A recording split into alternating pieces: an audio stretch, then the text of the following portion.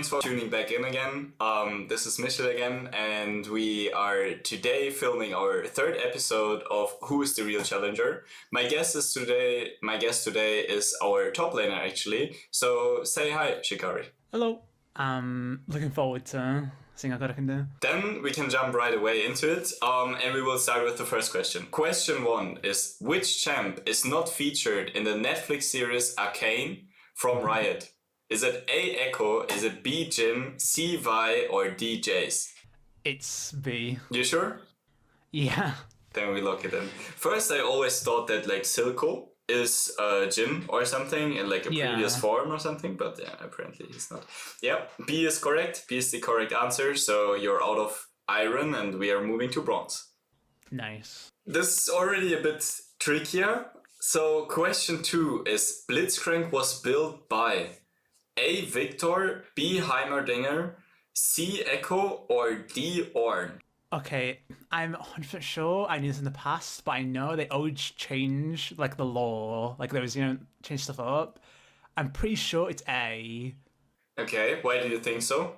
I remember reading in the past, like when Victor first came out, I remember reading a story, or like one of like the story of like the Piltover stuff, and I remember he was built by Victor, and eventually he just became like, I don't know, the best like automaton or whatever. I remember this specifically, but I don't know if it's changed last read it. I mean, you need to lock it in. I'm just doomed. I was gonna say it's A. Okay, A is correct. It is indeed Victor. Dude, I was actually sweating. You could have dropped out at bronze here, but you're very familiar with the law and everything. The old law, very but not the new stuff. Good. Then bronze is done as well, and we are moving to silver already, which is Q3. And Q3 is, how many different champs has Odie played in summer 2022 so far, and without last match day? So the match day that counts as the last match day is this Monday versus M&M. So until then, how many different ADCs or how many different champs has Odie played?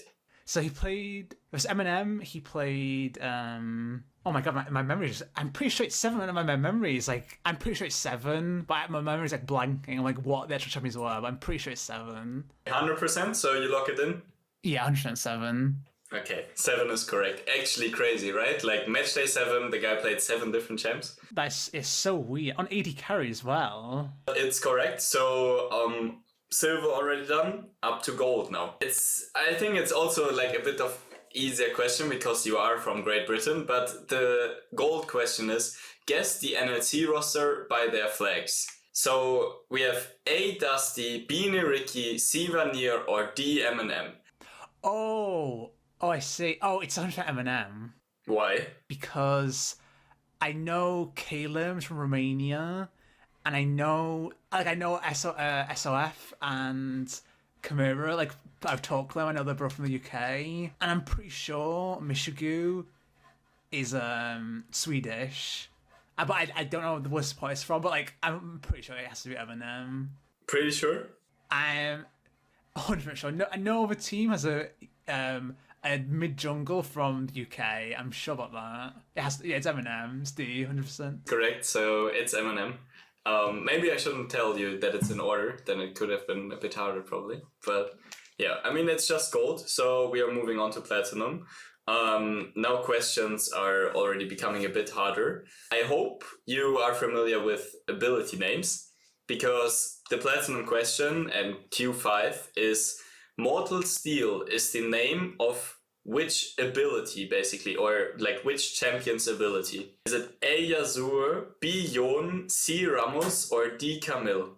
I know 100% it's not C or D, because I mean Ramos is obviously not Ramos.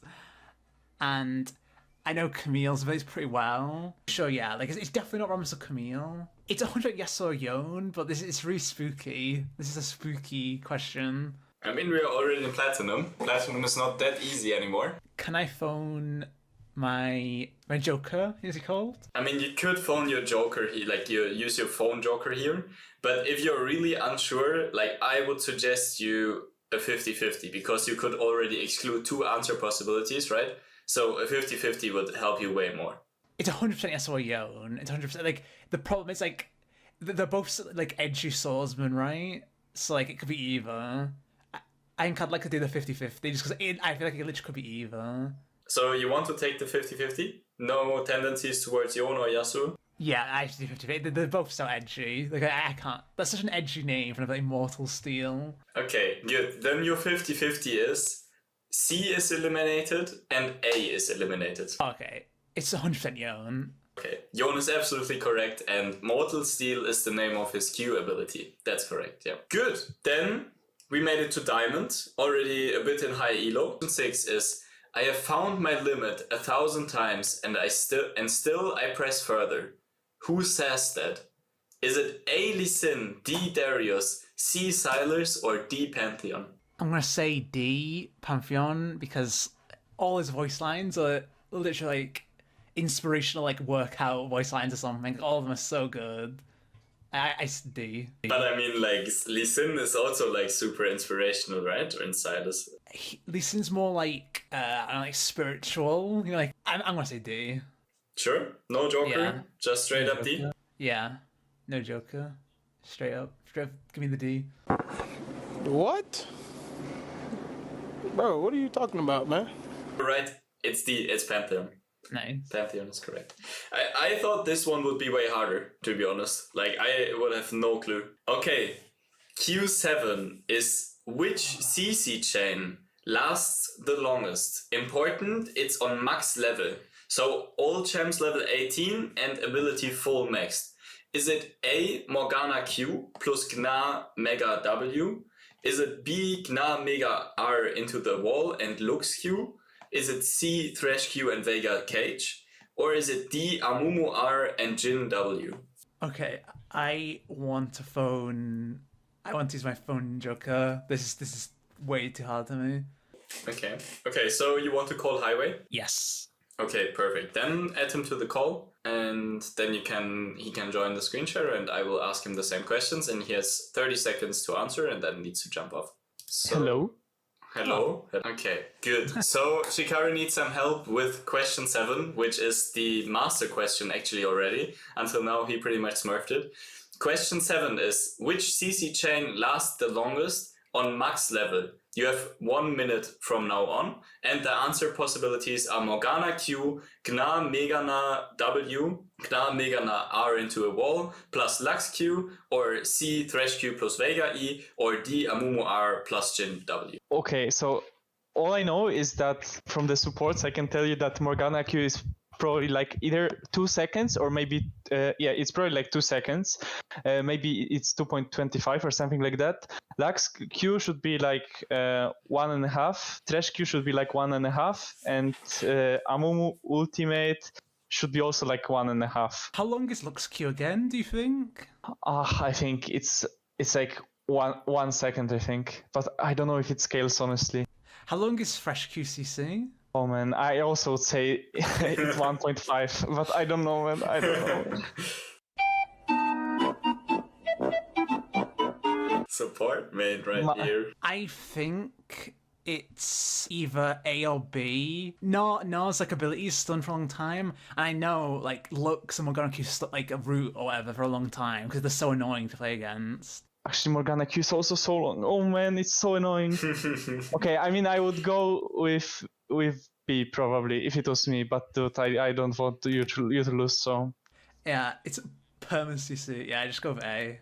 Highway, you need to leave, but thanks for your joining in. Okay, okay, bye bye. Good luck. Bye bye. I'm just gonna go A. Locked in, 100% sure. 100%. Okay, that's unfortunately correct, and you move on to Grandmasters. Actually, you got some lucky questions. Okay, but yeah, you mastered Masters, and now you move on to Grandmaster, which is actually the last question before the final question, which is the Challenger one. So, question 8: in which year plus month got Hecarim released? Was it A, January 2014, B, December 2016, C, April 2012, or D, July 2011? I think it was 2013. I'm certain it's not 2016 because Hecarim is pretty old, but like it's not old enough to be. It's not B or D. Like he's not. It's not old enough to be July 2011, but it's not new enough to be 2016. I'm pretty sure. I think it's A. 100%. Are you sure? I'm not helping you anymore, right? So no tips, no hints from me. You lock in what you think is right. Final answer? Yeah, just let's go with A. It's A? Yeah. Please, come on, baby. No, it's unfortunately this time really not correct.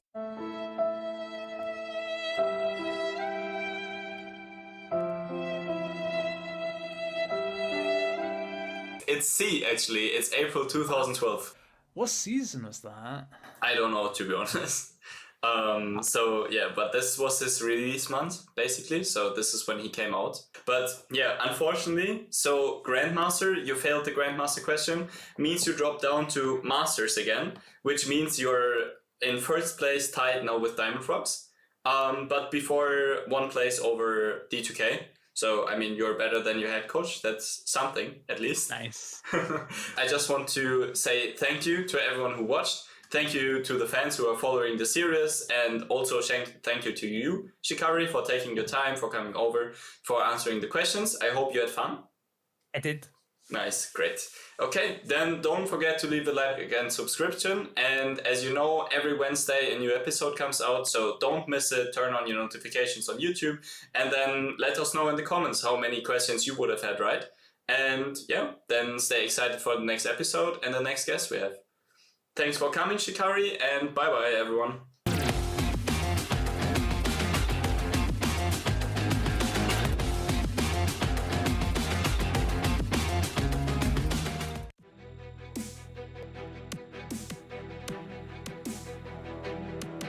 I think our overall performance has been relatively good. We've definitely shown a level that is capable of winning the NLC, but we've got a new roster now, right? So I think our performance so far with Morozq in was definitely not to the level we hoped to achieve in our sort of first ever game together. But that game was also without any scrims. And so I think going into this week will be the real teller on how good or bad our performance is, and I guess also how happy I am going into playoffs.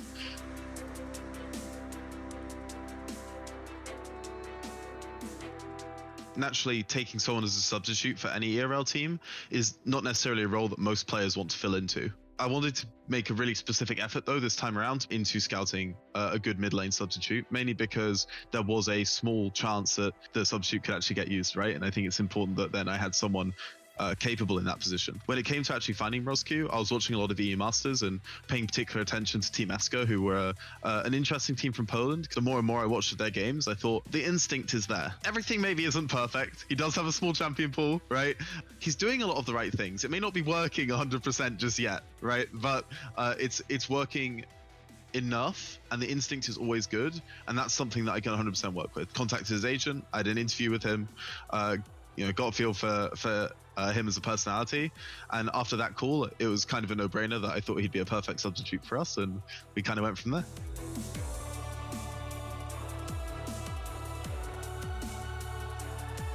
Okay, I'll give you an interesting one. It's not actually someone from the NLC, although there are plenty of players from the NLC I also want to work with, but from the NLC Division 2. I'd be really, really keen to work with Yoppa, potentially in the future, because I think he is playing out of his mind in Division 2, has been playing well for a long time now on both M&M in sort of the qualifiers for the NLC and also for natives. And I think he looks like an extremely promising player. So, I mean, I guess I'm giving away some of my scouting to the entire league, but I think he's definitely someone who I'd suggest is very, very good. And I hope he gets to move forward in his career because he's shown a lot of promise so far.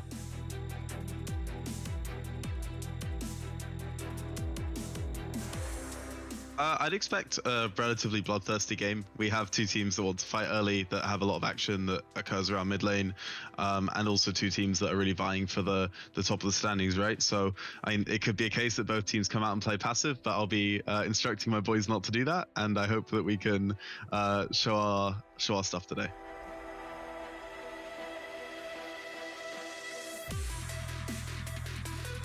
Dusty, I think, have made a lot of growth as a team in terms of how they want to play, and also have taken really important wins, right, versus X7, and I think they're on a 10 win streak now or something crazy, so I mean, that's really good going, right? And it's impressive. You keeping a win streak together for that long is no mean feat for any team. So I think they've done very well. Are they a team that I'm hugely impressed with to the point that I think we can't beat them? No, right? I think they do have their flaws, and in that sense, they're still not an unbeatable team for me. I think they're impressive and they've done very well, but they're not a team that's so far above everybody else that they're just going to keep on cruising all the way to the finish line.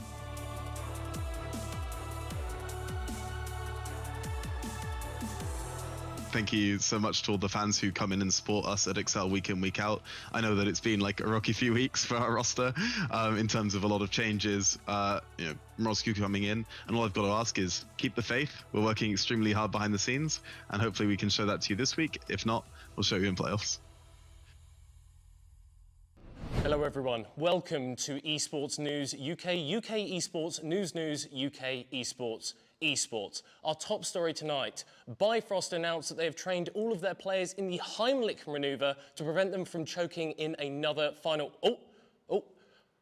Breaking news, everybody. Breaking news. X7 Esports have announced that they are going to be the first team in NLC history to actually attempt to meet fans on the street during their Fan on the Street segment. We're going to be jumping over to Middlecott now, who's attempting to chat with some people in London. Hey guys, you ever heard of League of Legends? Yeah, do you play? No. Ever heard of X7 in the NLC? Who? Excuse me there, mate. Have you ever played League of Legends? No. X7 in the NLC? No. What's that? All right there, buddy. Have you guys ever played League of Legends? I've not been rejected this much since school. Excuse me, have you ever heard of Attila? Never heard of Attila. ADK for X7 Esports? No, not really. Yeah, X7 Esports. Yeah, no, they play in the NLC. Like Kasing?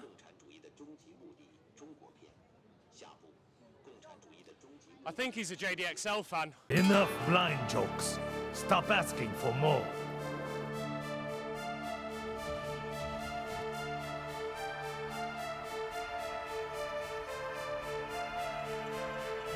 Hello everyone and welcome to another Lee Sin Jungle Clear Challenge, this time with Lulas from Nuriki, the new jungler that doesn't play with shadows as well. Welcome. Hello, that's me. I play on very low settings. Why? Why do you guys do that? Do you guys don't like shadows? I don't know. Okay, so straight off from the point. You're the new jungler for Nuriki. How's it been so far in the team? How are you guys handling each other? Do you enjoy the team? Tell me about it. I'm enjoying the team, of course. I think it's another level for me. I think everyone, it's still really hard for me to grasp how good laners can be, and it's a lot different compared to what I'm just used to. So tell me, what is your favorite champion in the jungle? Is it Lee Sin? Could be Lee Sin if you're just talking about fun. If you're talking more about gaining LP and stuff, probably Lilia. Okay, so we have a lot of Lilias in the NLC apparently. So now talking about this challenge, you brought in the fleet footwork, you got the magical footwear, so that's never gonna happen. Yep. Why did you bring that one? I don't know. What are the others? That's fine. It's just what the CDR would. You almost were baited into the dark technology of TP Lee Sin jungle. Why didn't you follow through? Well, thankfully you reminded me that I cannot TP to a ward pre-14, so we're gonna ignore TP a bit. Okay, I'm not TPing to towers. Almost. Time to beat Lulash is 325. Yeah, it should be How easy. good do you think you'll be? Maybe 1 second before or something, I don't know. 324? I didn't see any of the clears. Yeah, maybe a second earlier, we'll see. So far seems good. Okay, the buff from the jungle is not being applied on the little one. Interesting You're strat. flaming me? Nah, just testing you, Lulas. You're Portuguese, man. You got the buff. You got the buff. Lovely. Okay. Boom. Now you don't have the Q for the Raptors, though. That's true. I can flash. It's fine. You have the flash, so might as well use it eventually. Not yet. I don't know where I'm gonna use it, but somewhere. Lulas, you come in from Portugal. You and Attila. You guys are a Portuguese hope. Where do you think you're gonna end at the end of the Oh, split? no. Oh boy! No. Oh no! Well, rip. Lulas, Rip the clear. It's a catastrophe. What happened? That's fine, that's fine. I'm still not gonna be less, trust me. I was boosting you as a Portuguese hope, and you do that to me. I was just thinking, don't E-flash, don't E-flash. But my muscle memory, you know, it told me to E-flash. Second time someone tried that, and didn't quite work out. Let's see if the wolves are faster. Okay, seems good, seems good. You use the flash, yeah. Baiting the other one, Lulas. Yeah, it was baiting bad. the other one. Oh, look at that. That is gorgeous. 312, 313. Lulas, there's still a world where you might pull this off. Yeah, it's I gonna believe in be. you. It won't be too bad, at least. 324, 25. Okay, okay. 28, 29, 30, 31, 31, 32. I don't know. Lulas, what happened, man? You gotta tell me. You gotta tell me. It was the birds. My muscle memory told me to E-flash. You never. It's the Lee Sin curse. Yes. But your body has to say yes. Thank you so much for this one, Lulas. Good luck with Nuriki. Thank you for having me.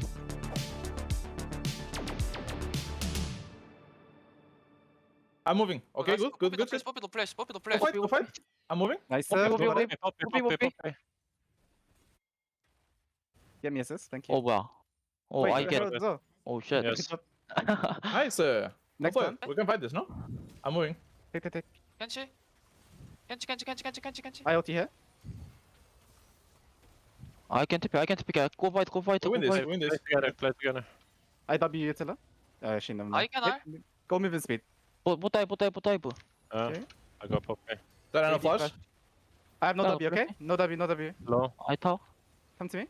Below. Oh, Yeah, snipe. okay. 고. 오 나이스. Drop. 어 덥다. What do you mean, nice? My killer. Look, if they fish check, we poker. No flashing. 포크. 네. 노 렌지. 포크 킬. Poke. Okay. Poker. Okay. 캔치. IoT. 캔치 다. 나이스. Look, Poppy. Nice. Akali here. Akali on flank. We can get this tower, okay? Don't worry. Tower. 타워. I can cover Akali. Play it slow. I'm low. Back off. I can fight. Go slow. I think I die. No, you don't die. 오. Hey, go. Q2? Q1? 아칼리. Fight. Hey. We win. Keep going. Poppy on side, bind. Poppy bind. 비하인드. Fine. Keep going. Q2 second, okay? Look center, okay? Look center. No flashes, both. I can't reach. I cannot go. Just push. I can. far away. I can behind. Yeah, I'm watching Slow, you, Viking. slow. Watching you, Viking. I think Can't can go fight. 세나. 씨발 잘못 밀었다. I'm holding here. 세나 노 플래시. Guys. Akali. I gave you W. I lock it. CP 노 플래시. Kill. Nice. Good job, Tilla. Help, Tana. Yeah. I pop in no flash. You saw I did, Tilla. And mid. 어 세나 다이. And mid. GP Oh, no. 노 플래시. I want soul first. GG.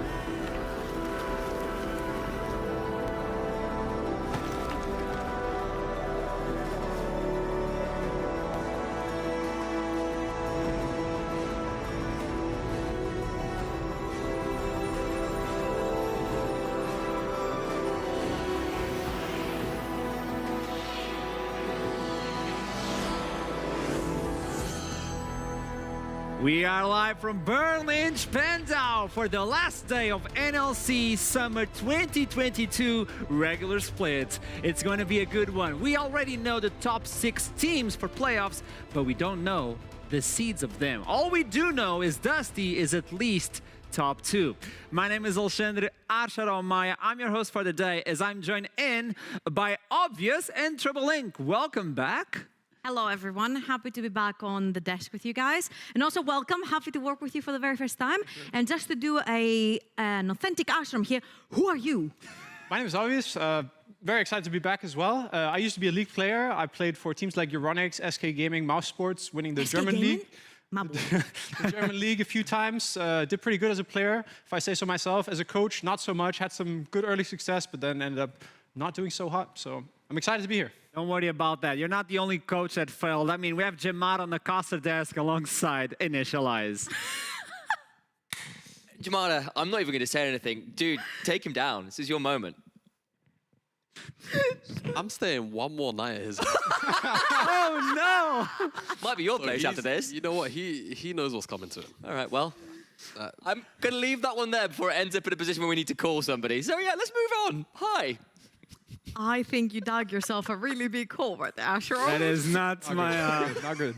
My plan backfired, apparently. Okay, so we're standing on the Northern League of Legends Championship, and for the last time, I'll introduce the league for you guys that don't know where you are. Well, it stands for Northern League of Legends Championship, where we have the top teams for the Nordic region, alongside UK and Ireland. Those 10 teams are fighting their best to jump into the throne and get the crown. So let's meet the teams from the previous day. Let's see the recap. We're going to start with Dusty versus JDXL. And oh boy, that was the rematch that we all expected. All eyes were going to fall on MNS versus Backland. JDXL coming in with the hot roster change of the split, bringing in Moscow MNS out.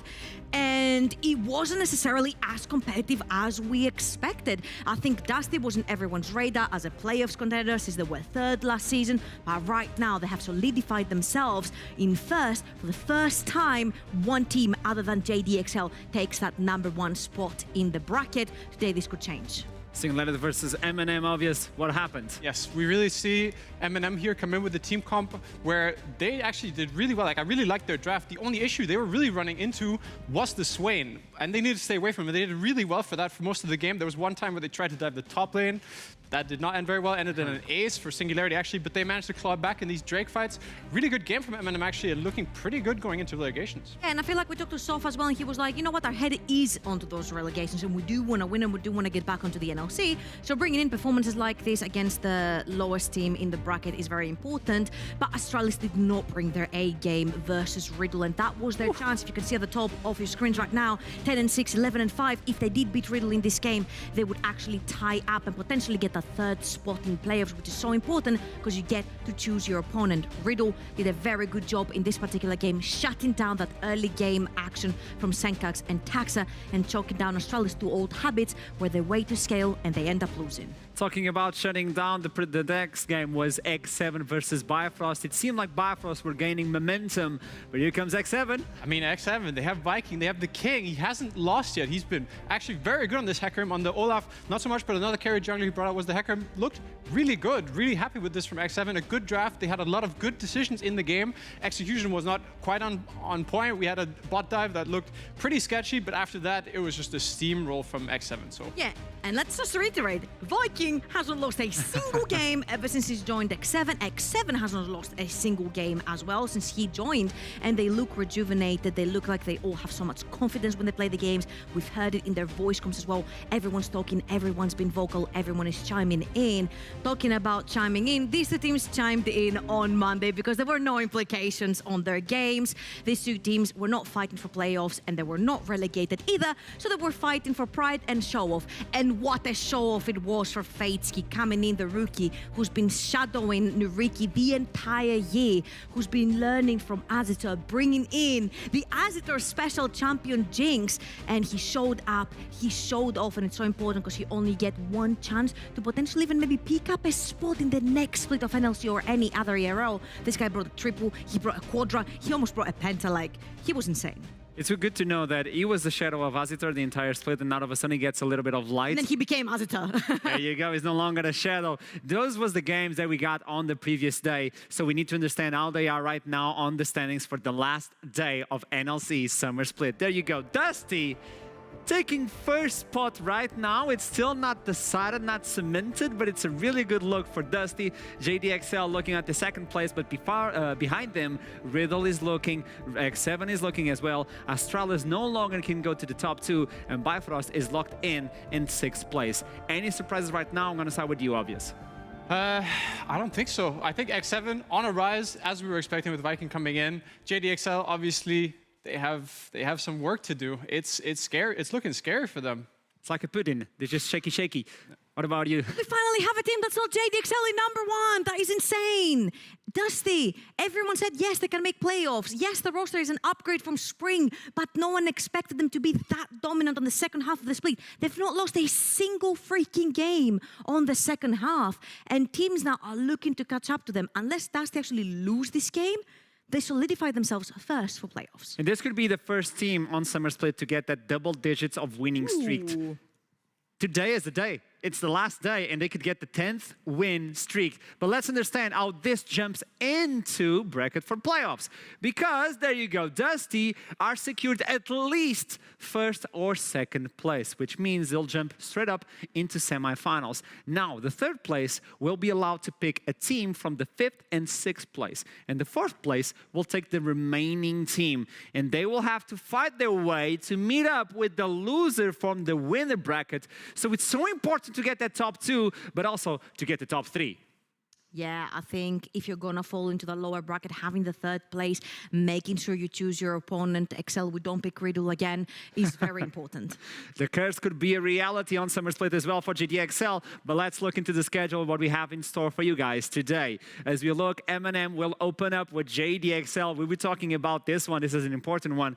Bifrost versus Vanir doesn't mean a lot for both teams, but they need to show their best because one of those teams are going for playoffs. The other one is about to showcase what they can bring on the next split. Nuriki will take on Riddle. Team Singularity might be able to take down the Kings. I mean, they've been looking good. And at the last one, Astralis Talent versus Dusty. Those will secure either the 1st, 2nd, or even 3rd.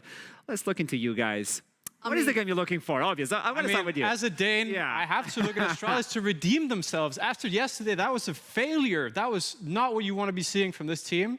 So not only that, but this game also has some huge implications with if JD, XL, and Riddle win their game, a potential 3-way tie. So this is a high matchup at the end of the day. The last possible game. What about you, Trevor? Because I like to rub salt in the wound. Okay. I'm just gonna say that Chaos breaks loose if XL lose the first game of the day. Because if X7 win theirs, which is very likely because they're playing against the last team on the board, then they will be knocking XL down to 3rd place, down to the lower bracket. And which better team to do that with other than X7? It's going to be an interesting day. Even the last game is going to be a banger, regardless of how the standings are looking. But now, talking about bangers, I'll toss it to the news because today is a special day. Let's go. Yamada, initialize. What do you have to say?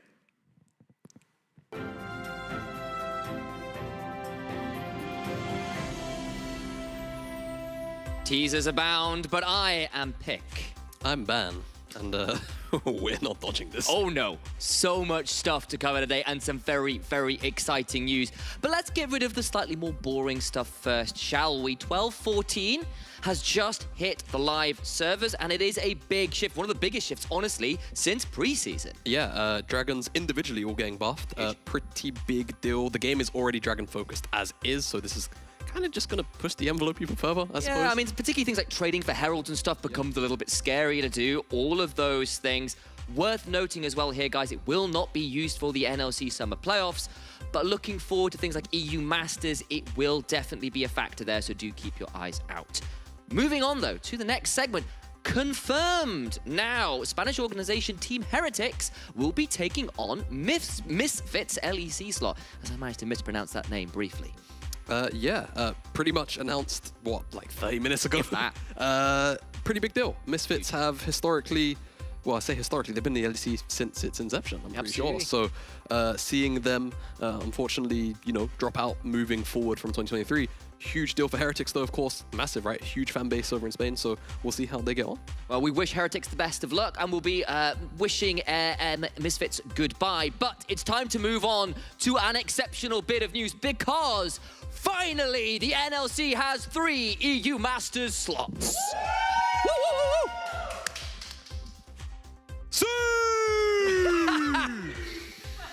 It's just necessary, isn't it? It is. It's just necessary, yeah. I think, plenty of arguments even from Spring that we should have had our third slot. I'm just glad that we got 2 main slots. That's the important part. I think there was a lot of discussion about whether or not it would be 1 play-in or 2 play-ins, one main stage. Instead. Now it's 2 main. It's huge. There are so many implications for the NLC as a whole. It does, and it also means we get to give a belated congratulations to Dusty, because they are our first team to lock in EU Masters, as they are guaranteed to be top 2, and now with the news about seeding, they will be going to EU Masters one way or another. Yeah, exactly, and last split rather, they came third. It was like a year overall, ago. It does feel like a year ago. Came third, and honestly, I feel like if we had a third representative at UM, Dusty would have filled those shoes pretty wonderfully. Well. Yeah, I think they had a lot to give us potentially, but unfortunately there was only 2 slots. Now there's 3, and they're guaranteed a showing at the very least. Very exciting stuff. And of course, that is it from us. Some incredibly exciting news. I'm sure Archerom and everyone else would love to continue chatting about it, so we'll throw it to them.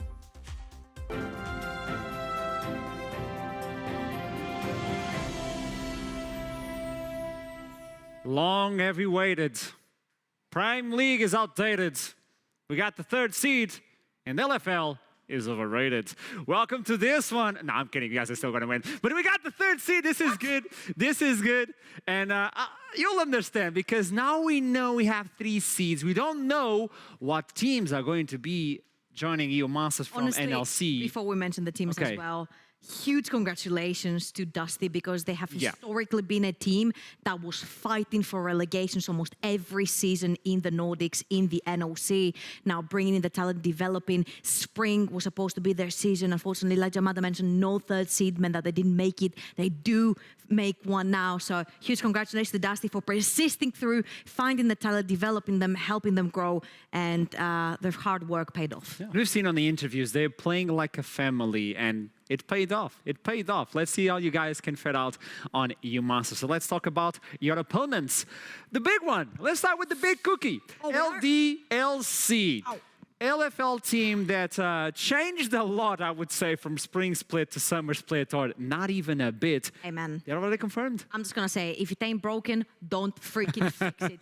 These guys came in like a wrecking ball in spring 2022 EU Masters. They were supposed to win it all. From the LFL all the way to EU Masters, the only obstacle they fell to is the same obstacle any other team has faced in the EU Masters finals, which is called K-Corp. So as you can see, the roster stayed the exact same, and the reason for that is that they had a really good showing in LFL in spring, really good showing in EU Masters spring as well. Another LFL is going really good as well.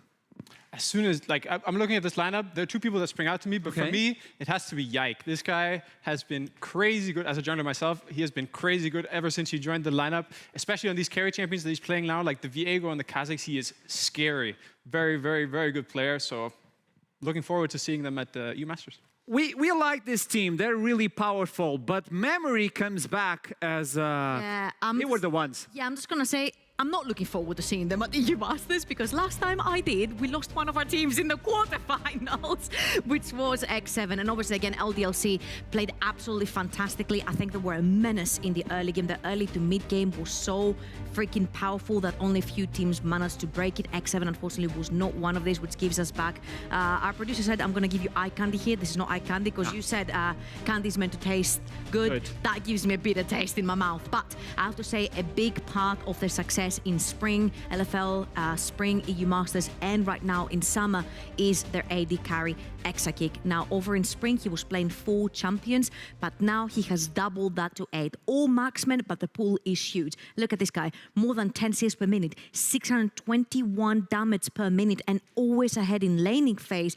This guy is an absolute powerhouse. When you see a player like this, obvious, How do you feel even? Look at the CS and the damage. This is ridiculous. This is scary. I mean, these numbers are crazy. Obviously, they do have 50 wins and 1 loss right now, so that does make it easier to have these stats, but they are still scary considering the opposition you're going up against in the LFL. This is only one of the teams they have to face, or at least we have to face. Let's look into the second one. A team that is almost undefeated as well. Let's talk about Argo Rogue. Man, before we decided to do the segment, they were undefeated. Now they went and freaking lost. It's fine. They've got 1 loss on the board, but again, a team that made very little changes from spring to summer. We saw Binzu summon in for EU Masters specifically, not necessarily the Ultra Liga Spring 2022, but I feel like adding in Promiscu, again, you sort of elevate the roster. You're bringing in, what did you say? MSI champion. Right.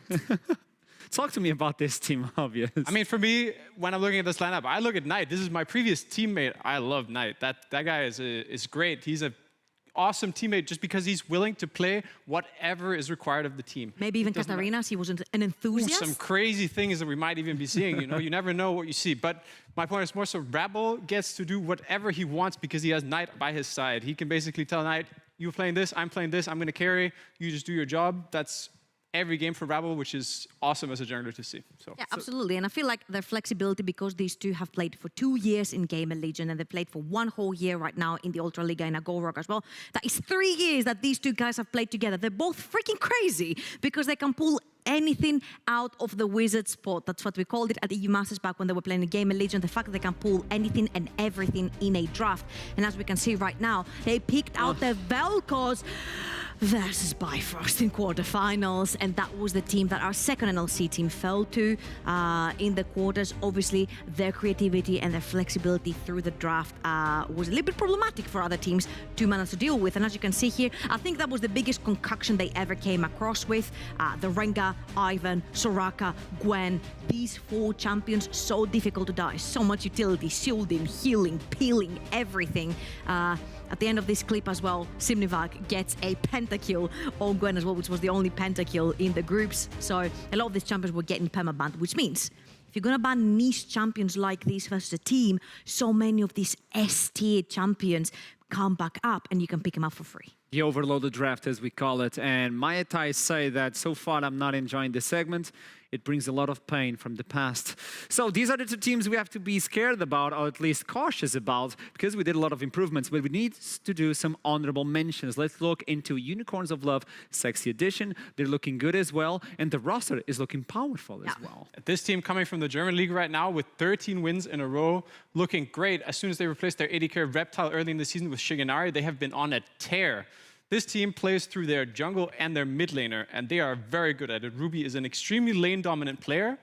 He has been playing mostly the control mages, but that doesn't stop Lurox from being very aggressive with his invades. This duo is looking very scary coming into EU Masters. And I feel like keeping your core duo, as you mentioned, Lurox and Ruby are the only remaining members from Spring and from Spring EU Masters, is what's actually made them much stronger, because this roster, this team was the 3rd seed coming in from Prime League. It was a Plains team and it was the only Prime League team to make it out of groups. So a lot of promise and a lot of weight falls onto Lurox's and Ruby's shoulders. Second honorable mention, which is kind of hard now to introduce. I was going to say LVP, but all of a sudden I don't know how to introduce this one. Heretics are also joining in EU Masters, and this is a good way for them to show themselves before they jump into the big stage, apparently. Yeah, first team from the Superliga to actually join as well.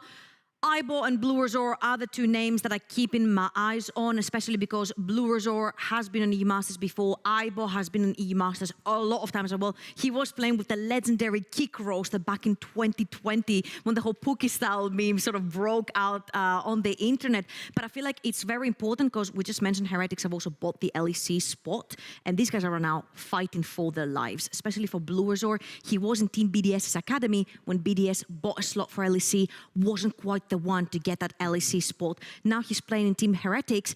In the academy team, is he gonna make the cut this time now that another team that he's playing in is buying an LEC spot? It's a powerful team, but what else can you say about them? For me, it's looking at this bot lane. They're fairly newer players like Jack Spectra and Wyden. They're not players that you refer to as veterans anymore. They very much so at this EU Masters are going to be playing to prove that they deserve a spot in the LEC.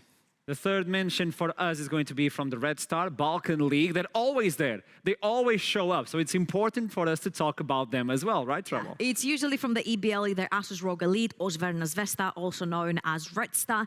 And honestly, we have some names. Skuda has played in the NLC, in the Nordics as well. Tasteless, I literally call him the dad of the Balkans because he's the most veteran around the scene as well. And he's pretty much been on every single EU Masters when it comes to a team coming from the Balkans, right? So these teams are not necessarily the teams that you're expecting huge expectations and results from, but they're the teams that are going to pull off these upset wins, and they're going to ruin dreams from the bigger teams that are going to join these groups. So we already know who's going to be, at least for now, joining EU Masters, but we need to understand who's going to be joining EU Masters from NLC itself. We did a good job so far on Spring Split. We got to quarterfinals, we got deleted, but we got a lot of improvements to the entire teams. I'm going to say it, Treble, I have to keep it clean. We did a lot of improvements. Hey, so listen, man, we did a pretty banger TikTok that's going to be coming after, so keep an eye out. I'm just going to say it. Thank you so much for all your TikToks. You guys back at home complaining on the Twitter constantly about the third seed. Even the chat was joining in. We did it. We did it, guys. The teams deserve this, and I'm really happy for them. But let's look into the first game of the day. JDXL versus M&M. We're looking at the team that was undefeated on the first half of the split, and all of a sudden, they lost their foot. They lost their ground. M&M are known to be the King Destroyers. Let's see if they bring down JDXL yet again today. But before we jump into that game, let's listen to Michigo as he's talking about what is happening with M&M and what can we expect from this clash.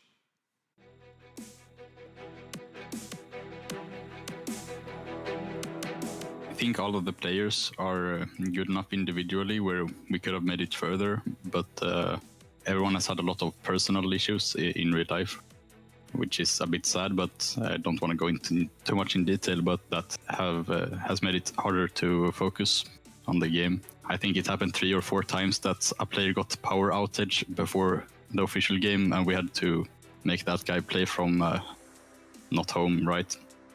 And stuff like this. And then, of course, when we started losing a lot and we were like 3-9, some people got worse motivation and didn't perform as well because they're like, it's already doomed, right? I think it's mainly IRL issues and then loss of motivation that made it harder than it was supposed to be.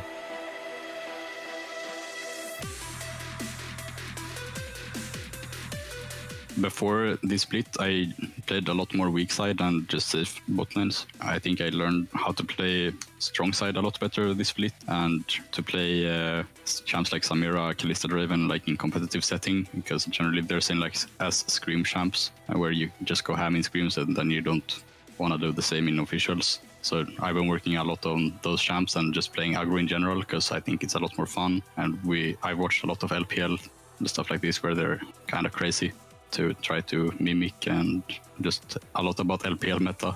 Yeah.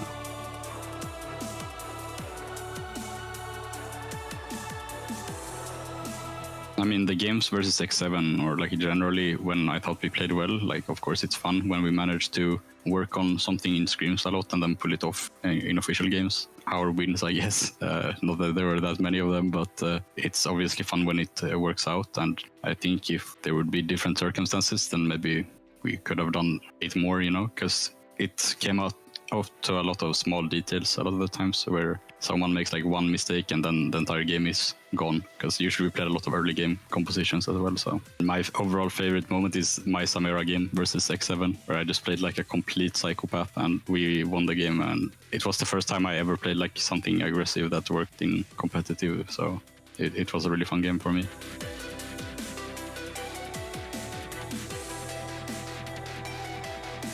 I want to pick something aggressive, and I want to fist fight Venser and FGG. Hopefully get a fat W while going like 20-0 or 0-20. What I will do different is last time I picked Ezreal, bitch ass champ. This time we're going Draven, we're going all in.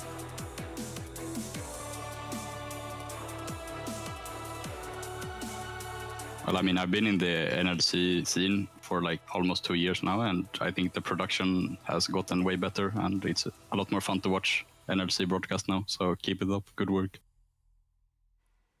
Is he our favorite or is he our favorite? He's our favorite. Yeah, he's our I love Michigo. I just love Michigo. It's good to know that he's still the fighting. one. Yeah. Yeah, he's the one. Yeah.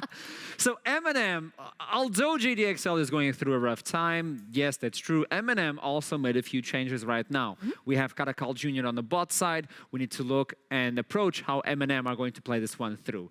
Let's start with you, Trouble.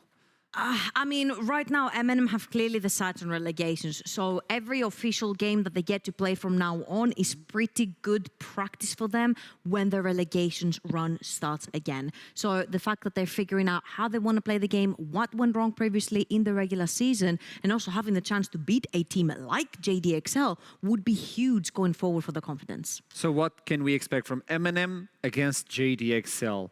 I mean, I'm looking for a very straightforward composition. That's kind of what they ran with Monday. Like they run with a very straightforward composition. You have the Olaf, you speed him up, he runs in, he kills the Ashe, boom, done, you win the team fight. That's exactly what I want to see again. That's how I think they're going to move forward. That's how they look the best. Recipe for success, apparently, for Eminem. What is the play style now that we're seeing Karakal Jr. join? Is it different? Do they get that big lead at the beginning of the game and all of a sudden, poof, it's gone? Or I feel usually it depends. I feel Eminem were trying a bunch of different things. They were trying more scaling. They were trying more early game. I am particularly a big fan of the Nautilus Samira or Rael Samira that they were playing towards bot. Michigo on something that's aggressive in the early game, gets to snowball, and he gets to dictate the pace of the game. I think it was good. Also playing for the top side of the map was pretty good for them because Kalem, Chimera, and Soph have played together in Resolve for so long, so they are very bonded together, they're very gelled together, and they know how they want to play. But putting possibly Kalem on a more aggressive side lane and Michigo on something that's aggressive early game gives a lot more options to Soph. And you obviously have Chimera on these neutralizers that he likes to play, the Swain, the Lissandros. We've not seen his Anivia yet. Let's see if it pops up today, the bird, but let's look into the other one. JDXL with a big change on a mid lane. We've been talking about it. Morosku jumping into the mid lane, brought in the Yone on the previous day. What is happening with a team that was completely undefeated and nowadays they're just shaking? I mean, I feel like it's also really gotten to them, the losses. Like, it really looks like it's gotten to them and they're in their own heads. I don't feel like they need to. Those other 4 players should be able to pull up Morosku. I feel like they're not pulling their weight either, so I would like to see more from them. But I feel like, as I said last time, they need to make their draft simpler right now. That's really what it looks like. I'm looking for champions like the Talia to make it easy for Morosku to move out of lane and group up with Dan, or a Skarner for Dan so that they have a very straightforward play style, something along those lines. I'd like to see that one. I actually saw the Skarner a bit in the other leagues this morning, so that could be something that we're seeing. This is important though, Trouble. Yes, these are the 5 losses that they have, all at the latter stages of the split, all of the second half. And the 4 last ones are in a row. Nuriki, Bifer, Singularity, Dusty, 0 and 4 for JDXL right now. This is their last chance to solidify themselves in the top 2. They definitely do not want to be dropping again to that 3rd place, to the lower bracket, because one mistake, one wrong best 3, and you fall out of EU Masters yet again. I feel like what really needs to work for JDXL is players like Dan, like Kreis, really need to pull their weight ×3, because Morosku is a rookie this year. He needs to have time to develop. He needs to have time to learn. And right now it is the veterans that unfortunately have to pull that weight forward until the guy is a little bit more gelled with the team and is a little bit more in gear. The synergy is still not there for JDXL versus Eminem. They're still shaky as well. But Eminem, if they play for the bot lane, if they play for the aggressiveness, we've seen JDXL on the bot lane being careless, I would say. Level 1? I don't think that's the number. No? Level 3? Dead. Oh. That's 3 dead. There you go. Does it say Venza here or what? Troubling never dies level 3, man. When you think about it, Eminem are really keen to look for that bot lane aggressiveness. JDXL are kind of weak at the beginning of the game on the bot line. Is that the lane Eminem should explore to the maximum? Is that a way JDXL can protect that one? Oh, for sure. I feel like we saw the JDXL game versus Dusty as well. Venza was 3-0. He did nothing the entire game. I didn't see a big Moonlight Vigil. I didn't see him play aggressive. I didn't see him use the advantage because Dusty played so well in choking him out of the fights. So if Eminem managed to snowball Michigo, I think he's one of the most underrated AD carries that we have in this league, and he can carry forward the team. Hit the button. Oh, no, I was just giving you an opportunity to talk about this one, to develop on the bot lane. I'm just completely agreeing. Like, that's exactly give me the draft already, man. I mean, what I'm hearing from production, we're going to go into Champions Select, so that's what I'm thinking, you know? So I'm not going to give you the buzzer because she didn't get the buzzer on the Monday. Fair, it's on you now. Hit on the me. buzzer. 3, 2, 1. Boom. That was a soft one, but With the lights. No, I activated the lights that activate the draft. Boom.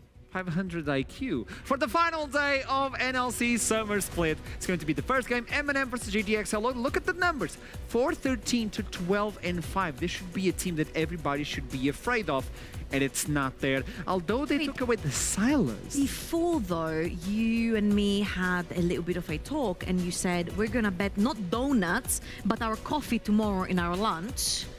So you're betting on... You know what? I love Michigo. I trust my boy Michigo. I think M&M are going to take it before One latte the draft. macchiato? One latte macchiato. Okay, and I'm getting you what? Donuts. I think it's... A donut. Okay, yeah. I'll get you a donut, you get me a latte macchiato. Of course the Silas is going to be banned away right here because Mrosku literally is running around in solo queue with an account that's called Yone Silas Akali. And Silas is one of these champions that is S tier right now, is B1 pickable. My only question mark here is that M&M are not willing to pick it, therefore they ban it on blue side. But also Chimera has showed us that he really likes to play neutralizers like the Lissandra, the Ari, and the Swain in the mid lane. I'm also really looking at these bans for JDXL. Like, they're both very oriented towards melee champions running into them. Like, the Swain and the Talia both are very good at repelling that kind of attack. The Seraphine as well. So we might be seeing a very heavy melee composition here from JDXL. Jungle untouched, by the way. Ooh, but Zeri has gone through, and we saw teams really suffer, especially when Attila was playing the Zeri. It's so difficult to pin down the champion unless you're playing something like a Camille that can really lock her down. It's just so difficult to reach that backline, and also really difficult to reach her range. I feel like the only thing that can reach the range is something like maybe a Caitlyn or an Aphelios when he has the Calibrum. I think that's the green gun. Sam, is the Calibrum the green gun?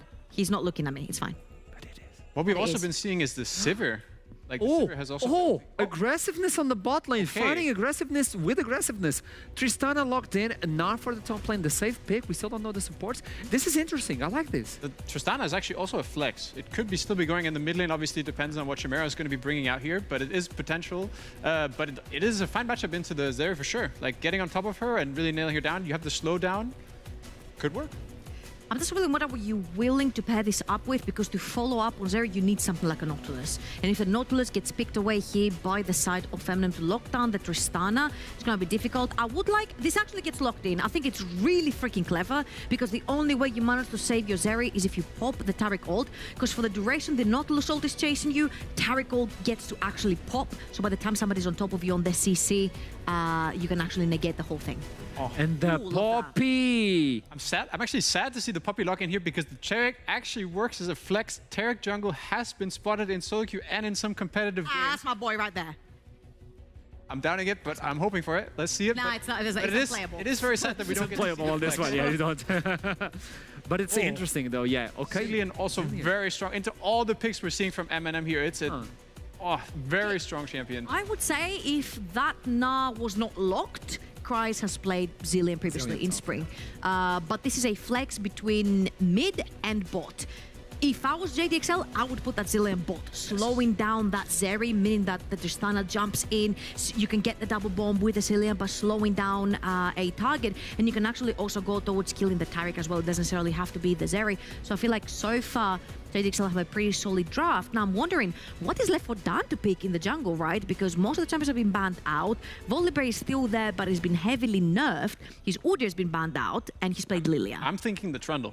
I'm definitely looking at Trundle here as a contender. It's very much so fitting into their team comp. Like, playing against Trundle and Zilean sounds like pain for all these M&M champions. And also, it avoids them like a very, very easy game plan where they just play for their bot lane can play for platings. They have the Trundle to control the jungle matchup. He's very strong in that 1v1 into the Poppy. So I'm really loving what I'm seeing from JDXL here.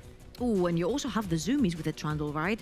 That means that the Zeri is pretty immobile unless he has a wall next to her. So you get to pop that pillar, you get the slows from the Lucian, you get, the Zilean, you get the zoomies from the Zilean as well if you're Trundle. So I'm thinking this is a very bot-heavy composition right here. Now all eyes fall onto Mrosku because Lissandra is still up and available. It's a pretty good blind pick as well, especially since you have Camille. You could also go towards the Galio. Chimera has played Galio earlier this season as well.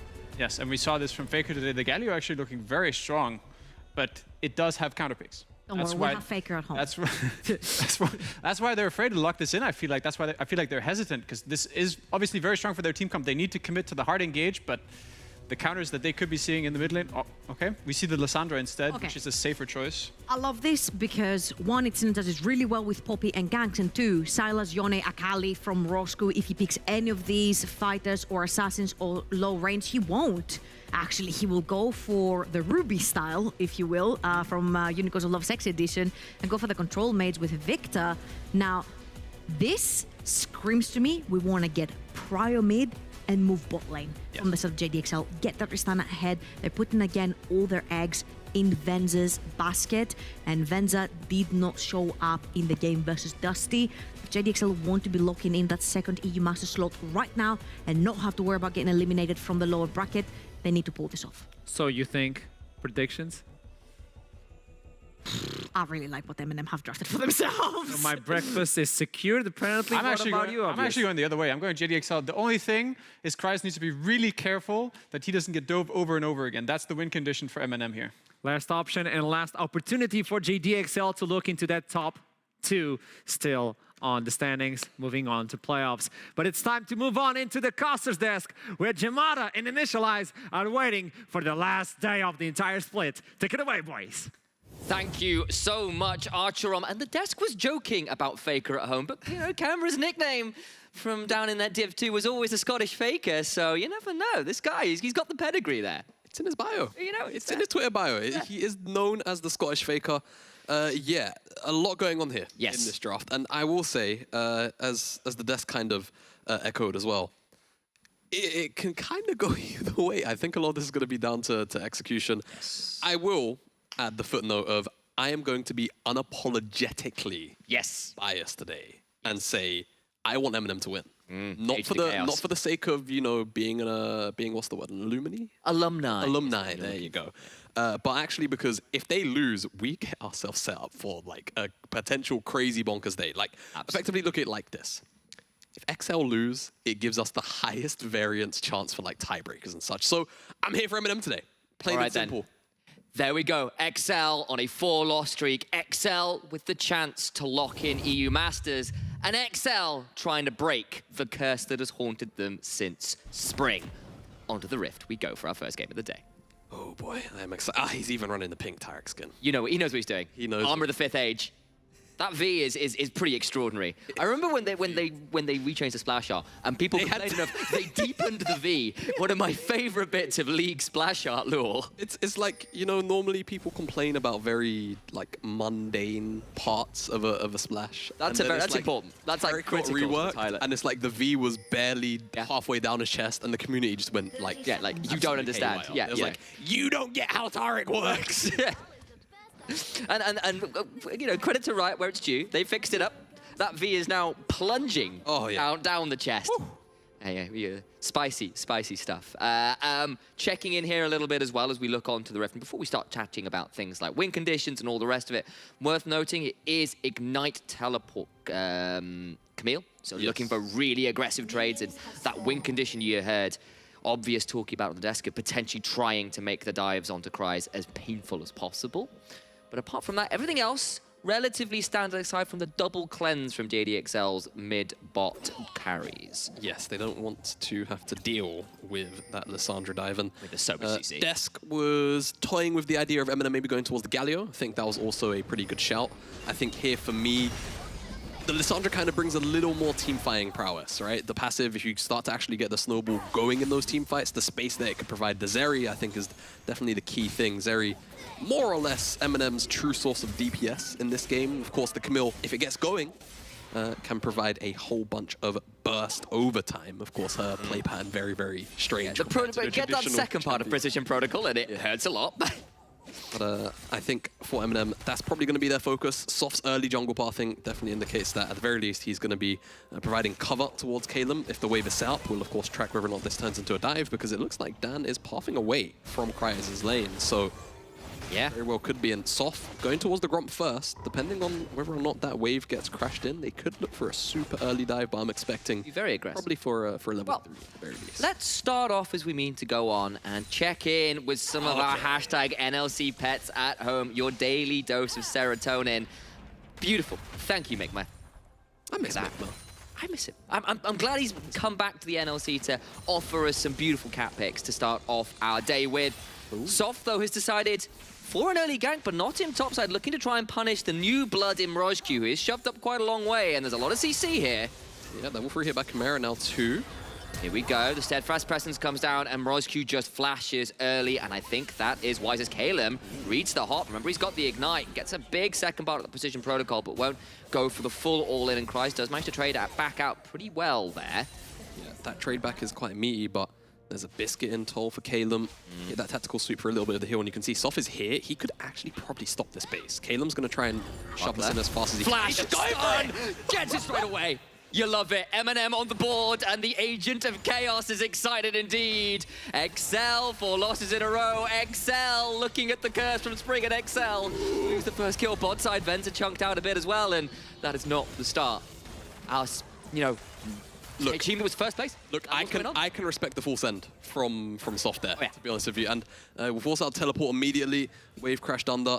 I think Kreis got to a fair amount of it. I think there was a cannon wave underneath that tower, but very clean. Like we said, expecting Soft to find some kind of impact on the top side. And we've spoken about how Kalem is going to be a pretty key part of some of these team fights, locking down some of the members. I do worry for M&M a little bit later on, though, right? I think taken very low, has to get the cleanse out there as the Ignite came down. M&M just finding these aggressive trades. You can see they kind of feel it in the air, the ability to turn this game into Mario Kart, play Blue Shell, be that absolute spoiler. XL in Spring was supposed to be one of our... never mind, the flash is in! Level 3 death for none other than Venza. It happens once more. What was the stat, though? Was it 100% win rate with level 3 deaths? It was until the loss streak started, and the curse has managed to break a lot of those XL streaks. And Venza, just like this, carry potentially was supposed to have Burns Class, Burns Flash, Burns Cleanse, and finds himself dead in the bot side. And M&M starting off as hopefully they need to go on. Yes, exactly. That's a huge wave. Venza's going to get to most of it, though. We'll miss out on the cannon.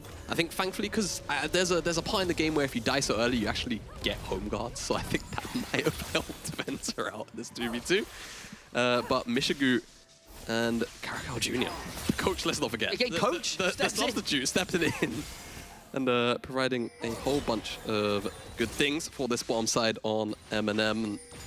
We'll see how he gets on the turret. It was a relatively early pick. It was blind as well, right? I think the early rotation was Gnar plus Tristana, so it was just complete confidence to say, hey, we're sending it here. I think first round was, what was it? Zeri, Tarek, and Poppy, I want to say. So, lots of CC, lots of a big carry in the Zeri, and Karakal proving the worth of this Tarek so far. They get an early Drake as well, and M&M up some gold, up kills, up the early Drake, and honestly, XL, it's been the early game that's still been okay in their loss streak. It's been the mid game where they started to get a little bit lost, and having a start like this is not what the team wanted, and you just know some of the nerves and the what-ifs are in their heads. This is a bit of a scary state to be in. Of course, game still very playable from here, but you just got to start asking those questions once more. Yeah, mentality is a huge thing in League of Legends. It doesn't really get spoken about a lot, I think, especially over the last couple of years where the sort of focus on hard results has become the, what's underneath the lens. That human aspect is still very much a thing, and now you can see, speaking of human aspect, Kreis has got a little bit of foresight going on, recognizes Chimera's movement out of the mid lane is likely towards the top side, and Control Ward doing a lot of work there in the tri-brush to ward off Kalem, who was very much on vision there, but Chimera hasn't left. He still wants to go for this. Kreis nowhere near Mega Gnar yet.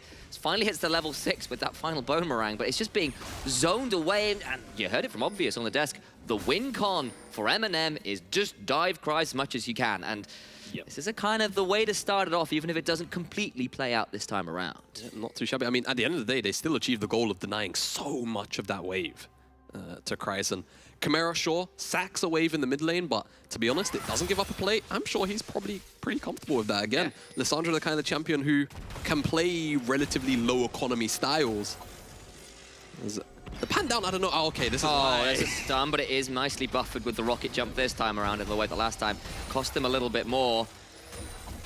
This is a guy, you know, for XL, we've asked for some of the big shoes to be filled, to be that primary superstar Karen. We know the likes of Cries, the likes of Venza have been right up there as some of our better players, but M&S was just such a huge part of how the team played, and the way that the style has had to shift has really hurt XL this late on into the season. And with all the additional pressure, with all the additional stuff going on with, like, we cannot have spring happen again. We cannot have that, the hopes and dreams slip away one more time. That's just so much to work with in such a difficult situation, and I need to see some stability or I get really nervous in this game. Yep, say what you want about Eminez. If there's one thing that you can always attribute to him, is that his hands were bloody good. Simple as that. He would just 1v1 any mid laner just for the sake of doing it. And it did feel like, as you were saying, right, JDXL started to build a plan around that, right? It did definitely, from the analyst perspective, feel like at times they weren't necessarily playing in unison as a unit, but it would be Dan or FGG capitalizing on the individual leads that Eminez would get. And having to adapt so late on in the split is definitely a very tough task, to say the least. Absolutely. When it's such a big shift, when it's such a core member of how you played, yeah.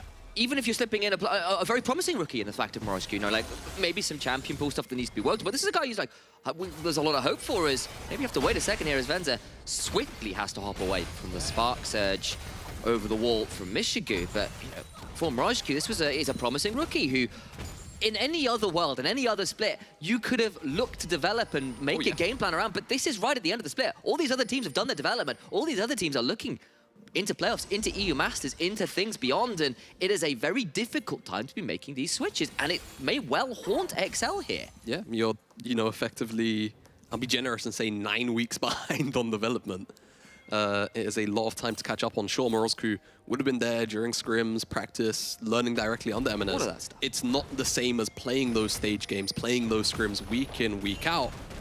And Morozku, as you mentioned, very much a promising rookie. I mean, despite Eska's struggles last EU Masters, I think it was safe to say he was one of the few positive parts about that roster when it came to international tournament. As Soft gets stunned here, and now might be in some danger as JDXL look to collapse. It will be a 2v4 as Soft gets the stun, will flash over the wall, finds Morozku, throws down the Keeper's Verdict and knocks the Victor away.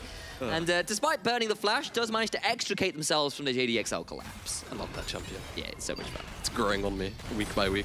Venza as well, doing a lot of work. And yeah, Poppy, right up there as potentially the best champion in the game, according to T1's owner, who is right up there as one of the better junglers in the world. And Soft on Vision, JDXL coming around to maybe contest for some of it, but not too much action as yet, unless Camera finds himself in too dangerous a position. Lord, right? Yeah, so, ooh, double. That was nearly very scary there. Nice idea, but the Herald summon bot. Yeah. That will be Mishigu claiming even more plates, maybe even first turret entirely here. Huge win for Eminem. Yeah, that's so much gold. Actually, observers Vakadas. Maybe swap over to the gold because over the 1,000. A little, you know what, a little underwhelming considering that was 4 tower. Yeah, I mean, like, they just stripped away all the plates, but it was a good CS discrepancy for Venza before this offense. Yeah, and I also will add, it's because Caracal did share a lot of plays. Ultra shock laser over the wall. Now the fight continues. Stun into the wall afterwards, and Dan does get down the subjugate, but there is a Cosmic Radiance come down to offer some invulnerability for 4. Camera goes over the wall, and Venza has to cleanse his way out of dodge. Ooh, the health bars though, are they too low to really go for this dragon here? They're like gonna go for it anyway. Pretty confident, but Camera with the health bar to play with. Oh, Tarek's gonna go so low on the AP. Kazmic's got him. Tarek, you're right, has got himself a bit of Starlight to touch to offer some healing, but now JDXL to corral them in there. But Morozku's got no more mana. He can't fight this. Venza can try, but he's so low himself. He's got flash, but no cleanse. And just managed to get himself out of danger there. That was nearly very dangerous for JDXL. Yeah, crucial thing to note, Caracal had a target to hit after casting Q, so he was basically just able to repeat heal everybody in the pit. That was pretty hilarious. Did they have no vision? Was it? Oh my That's genius. God. Take a bow, Caracal. 500 IQ. That was phenomenal. Just off the vision of the sweeper itself, no actual direct vision. Really cool stuff, and you can see the Cosmic Radiance as well, denying away so much damage that Morozku could have been doing with that Chaos Storm. Cleanse and no flash forced out of Venza by Chimera 2. Not too bad to play. They get their second dragon. It's an Inferno as well. Oh. It's one of the good ones. It's not Cloud. Absolutely, and you know, they've stacked 2 very early. They could be on a soul point at 16 minutes, which with JDXL a little ways behind and honestly looking for a couple items on most of these carries. Yeah, it's a bit scary. And this is a really big deal because to me, you know, I think both Camille and this Lissandra are going to be very much on spike by the time, you know, let's say M&M pick up the third dragon and we're at a soul point scenario, they will very much pick up, I would imagine, their core items and be ready to fight. You can already see the mythics are here for the top side of the map for M&M. I imagine Mishigu is not too far behind. Surely not. Has the tier 2 boots, that's the only difference between him not having that mythic right now compared to his teammates. Well, while JDXL looking to sweep out some visions, maybe we'll check in. Our other hashtag of the day. Hashtag NLC Pet still there. NASA's hiding on bush. Nice combination of League memes there. Thank you, Morgazeno. That's a cute dog. It is a cute dog. Sorry about the pronunciation on the Twitter handle, by the by. But yeah, that is an attempt at hiding, and I appreciate that. He's doing a great job. He is. I am a fan. Thankfully, there's no ward in that. No, that's true. You can't spot him. You know, that's the way it works. Whether you can see him or not, we're actually observers here. Forget it. Where was the dog?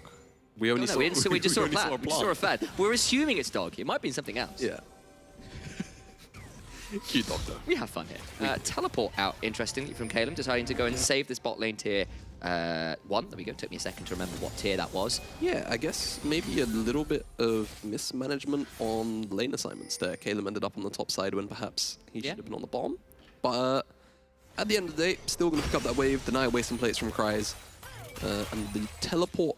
Now, I've always gotten this wrong, and it's something that I should look into at some point. But I think when you teleport before 14 minutes, and then the teleport changes into Unleash Teleport, I think it scales it back down into the original cooldown of. There's 14, nothing changed. Oh, hang on. They went back. It should change. So you can see it. Yeah, so it scales down by percentage of how far it was in the cooldown. So it doesn't have to go through the full 6-minute cooldown of the original TP. Yeah. Good to know. A little bit of knowledge there from Jamada. I honestly had no idea on that intricacy, so good to hear it as JDXL just haunting around this corner. They're going to be on vision, so I don't think they're going to be able to pull off too much. And honestly, it's been a significant lack of proactivity, really, from JDXL. I think they might be in trouble here. Maybe. They're going to throw down a big stun, though, into Cameron. On the other side, it's a two front fight. Vendor trying to trade out. Demischke was forced away, but they have got a Cosmic Radiance, meaning the invulnerability comes through. Calum gets into the back and forth. A flash out of FGG alongside the heal, and they just win that fight. Yeah, and that's Dan dead, so they're just going to go to commit for the Herald here. JDXL still have a couple of tools available, but it just looks like they're going to give this one up. I think that just makes a whole bunch of sense. M&M, they're definitely struggling to get through the health bar of Dan there for a moment. It's why you see the Trundle picked into the Poppy at times. So many just base resistances in Poppy's kit. Wise, that's a risky place to be. So much damage coming down, and here come the rest of M&M. Chase Chimera away. He's pretty low. Think about going forward. Get a stun anyway. Venza will be resurrected by a Kronos, but FGG being forced away. He's got nowhere to run. Venza flashing out, and now the fight must commence. But split apart, and XL are falling apart. A 5th loss, looking more and more likely on the card. Those dreams of an instant lock into EU Masters are dying by the minute. Give me chaos. Give me chaos. Give me chaos. M&M are taking down JDXL in this early game. Objective bounties already available for the red side team. JDXL need this win to just simply lock EU Masters. One win. And right now, they can't even stand toe-to-toe with M&M in the early game. A fantastic flash. And knock into the wall from Soft. Force the ultimate from FGG into Venza, but you can see FGG on the top side of the map just getting absolutely slaughtered by Scissor Leg Lady. Calum, and 2 kills go into the pocket of Azeri. Yeah. I'm struggling here to see what ins JDXL have. Now 5 seconds until what will be Infernal Soul Point. So many easy ways to get a Taric Dazzle into the backline, and JDXL seem to be out of answers. They'll start up the Drake, and M&M are around to contest. They're down perhaps a few key summoners, but I think they still fight this. Remember, there's still a Keeper's Verdict available. They can knock people out. The double dazzle, dragging down 2,000 HP. Another fight commences. Venza will maybe turn this one. It's 1-for-1 right now. Mishigu getting chunked out by Cries. Look at the other side, though. Dan gets exhausted, gets taken down. Cries stunned as well, and JDXL collapse once more. I've said it before. I'll say it again. The L's are extra large. It's not done. Ultra Shock laser over the wall. Calum gets a blast cone, and FGG blasting off again. It's comical. It's looking like Team Rocket from Pokemon at this point. XL are 1 kill short of being perfect gamed 17 minutes in. This is a bit of a schmackin', plain and simple. We asked for chaos. We did. It's happening. The Oh, curse is real. JDXL, it happened in spring. It's happening in summer. 4 losses on the trot, looking like a 5th right now. The rest of the teams looking on and rubbing their hands. A spot at EU Masters available potentially here if JDXL can't turn this fight around. Let's have a look at this again. Rubbing their hands, licking their lips. It's just a fantastic flank from Chimera. And Soft actually gets burned down quite quickly. Like you said, a couple of the tools weren't fully available from M&M, but fortunately, Dan just gets deleted by Calum. And despite the fact that the Mega Gnar was there just wasn't really any real chance of follow-up. And Chase Down comes in, FGG and Morosku, just easy pickings for M&M. That's what it's felt like practically all game. The M&M have been on the front foot. They've played with style, with verve, frankly. And JDXL on the side, they drafted what should have been a stable comp that could scale and go back to basics. And it's falling apart here a bit. And I will say, it's, you know, there's a lot of context to this game, right? Of course, yeah. M&M, JDXL have definitely been struggling to, you know, get their mid games in order. So maybe they felt like, contextually, maybe we just draft stable early games that give us even easier mid games to execute. My only problem with this is that M&M have been one of the few teams that actually will go at you in the early game a lot of the time. Even if their stats don't necessarily say it, stats can lie. Like, M&M could be one of the scariest early game teams in the league when they want to be. Karakal, okay. The volatility from this team has been so extreme. That will be a fairly large cooldown in the Cosmic Radiance. Still at rank 1, remember, so that will be down for a bit. 3 minutes until the Infernal Soul fight, though, and I think, at the minute, M&M not really feeling like Baron, still a minute off spawning, so not the worst time to have that cooldown burned. Yeah, and, you know, we're tracking items right now. Vender's down a full item. Chimera is going to be pretty close to that. Zonya's very soon. Morosku is a whole couple thousand probably away from his second item. When you're playing on that Victor, you want those damage items. Plain and simple, you don't really want something like a Zonya's second item to try and play survivability. You want to get your damage out. And right now, I'm just not sure Morosku's going to catch that. Calum finds a angle onto Dan, but there's going to be a gravity field. Maybe they've gone too deep. That is very deep, but they're going to get one already. Venza is gone. Resurrecting is Dan, but I don't think he's got anywhere to go. The only things being subjugated are JDXL's chances of hitting top 2. Whew. That was a savage line. It's a savage game. It's a savage game. But, oh my word, M&M are just, I don't even know, picking XL apart surgically because, you know, Camille. Yeah, I see that. And they just kind of catch them on vision. I guess maybe the lane ward gave a little bit of credence to where roughly XL would be, and just into the wall, CC, this Zillion ult just doesn't really provide anything. Just basically waiting to respawn and die, and no damage can come out in return just yet because, frankly, it's not available for JDXL just now. Victor still needs that extra additional item really to come online and be a massive backline threat, and we were just speaking about the difference between Mishigu and Venza, so until those items come in, JDXL, they're going to be more than on the back foot. They're almost 10,000 gold down. And M&M, they're probably toying with the idea of a Baron before the Dragon even spawns up. They are 6, you know, you're looking at an AD carry that's 604. The only kill JDXL have is on their support, Zillion. This might be their moment to turn it around, but there's just going to be so much CC. Dan's resurrecting, but he's going to be brought back to go straight down into the grave. They'll bury him a few feet deeper this time. You know, I was worried when I saw the Zillion pick. Yeah. And then we had a whole bunch of single target burst damage come out from M&M, but frankly, who cares if you can murder targets so fast that the rest of the team simply can't respond and you can hold the ground? Like, it is absolute... It's an absolute massacre.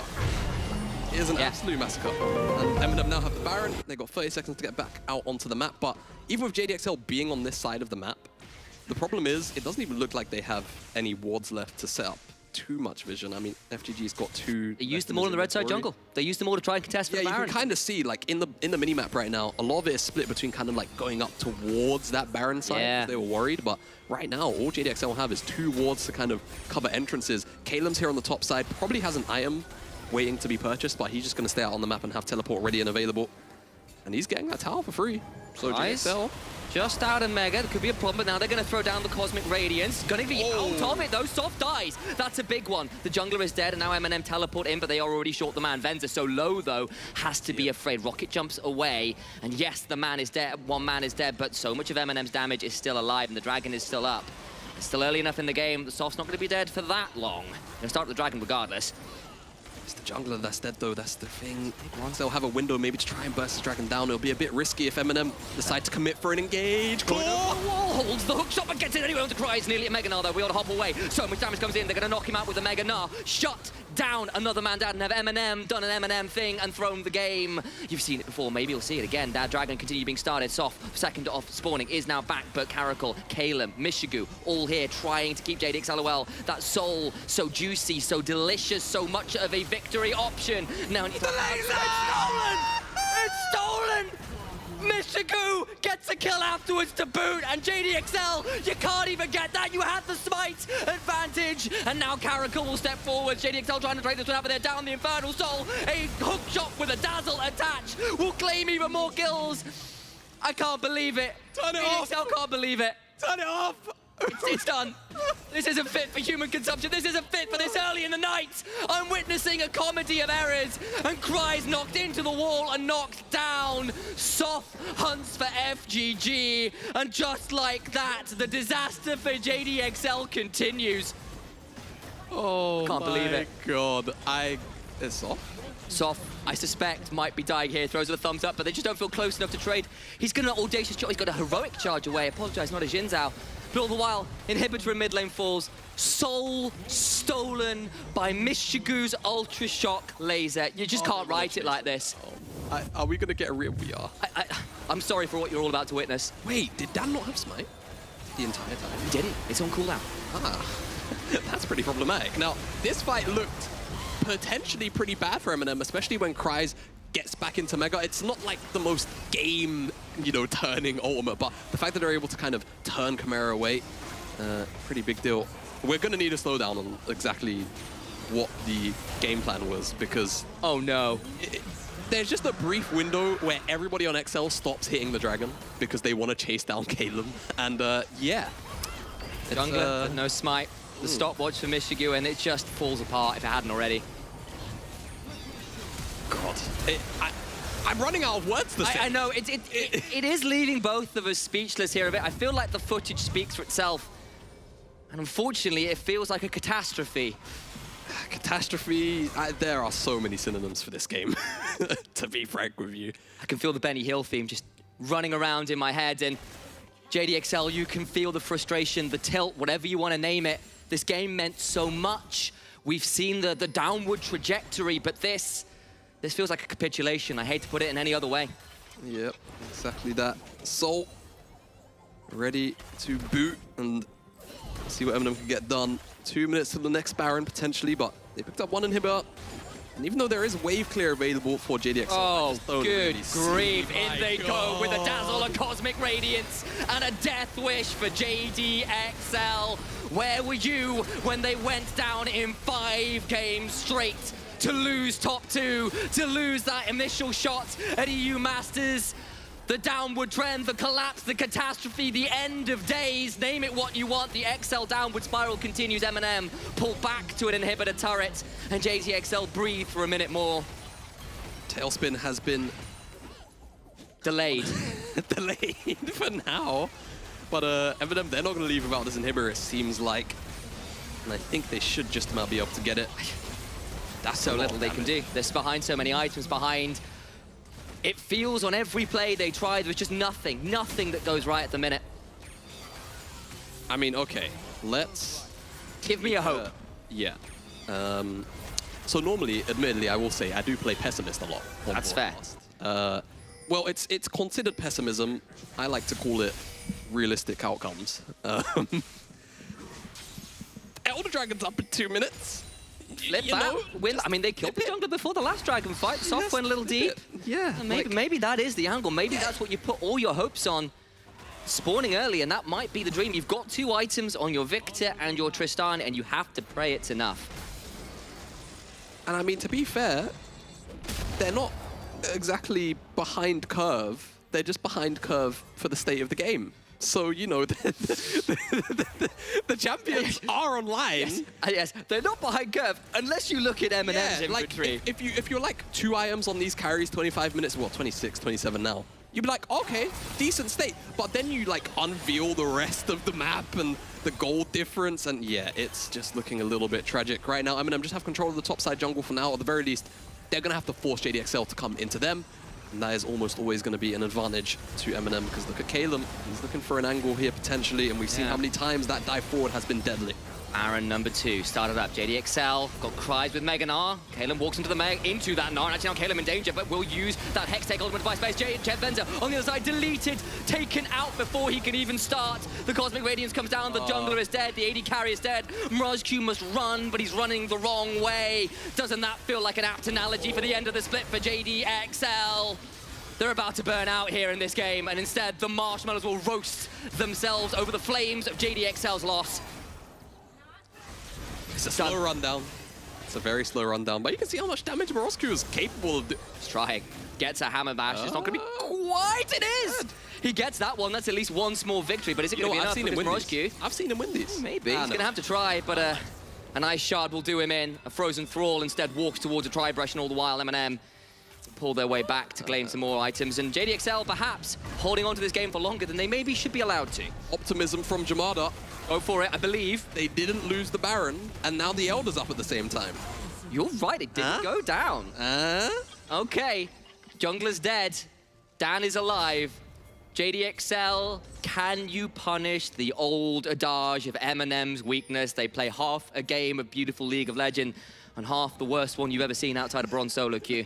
Maybe I exaggerate, but hey, the Elder's alive, and JDXL, they've still got a hope. Watch, Caleb into the backside, gets in on Dan, but that's not going to be enough. So much damage from camera, though. The Ring of Ice will put them all to the sword. One Frozen Soul is in goes Caleb to the backside, can't quite cry. Now he's in danger himself, does die a 1-for-1. Ultra Shock Laser just wide, but JDXL have to run out. All right, well, I think the end result is still Eminem are going to be the first to this Elder Dragon. Karakal will play Bouncer. His Armor of the Fifth Age has brought the team so many victories. 1-0-18, 11-0-6, 4 items Zeri. The Elder Dragon's in already, and that will be Eminem up an ungodly amount of gold. Infernal Soul, Elder Dragon heading over towards a Baron, and JDXL, it really is a miracle or bust at this point. Unfortunately, the Scottish Faker, the God, is playing on the other team. Yep. Unfortunately, when JDXL loaded into this lobby, they didn't realize that they were playing against the second coming of Faker himself. So right now, just kind of getting minced by Scottish Faker and his team. It's been a game, it's been a revelation, so to speak, at the end of the split. And JDXL, unfortunately, weren't on the right page. Baron, Elder, Soul, the gold discrepancy, JDXL. Maybe at this point, you're better off putting your hands together and hoping. I'm not a religious man, but if I was a JDXL fan, I would be right about now. Gotta hope. They've got to pray. They've got to do something here because the base is in tatters, and M&M don't look like the kind to show mercy at this point in the game. The final inhibitor falls, and it will be a last stand here before their light is snuffed out. XL, last chance. Defense to Redemption comes down to heal up M&M a little. Just waiting for the minions. You can see the damage from Morosku is there, but like they are just too far behind. The Elder buff, the Baron, the waves are going to start stacking in now. What can you give us, JDXL? Mega Gnar starting to stack now. They've got to hope the Shirley's come down. Inhibitor respawns, but a Nexus Tower falls in trade. They must hold, they must do something, but Soft says no! One man's dead, another falls, and JDXL, the curse is too strong. There is no way to break it, nothing to be done. The hopes are not answered, and instead M&M might be in relegations, but they still play Blue Shell. The games are on, and JDXL will not lock in EU Masters. Not yet, not today. JDXL, the final hurdle, a relegation team. That's all it was. I mean, it's a tailspin. We've been speaking about it throughout, a lot of that cast there. Fantastic game from M&M, not much to play for, all right? And I have to say, what a truly, truly, truly outrageous game. Oh, yes, indeed. And speaking of gems, that was a Diamond Plus performance. You have to feel it. Beautiful stuff from M&M. And it means everything to play for today. to the desk to break that one down because, wow. When all is said and done, I want marshmallows on my donut. M&M taking down JDXL, relegation team looking into the top 2 contender that may no longer be top 2. We need to talk about early game and the way M&M dived this one. I'll start with you, Obvious. The way M&M drove this one versus JDXL, and they couldn't stop them. No, I mean, we see at we talked about before the game that Kreis needed to play safe. That's where they had their real attack angle. He dies as soon as the game starts, basically, and then we see Venser die at a specific moment in the game that he has died before. So this was just super uninspiring. Like going off the early game, super uninspiring from JDXL. I feel like they had the tools that they needed, but they're just not using them. This is sad. You seem like you want to go Sailor Moon. I'm about to drop the hammer of justice here. Do it. 0-5 in the last 5 games for JDXL, including a game that they've played with M&S, which also looked pretty bad. So mid lane is not the problem. The problem right now, I think, lies a lot in the bot lane. I feel like Venza has been underperforming in the latter half of the split. These level 3 deaths anymore are not funny. We were talking with each other and we're like, how in the world does Tristana, Zillion not have priority and pushing the lane? And you said to me, that level 3 destroyed everything, and it did. Flash up for Venza, there were speed ups from Zillion, still dies level 3. Coats diff in the bot lane for M&M as well. Kreis dies underneath his tower, possibly in a shop, while having flash to a Poppy, which had he flashed that E from Poppy, Poppy was dead. She literally got out with 50 HP in her bar. So there's a lot of things going wrong. Roscu, on a champion that he's not necessarily known for, being the top performer for the team on the Victor. And Dan looked so freaking lost, because when both your side lanes fall apart, when your mid lane is playing a pushing priority mage, where the heck do you go? The skin for Fireman is on Tristana. It's not on the Trundle, but I want you want to talk about something. Yeah, I mean, you just have to ask, is it even play anymore? Like, it must be mental for them. Like, not to go any British slang or anything, that's not what I mean. But like, their mentality must be absolutely destroyed at this point, that you can see it in the game. On the other side, though, M&M should be jumping in joy. That's why we're going to talk with Caracal Jr.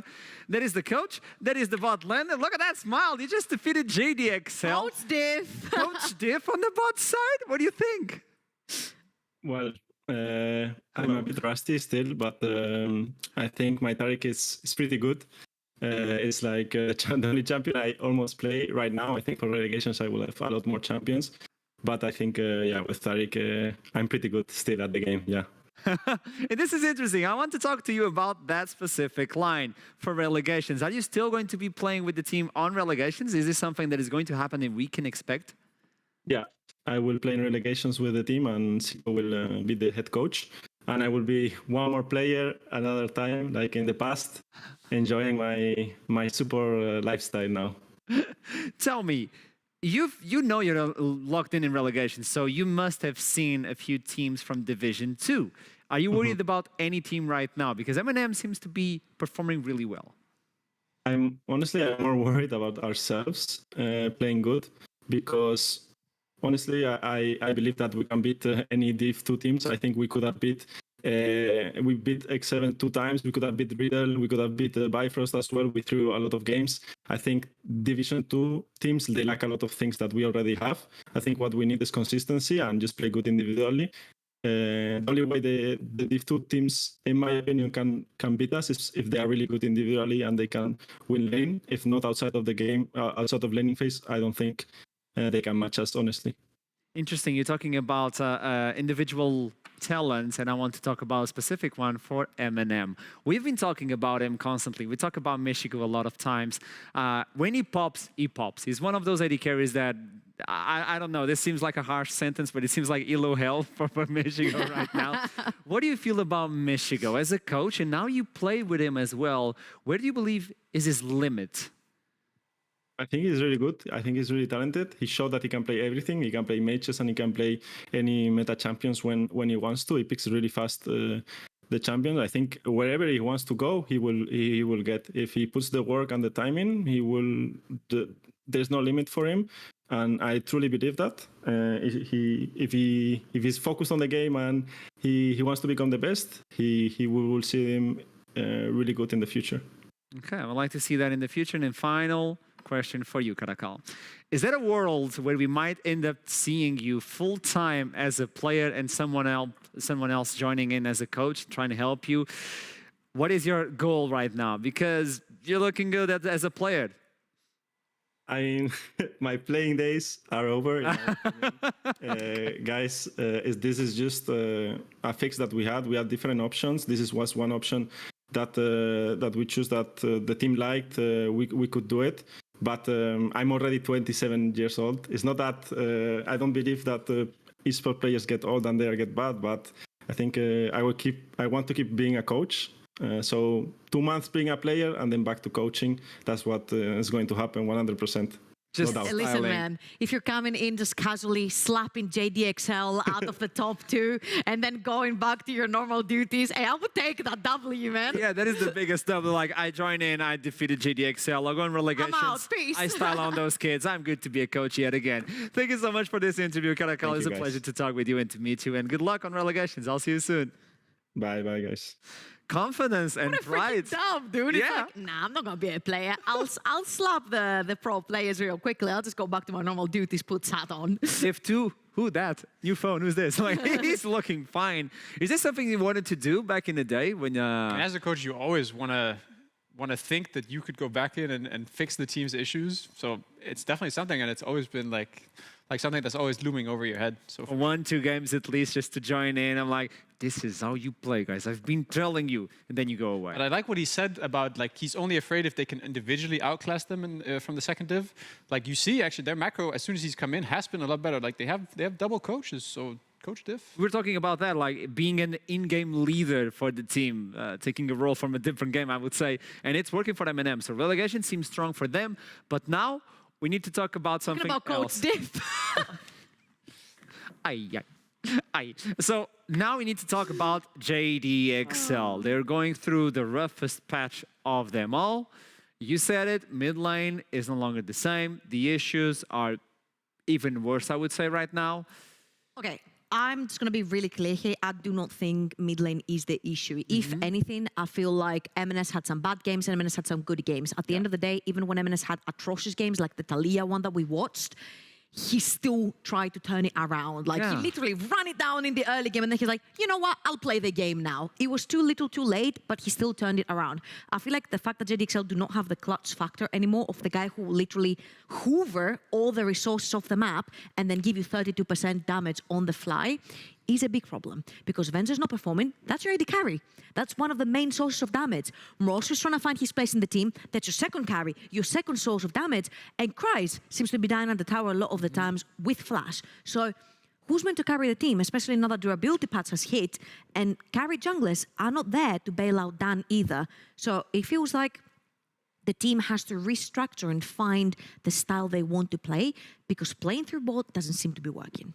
Not even top. And it's a big confusion right now, and I'm going to hit you with this specific question, because you're the guest and I can make this to you. You're fine replying to this, okay? Sure. Everyone else on the team should be like in flames if we replied, so you're the only one that can reply to this one. Okay. Is this a Neo Master team right now? No. Thank you. I can reply for this as well. I don't want you to... I just want someone from outside giving me that vision. I can take the flame. Just lay it on me. I'm fine with that. Let's jump into the interview with Torok from JDXL, the coach from JDXL, to understand what is going through. Welcome to the show, Torok. Hello. I know this is the roughest interview we've ever done in the past. We had something going on. If you got the W on this one, it didn't happen. Tell me something. And you know me. You know, for the life of me, I love you and I respect your work and the entire JDXL, but I have to go deep on this one, so please bear with me. What is happening, not in terms of damage. Doesn't seem like the team needs damage. It seems like the mentality of the team is no longer there. Tell me in your eyes what is happening with JDXL right now. Sure. So I think we're definitely just not performing well as a team. And this is I'd say actually more so in our officials than our scrims, but I think this can be true for anyone, right? When it comes to our official games, frankly, players, maybe staff as well, when we come to draft prep, etc. I mean, there's so many things you want to question when you're losing, right? But people aren't turning up and replicating the way that we play in scrims in our officials. And the problem is when that happens, you have a really big problem, right? Like we saw it with Astralis Talent last split, right? These teams that will come in and say, well, we're doing well in our scrims, but we're not doing well on officials, and you have to sort of wonder, well, what's actually going on there, right? And how can we fix that? Because we don't have much time now. But regardless, it's definitely tough because we're coming into this game, and frankly, it's lost by level 3 because there are huge mistakes on both side lanes, and it really makes the map fall apart. And that's something that can never happen. It's something that should honestly not be a thing when you're looking at how this game should play out, and it makes the game a lot harder. Yeah, so it's really tough to say exactly what's going wrong because I think everybody knows what they should be doing, but when it comes to officials, things just aren't clicking at the moment. We talked about mentality. Let's talk about champion pool. FGG on the Zillion, you get to Tristana on Vincent as well, and you start wondering, these are not the champions we are used to. Are these champions being picked because they make sense in the game and the players are not comfortable with them, and that could be part of the issue? Or is this something that you guys have been setting up, practicing, getting on officials like scrims and all that, and they're now working on officials? Because I don't see the players being comfortable with these champions. What can you tell me about that? Well, I think Gary had a really good Zillion game earlier on in the split, and so that's a champion we're always pretty confident in picking if it makes sense for the draft. When we were looking at, for example, prepping for M&M today, we know they have a big Tarek main in Caracal, and picking Zillion should essentially nullify that champion, right? So we were very confident in a way of picking Zillion. I think Tristana is something that we also had success with in scrims this week, but naturally didn't pan out the way we wanted in today's official. Is it a different read from our bot lane? Yeah. Because at the end of the day, we have a very different piece in mid, and we're trying to adapt and move in the way that we think is appropriate. Do I think today's draft was winning? To be honest, also yes. Maybe I'm delusional, but I'd say so. Right? It's just at the end of the day, when you get to the execution side of things, it doesn't matter what champions you have. You have to play well. You have to just play better. Is the quote, right? And currently, we're not playing better than our opponents. Okay, I'll give the last question for Trouble, and before that, I want to make one. This is the hardest one so far that I've done to you. As the team is performing right now, and the way things are going with JDXL, you guys are at the top 1, top 2, top 3 at this moment. You still don't know, jumping into playoffs. You could face Riddle yet again. We know how that goes. Not like this. Question for you, Torok, is NLC has 3 seeds at EU Masters. Do you believe currently the team should get 1 as they are playing right now? As we're playing right now in officials, absolutely not.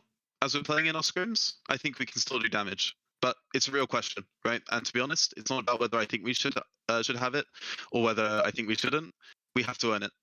We had the opportunities to earn it. We blew them. I guess we can maybe get lucky if Nairiki managed to beat Riddle tonight, and I don't even know how that system works, and frankly, it doesn't matter because it's down to us to come in and play better in our officials. There's no point us going to E-Masters if we can't take a best of 1 off M&M. And that's no shame to them, but there's a lot of good teams at E-Masters, and it's got to make sure that whichever team is coming from the NLC, we're able to play good League of Legends consistently and turn up being able to carry the hopes of the region, right? We need to be able to win. Okay, enough with the tough questions because this is killing me. Travel, it's on you. Don't worry, I'm going to hit him with another one. Okay, so of course, when we're talking about really good teams, there's plan A always, there's plan B, and there's plan C, where you bring out the fire extinguisher and you start sort of like putting down all the fires, right? So plan A, plan B goes wrong. Usually plan C for JDXL used to be give all the freaking gold to MNS, pray this guy presses his buttons like the god he is, get that damage done, 1 good play, and it's done. I feel like for the past 5 games, even when MNS was when the 0-5 started, right, the streak, it feels like not only there's no plan C to start extinguishing the fires, but there's not even plan B. Do you think there's a specific reason for that? Well, I mean, sometimes it's very difficult to work around, for example, a plan C, which is very inconsistent, right? And I think, yeah, we could say we traditionally had like a plan A, a plan B, plan C, but you really have to see this as a bit of a new roster, right? Minsky was someone who often played extremely hard for Prio and is somebody who can is a player who can absolutely take over games with just how well he takes in resources and puts pressure in terms of laning phase, right? And team fighting is also very good, right? I think the important thing is when you're coming in with Roscoe, we needed other players in our team to shoulder some of that plan A potential, right? Because he is a complete rookie. He's someone, well, not complete rookie. He's in his rookie year, right? He's someone who's frankly not been scrimming for the last month or two, right? And he needed some time to get involved. Roscoe in scrims has been improving day by day by day. Honestly, I think even today's performance showed it a little bit, but I don't think he's been poor in our other games, right? He's actually becoming quite a rock for the roster, right? And that's something very impressive for someone who is in a rookie split. I think when we're looking towards our playoffs run, we need to have a clearly defined plan A, plan B, plan C again. And I think so far we haven't managed to live up to the change in the roster that people needed to take on more responsibility, and so we're going to have to keep working in our practice to make sure that we actually have a solid way of transitioning wins in sort of as many modes as possible, right? But I think getting wins is a good start first. Okay. Thank you for the answers. Sorry for the tough interview. And I would wish you luck, but it's about hard work right now, and I know you don't lack on that department, so best of luck with you, Torak, and the rest of the team, and show us what you're capable of doing. Thanks very much. I'll see you soon. It's rough. It's rough. You've lost identity. You've lost one of your key pieces. You've lost the ability to play, it seems like, League of Legends. The mentality has gone booming. It feels like bot lane's falling apart, top lane's falling apart. If two side lanes fall apart, jungle can't play. If mid lane is not a lane to play through because you're playing a Victor, you're a perma pushing bot, you can't play through that. So it feels like they need to go back to what's plan A, what's plan B, what's plan C. There's a lack of identity. Because it felt like a lot of the times the plan C was, let's hope M&S presses buttons and actually we win the game, but it's not there anymore. And if Moscow can't turn into a new M&S but needs a little bit of time because it's just adapting, they might not have much. If they fall into lower bracket, they're playing on Monday. Yep. That's the toughest one. I mean, let's look into the standings so you guys can understand what is happening right now. Riddle Esports is now ahead of JDXL with 12 and 5, JDXL with 12 and 6. If X7 wins today, they will tie up with JDXL. There's a lot to take in consideration. If Riddle wins today, they automatically lock in the second seed. Trouble. If XL do tie with Riddle, XL have the 2-0 over Riddle, so they're technically, the standings are not correct right now, production. JDXL is number 2 over Riddle. But the problem is, X7 are playing Singularity later on, a game that should definitely be X7 favored because they have not lost a single game with Viking. If they take this, they tie with JDXL, therefore they have more wins on the latter stages of the split, therefore X7 kick XL down. If Riddle also win, that means JDXL end up 4th, which means you don't even get to pick your opponent. They could go from 1st place to 4th place in less than a day. That is a fast descent, I would say, in the standings, just how they were fast ascending it in the mountain. Next game of the day, enough with this mood. Next day of the day is going to be Vanir versus Bifrost. There's a lot to talk about this one. Bifrost is a team that is locked in playoffs right now in 6th place. So this means they could be one of those teams being picked by the top 3 or even the remaining team going for the 4th place, and then Vanir with some changes as well. Now it's on you, okay? I need you to talk about it, obvious. What can we expect from this game? From this frame, I'm really expecting Bifrost to keep showing their versatility. Like, I feel like they have one of the better chances in the playoffs of being one of those teams and going into best of 5 that have a lot of different ways they can approach it. That's what their lineup looks like to me, so I'm hoping to keep seeing that. For Vanir, we saw a solo lane-oriented draft with the Jax really being the focal point. Let's see if we see that again. Fatesky was out-carrying him in that game. So we'll see if they keep doing that. But for me, I'm looking at Bifrost for sure to keep showing their versatility. For me, I'm looking for Fan. Bifrost are 6th. Vanir are playing for F-all. Please bring in the Fiesta. Please bring in the Fan champions. I hope Fury's on something like an Akali, a Zed, something that he can enjoy himself. This is the last chance to get to show off and show up for Vanir. For now, this is the last time in the regular split. We'll see them again next year. And for Bifrost, just have fun, man. You've locked in your playoffs. There's no way you're going further up other than the 6th. So just enjoy the freaking ride. Bring the Assassins, Fury. Let's see if you can still play them. Might as well bring the Katarina. Let's jump into Champion Select for the second one of the day. Vanir versus Bifrost. It's going to be here right now for you guys. Merbs is playing, by the way.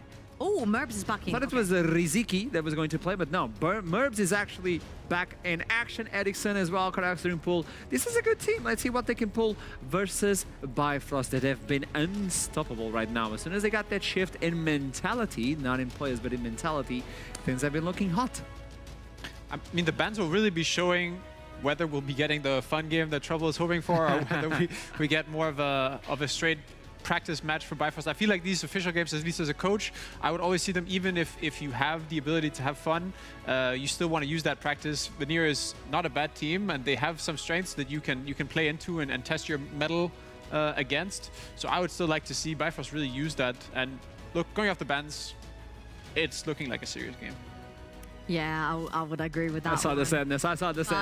It's fine. You know what? Honestly, I agree with that one. Also for Vanir, they've got players that might not return, might return. This is your last chance to show up and show off. Zeri is going to be getting locked in right here, of course. And what do we go for on the other side? There are things such as the Trundle that's still up and available that follows up straight after the Poppy. Things like the Lissandras, the Swains. Ericsson has fallen off of the Ari train a little bit lately as well. Yeah, we could also see something like the Sivir answer into the Zeri instantly. That's something we've been seeing a lot. Aphelios definitely also a possibility. Very strong champion right now, especially since you have the 3rd pick here. You can pair it with any support. You can also just rotate it right now if you wanted to. So the Renata, Aphelios, very strong. Playing Aphelios versus Odie, so that's a lot of courage to take in. He's a beast with that one. Let's see if Merbs is capable of facing one of the gods of Aphelios. So we have the bot lane from one side. They can lock in the bot lane for Bifrost and even look for the jungler. I think this could be an insta-lock Trundle right here. The second you see any mobile AD carry down the bot lane, I think you just insta-lock the Trundle right here. Another early game jungler that can actually gank lanes level 3, level 4, like Diamond Prox really likes to do around mid and around bot. Here's your respect token.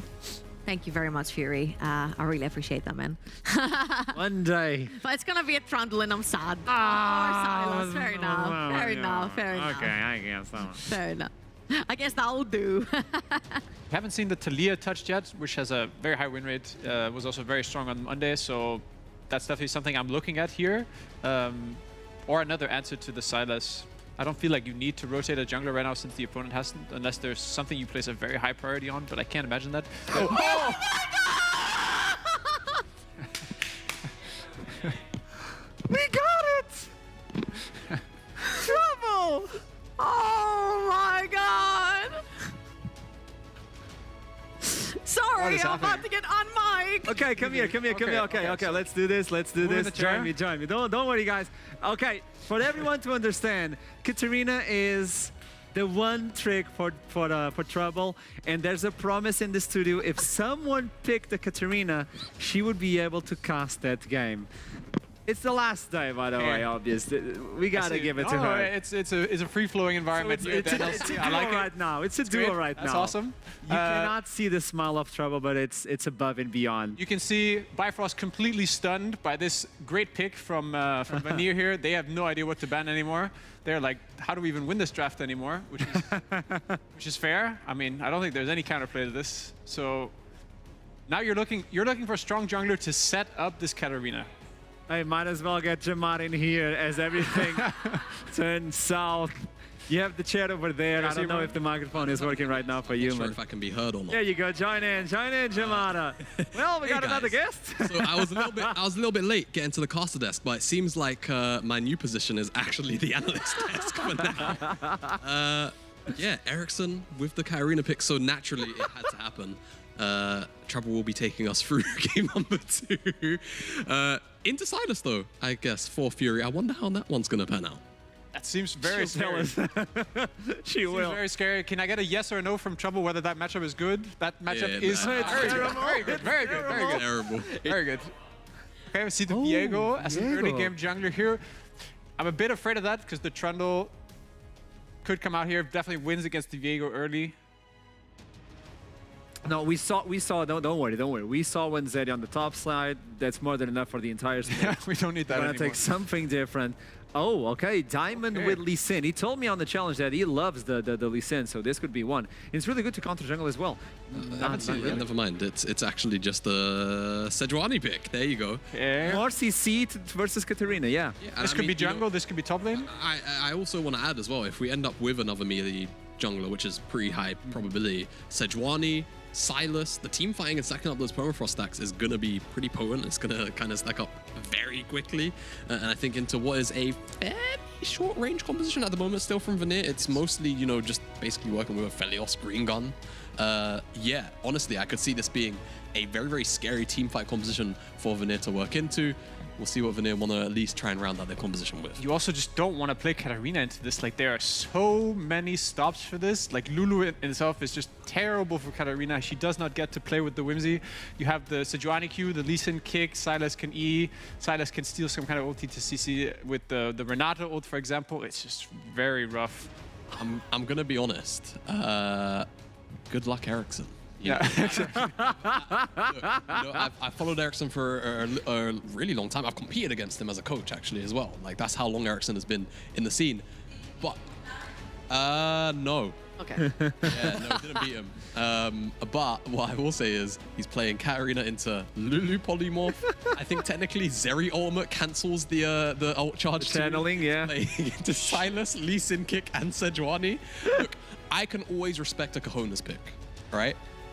But also, I feel like he's just going to get run down by the entire combo.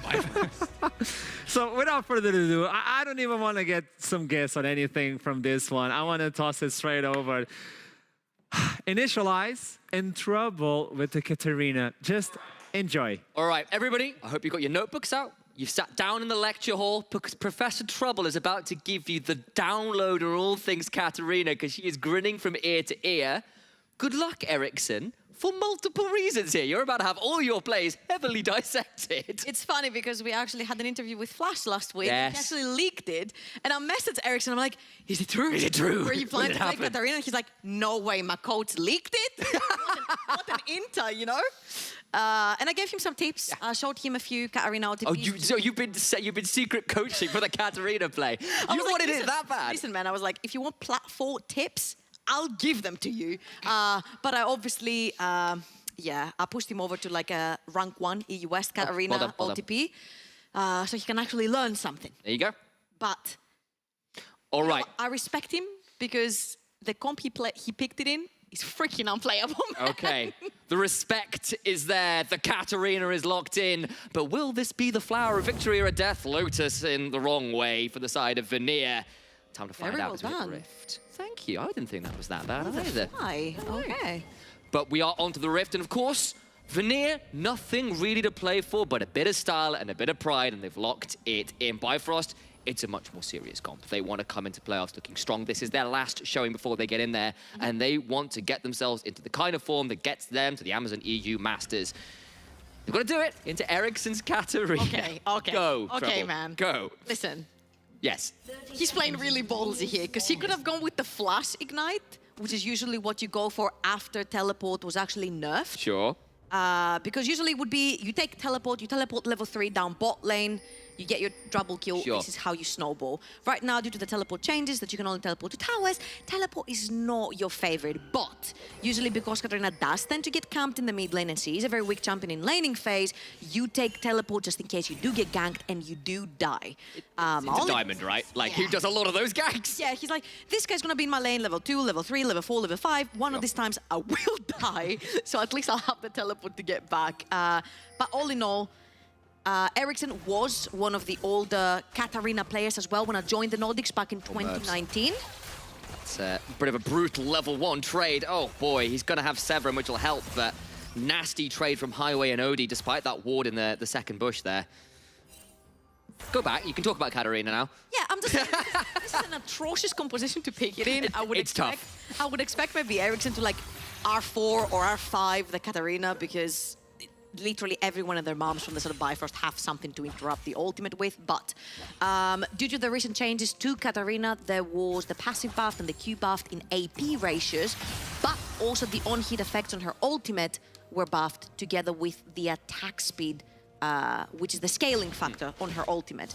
Ericsson right here has gone for the Conqueror, so I'm wondering if he's gonna go for more of an on-hit build. Okay. Or would something like Kraken Slayer with Nashor's Tooth, or he's gonna go for Nashor's into Rocket Belt. The only thing I'll say about going for the on-hit is there's a lot of other AD threats, and it would be a little bit scary, especially when you've got, you know, a Sejuani, the Lulu, other things you can build semi-tanky, like, get pretty tricky, I think, if you do that. So while I see the value, I wonder whether might be a bit scary to do. Should Shumpo forwards there. But surviving so far, though, some ugly trades have been Ericsson's as the kind of early lane goes on, and that's not unexpected with how Katarina is in the early game, and Fury definitely playing incredibly aggressive. There's an Ignite down, won't quite be able to secure the kill, though.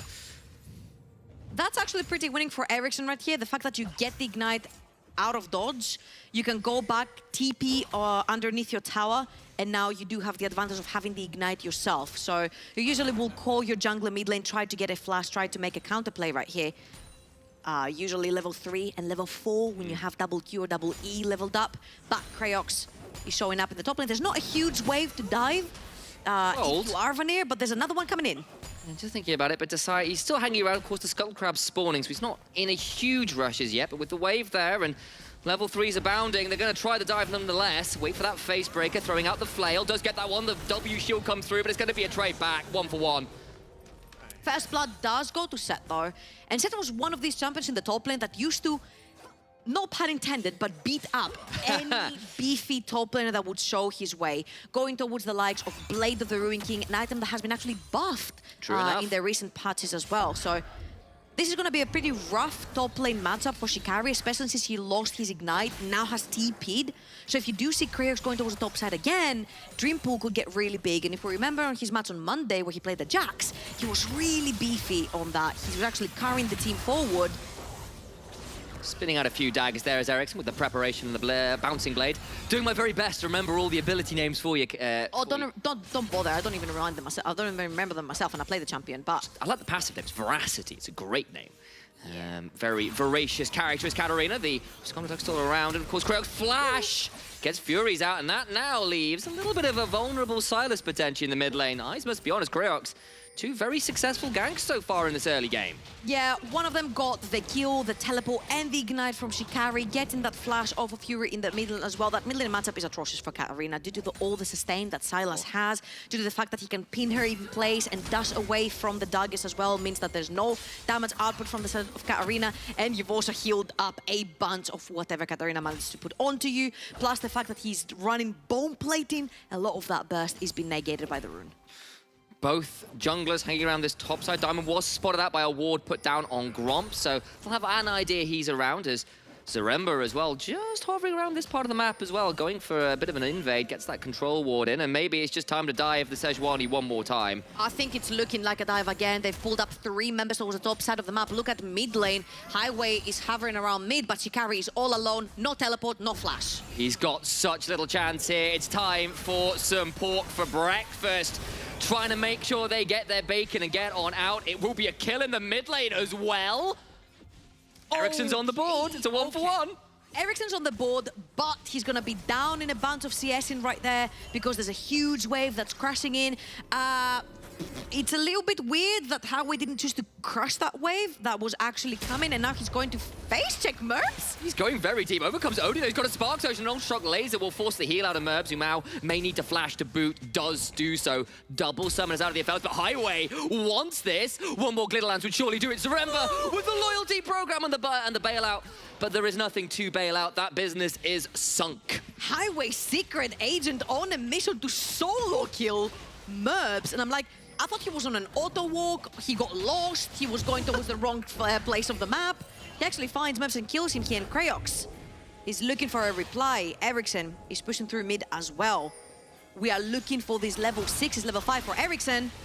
Some trades. Zaremba's going to flash for that handshake. Hiram burned his already. Odie over the wall, though. Will make this a 3v3 highway so low. There's a dagger on the floor, and Ericsson beginning to hunt. The preparation's in. There's Diamond Prox with the Q, but he's taking so much damage. Polymorph. But what about the damage afterwards? Must try and trade this one out. Doing so much work onto Zaremba, who does fall. That will be Furies. Now Merbs has respawned. It's back. Don't know who secured that scuttle grab, but I believe it might even have been Merbs.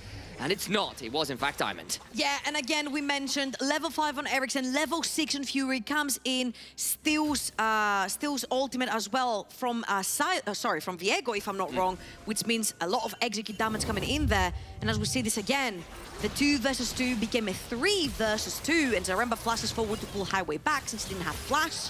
But the second Audi joins, and Silas is pushing in, Fury joins as well. Do we have more happening? Oh, it's happening. Remember, Merbs has got a Binding Eclipse, but nowhere to go. Highway. Again. It happens again, and let's be real, Highway's a guy we've had some complaints about. This is a guy who's been back. He's the carry now. Oh, yeah. 2 kills on the Lulu, playing so well this game. The aggressive moves working out. Mid lane, though, Glacial Prison. And Ericsson might have picked the Katarina, but you can Shumpo your way into a grave. No, bringing daggers to an Ice Flail fight. 28 to 53 Oh, CS. no. I'm reliving my Solo Q nightmares. I'm sorry, this is what you have to witness. I mean, okay, I feel like this should have been either an R5 or an R4. Stop with this reasonable take. You're right, yeah. I'm getting to see my champion. I'll stop complaining right now. Crayox obviously looking. Crayox and Zaremba have been pairing up, actually, and roaming all around the map. I think at this point, they actually need to play towards top side.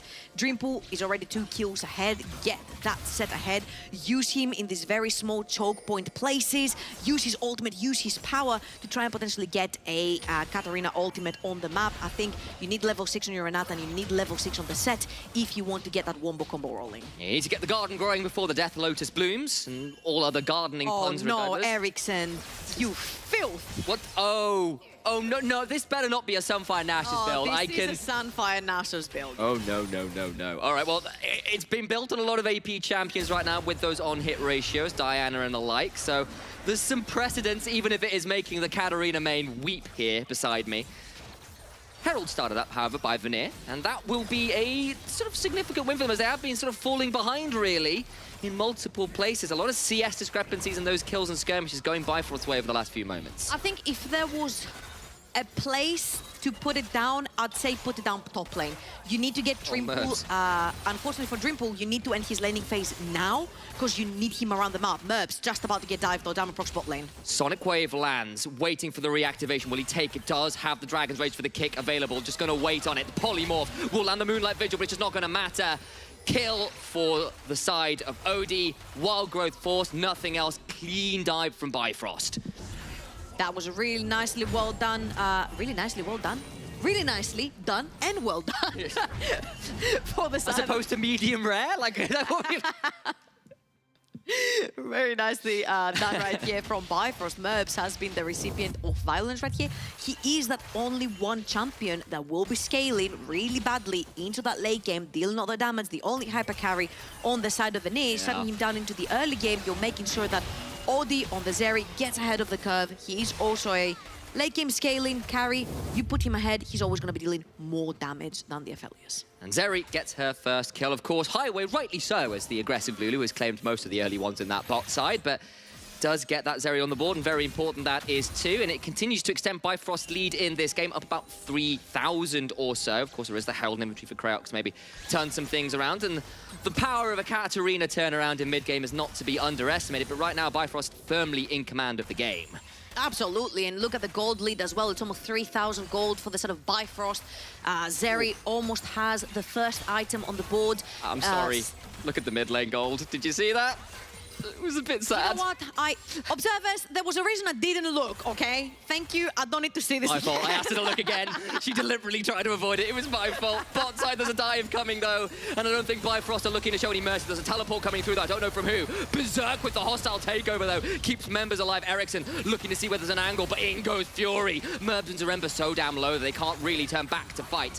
They'll stave off the dive, but not get any kills. Crayox in mid lane, though. Ultra Shock Laser deletes the AD carry. Snap, baby! Odie on true Xenophon. Diamond Prox goes back around, round 2. Trying to make this one happen again. There is no hostile takeover. This time, polymorphed out of the Death Lotus, quickly snipped and thrown into a vase. They'll keep that one as a trophy. At least there is one kill back. You can't play Arena, man, in this composition. It's so sad. Craig is gonna find Shikari towards the top side of the map. Fury is there as well. He does have the catapult. Hello, Darkness, my old friend. It's a stolen Death Blossom once again. It's going to be stopped out by a showstopper, though, and Dreampool trying to trade this one out with the Haymaker. But Fury potentially wins this one regardless. When his one out, look how low Krayox is. But if he lands a stun, he can turn it around. But what about these? Just one, it doesn't matter. That is a shutdown. Now Shikari must run for the hills, gets pulled back. But now must dash away with the Arctic Assault. There's still a wave. There's still a way to play this one out. He'll have the Haymaker and a double to Dreampool. Veneer needed that 4-on-1 now, the set. Potential win condition. Dreampool is freaking huge. We said they needed to play towards the top side of the map, get that set unlocked, get him towards mid lane, get him towards bot lane, try to catch people off guard. Blade of the Ruin King already completed on him. All turret platings under his name as well. Dreampool needs to carry that early game for Veneer. They need to be making picks, they need to be moving the set around. Once again, we're gonna see this Zaremba level 5, but look at Merbs. He's trying to clear the wave really quickly, and Zaremba just about hits level 6, which kind of slows down the dive, honestly, throwing out that ultimate out there. Ericsson joins as well, which means that there's one more member from Veneer towards the bot side of the map. So Bifrost call out the dive until this happens. Audi managed to snipe Merbs through the tower with an empowered W, and then the dive comes through. Ericsson dives in. The second you press R, you get insta-polymorph, and the Ignite is only gonna get that kill onto the Lulu. Still, it was a good play on the top side to maybe recover some, even if your mid and bot lane are having an unfortunate game, shall we say. It's been a challenge to be in a Aphelios and a Katarina thus far, and see how it continues to play out. Of course, it's been a scrappy game. 17 kills in 13 minutes is a bloodbath if I've ever seen one. And Krayox, though, maybe looking to try and continue to make these plays around his top laner work. Yeah, and the gold is getting closer and closer, but remember, all the gold is in Dreampool's pocket from the side of Veneer. If he's not around, Veneer should not necessarily be taking any fights, and you'll see this time Krayox is shadowing towards the side of Dreampool, very close to that second item for the Veneer top laner. Diamond's gonna find Krayox as he tries to find an angle in, still thinking about a Spectral more, but they're gonna be forced away. A 3v3 not on the cards quite yet. Oh, but look at Shikari again. Every single time his wave is pushed towards the opposite tower, he respects the fact that he doesn't have a tower for himself, leaves top lane, instantly roams towards mid, sees if anyone oversteps, might catch somebody with the ult, might get another kill. Really good stuff right there by Shikari, actually, who has been pretty underwhelming, I'll say, in this particular split, but knowing where the mistakes were, knowing not to overextend is so important, especially going into playoffs. Yeah, and it's been an up and down game, this one for him. He's seen some really good plays and some ones where you go, oh, that's a bit unfortunate. And part of that is just lots of attention going his way. It's always difficult to play that one out.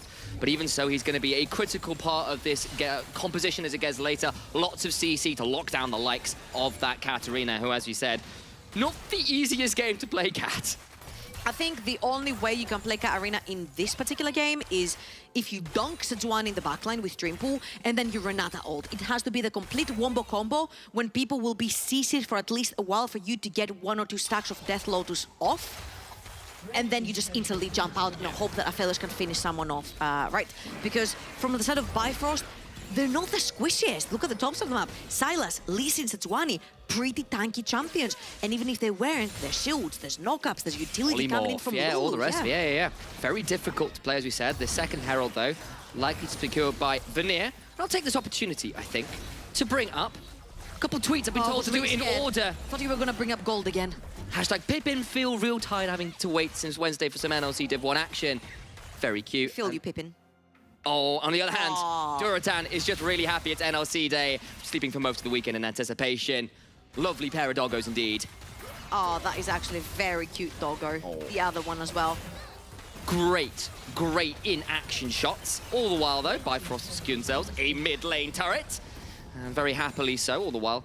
Dreampool off to the side, trying to get that wave shoved in, but Bifrost with a bit of a win there. And 50 seconds and so until a second Drake spawns, and I wonder whether that might be their next choice of conquest. Very important. Dreampool just completed his gold drinker, and that second dragon is coming up very shortly, only 40 seconds. Shikari pushing that top lane, has TP. Dreampool heading towards the top lane, also has TP. It's going to be so crucial how Dreampool is going to pivot and pilot these team fights for his team. Krayox finds them all, gonna stun 2, but they're gonna try and get out. Highway has to burn the wild growth, though, and stop stops the back. That's a critical time backstop. Absolutely, you do not get enough control wards. There's none in the inventory of Highway. He needs to take this back, and Vanir are gonna take this opportunity, put that Rift Herald mid, open up that mid lane tower, and then possibly head towards the bot side of the map where the Dragon just spawns. Yes, Bifrost ahead in this game, but plays like this, moments like this, give you some hope for the side of Vanir. That top jungle in particular had been finding angles into the game. Dragon has spawned though,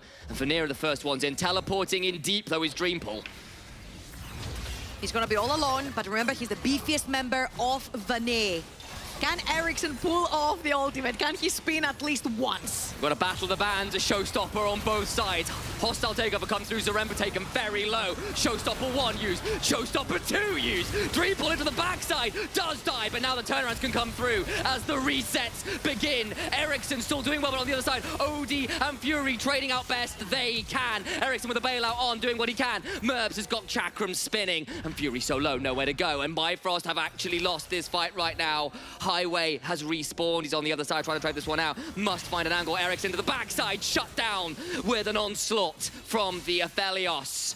And Dreampool, what a fantastic team fight from the Vanir top laner. Again, he is all the gold from Vanir. If he doesn't perform, the team fight is not won for them. So look what he does. Remember gets called by the Sejuani ult, throws out the ultimate instant in Dreampool. The second he sees Silas, he's like, he slam dunks him straight back into his team, together with the Moonlight Vigil Infernum coming in from Merbs. So much AoE damage. All of the utility, all of the stuns, all of the peeling had to be used on that set, which means Ericsson got to spin in that team fight for free and get all the damage down.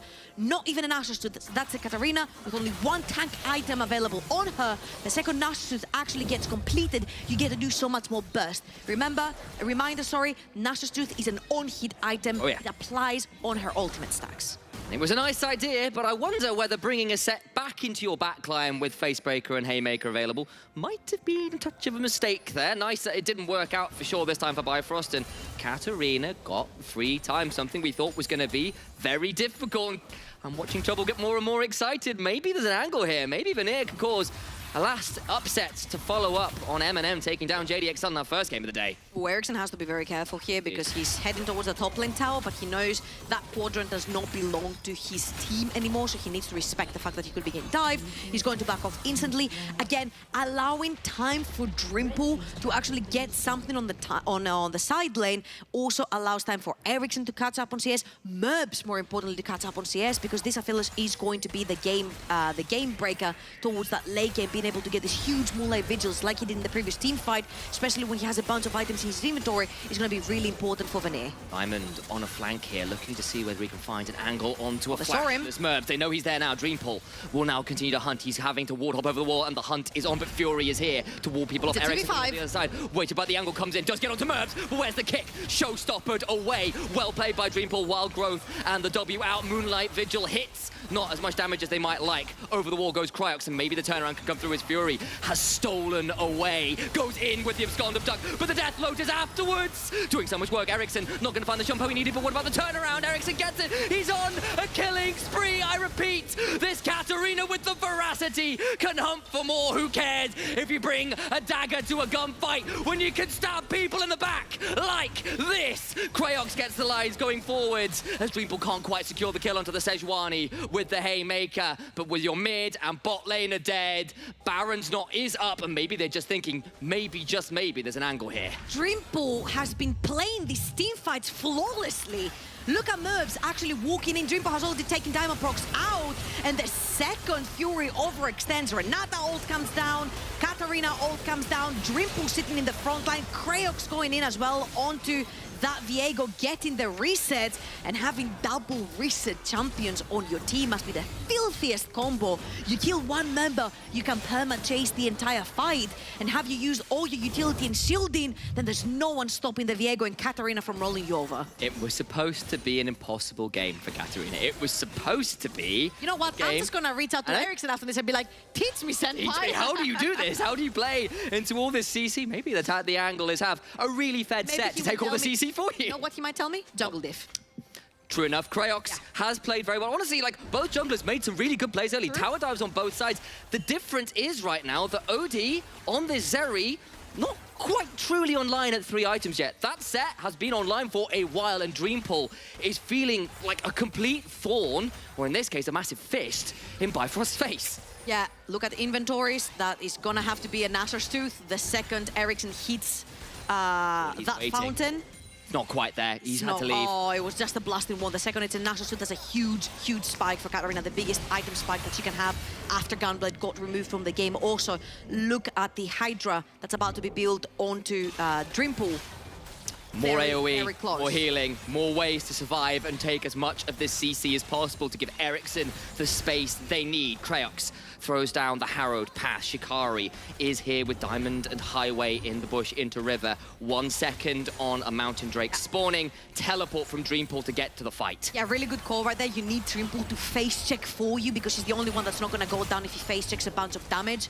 So really good stuff right there from the top lane. TPing in. They Glacial got Prison lands onto Zarema, but another hostile takeover. Dreampool into the backside, and the Aphelios Moonlight Vigil lands. Deleted is the Zeri, and once again, Veneer begin to reset.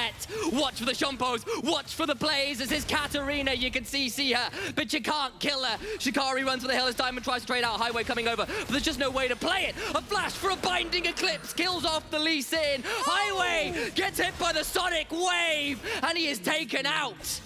Vanir and on a roll. Kraox with fantastic reset play onto the Viego. Dreampool leading the charge on every single fight. Vanir are ahead of the play. And blimey, Katarina might get a showing and a win here. I am so excited to witness this. The joy is absolutely palpable for Trouble, and Veneer might be pulling off the back-to-back upset today. M&M take down JDXL in an absolute shellacking. Veneer are turning around a game and bringing this one to a very commanding position. Now with another dragon, now with the Baron to their name.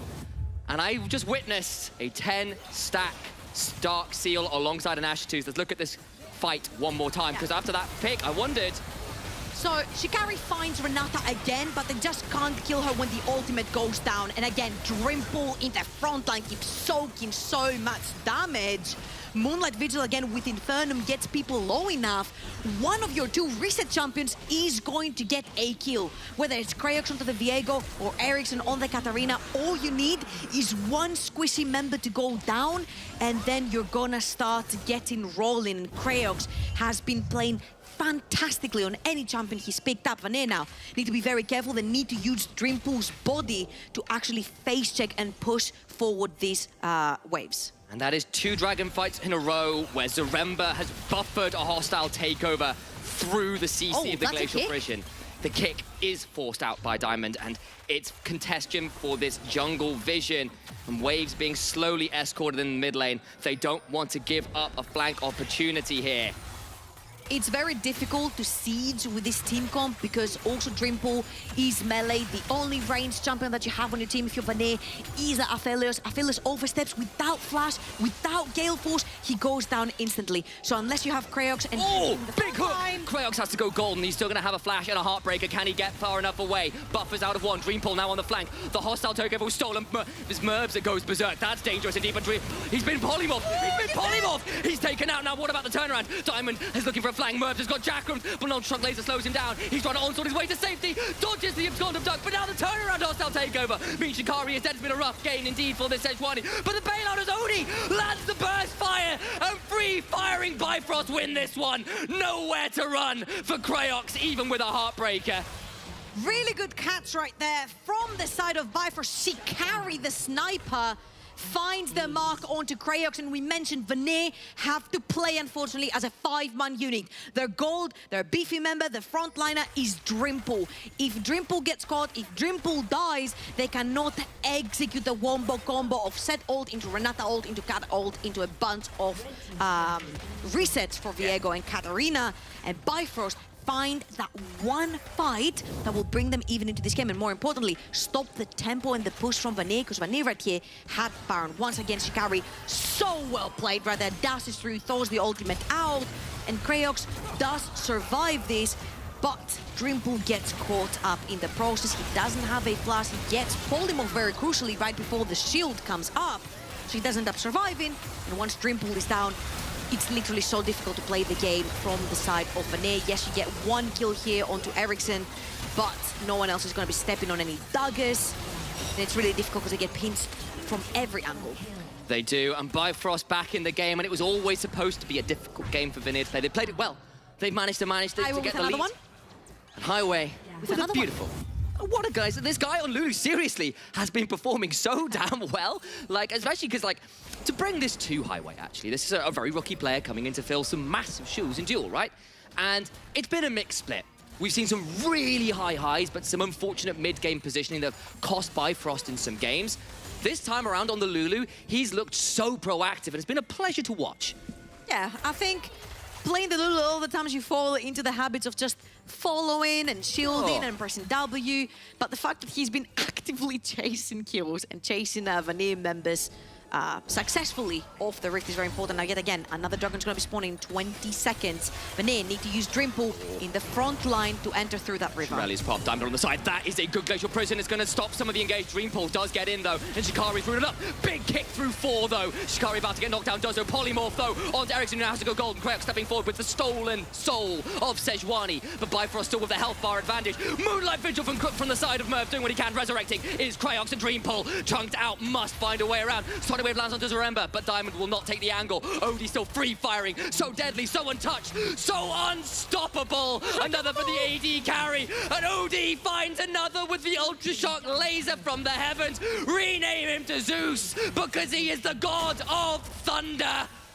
Triple kill, and he might get yet another one. Kraox has to run. He's got to try. He's got to find a way out. He's still desperately dashing away. Another Ultra Shock laser. Another bolt from the heavens. And Odie gets his 4th of the fight.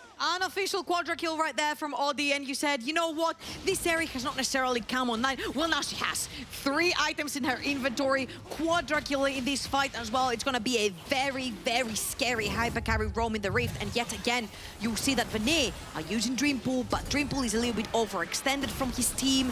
Doesn't necessarily sync up very well with the Renata ultimate. And my only criticism right here is, yes, you get the kill, but look at the Katarina. Ericsson has TP right here. You press your B button, you come back into the fight, full health. Right now he's roaming at the back. Does not give anything to his team. If anything, Vanet are trying to play this fight with very low HP bars, and Zeri loves low HP targets, chasing them down, getting these quadra kills. Really well played right there from Bifrost. Understand that they have the advantage in HP bars and chasing them down. And you can see a little bit of a learning curve was required against this comp. They weren't exactly expecting how some of these fights were playing, but a bit more respect for the hostile takeover, a bit more respect for the showstopper combos, and suddenly Bifrost are winning out on these fights. I suspect if you check Odie's inventory as well, yeah, there's an Infinity Edge, and now a Bloodthirster to boot. They're still finding something on the top side. Fury flashes out. That might now be an angle. They're going to try and turn around, but he's stolen a Death Lotus. I don't know whether you want to fight against that Gardener, because that Rose has thorns. So I managed to correct my phrasing. Still, Baron is alive. Bifrost haven't secured it, and Veneer not out of this game quite yet. Bifrost have not used a single ultimate right here. They have everything. Merbs might be, and Merbs, this is not your jungle to walk into, mate. So he's gonna opt to walk actually out and go back into that mid lane tower. You'll see the entirety of Vanet can actually not step into the jungle, but the only problem is Baron Nashor is up and available. One fight is what will differentiate who wins and who loses this game. A fight that Ericsson has yet to got his ultimate up and available. Kraox is searching around, finds 4 members of Bifrost hitting the Baron. Fury is not there yet. Watch for Zaremba and Merbs. They might be about to face check. Zaremba just been spotted out. What about Diamond over the wall? He goes. Ultra Shock laser. The handshake is just not enough. Odie is godlike.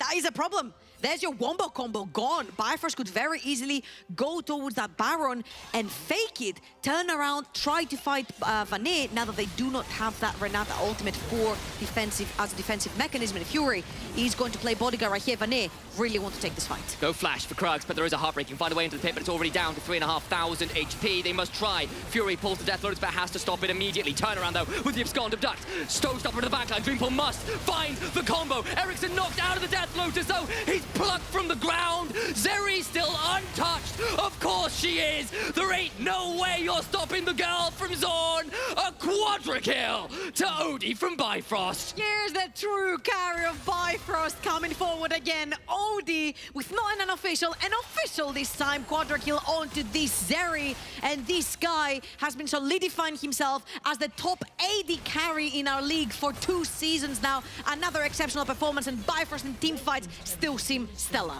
15, 2, and 7 on the Zeri. Yes, there have been some moments in the game from Veneer. Yes, we have been excited by the Katarina, but my God, Odie, how good are you? They're going to shove on to try and enter. Ember dies one more. An ace, of course, it goes to Odie. He has done nothing but succeed this game. Bifrost moved to 10 and 8, and whoever is fighting them in playoffs must be wary. Watch that AD carry or lose at your peril.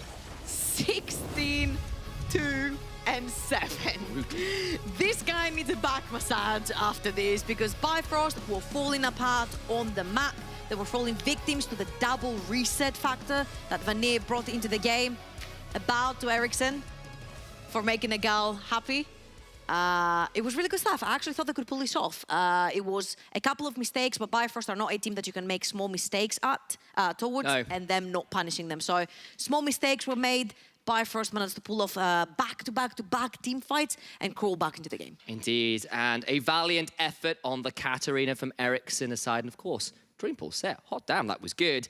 Just wasn't enough to close out the win. And Bifrost end their season, or at least in the regular season, with a win. We'll throw it to the desk from here to break down the game.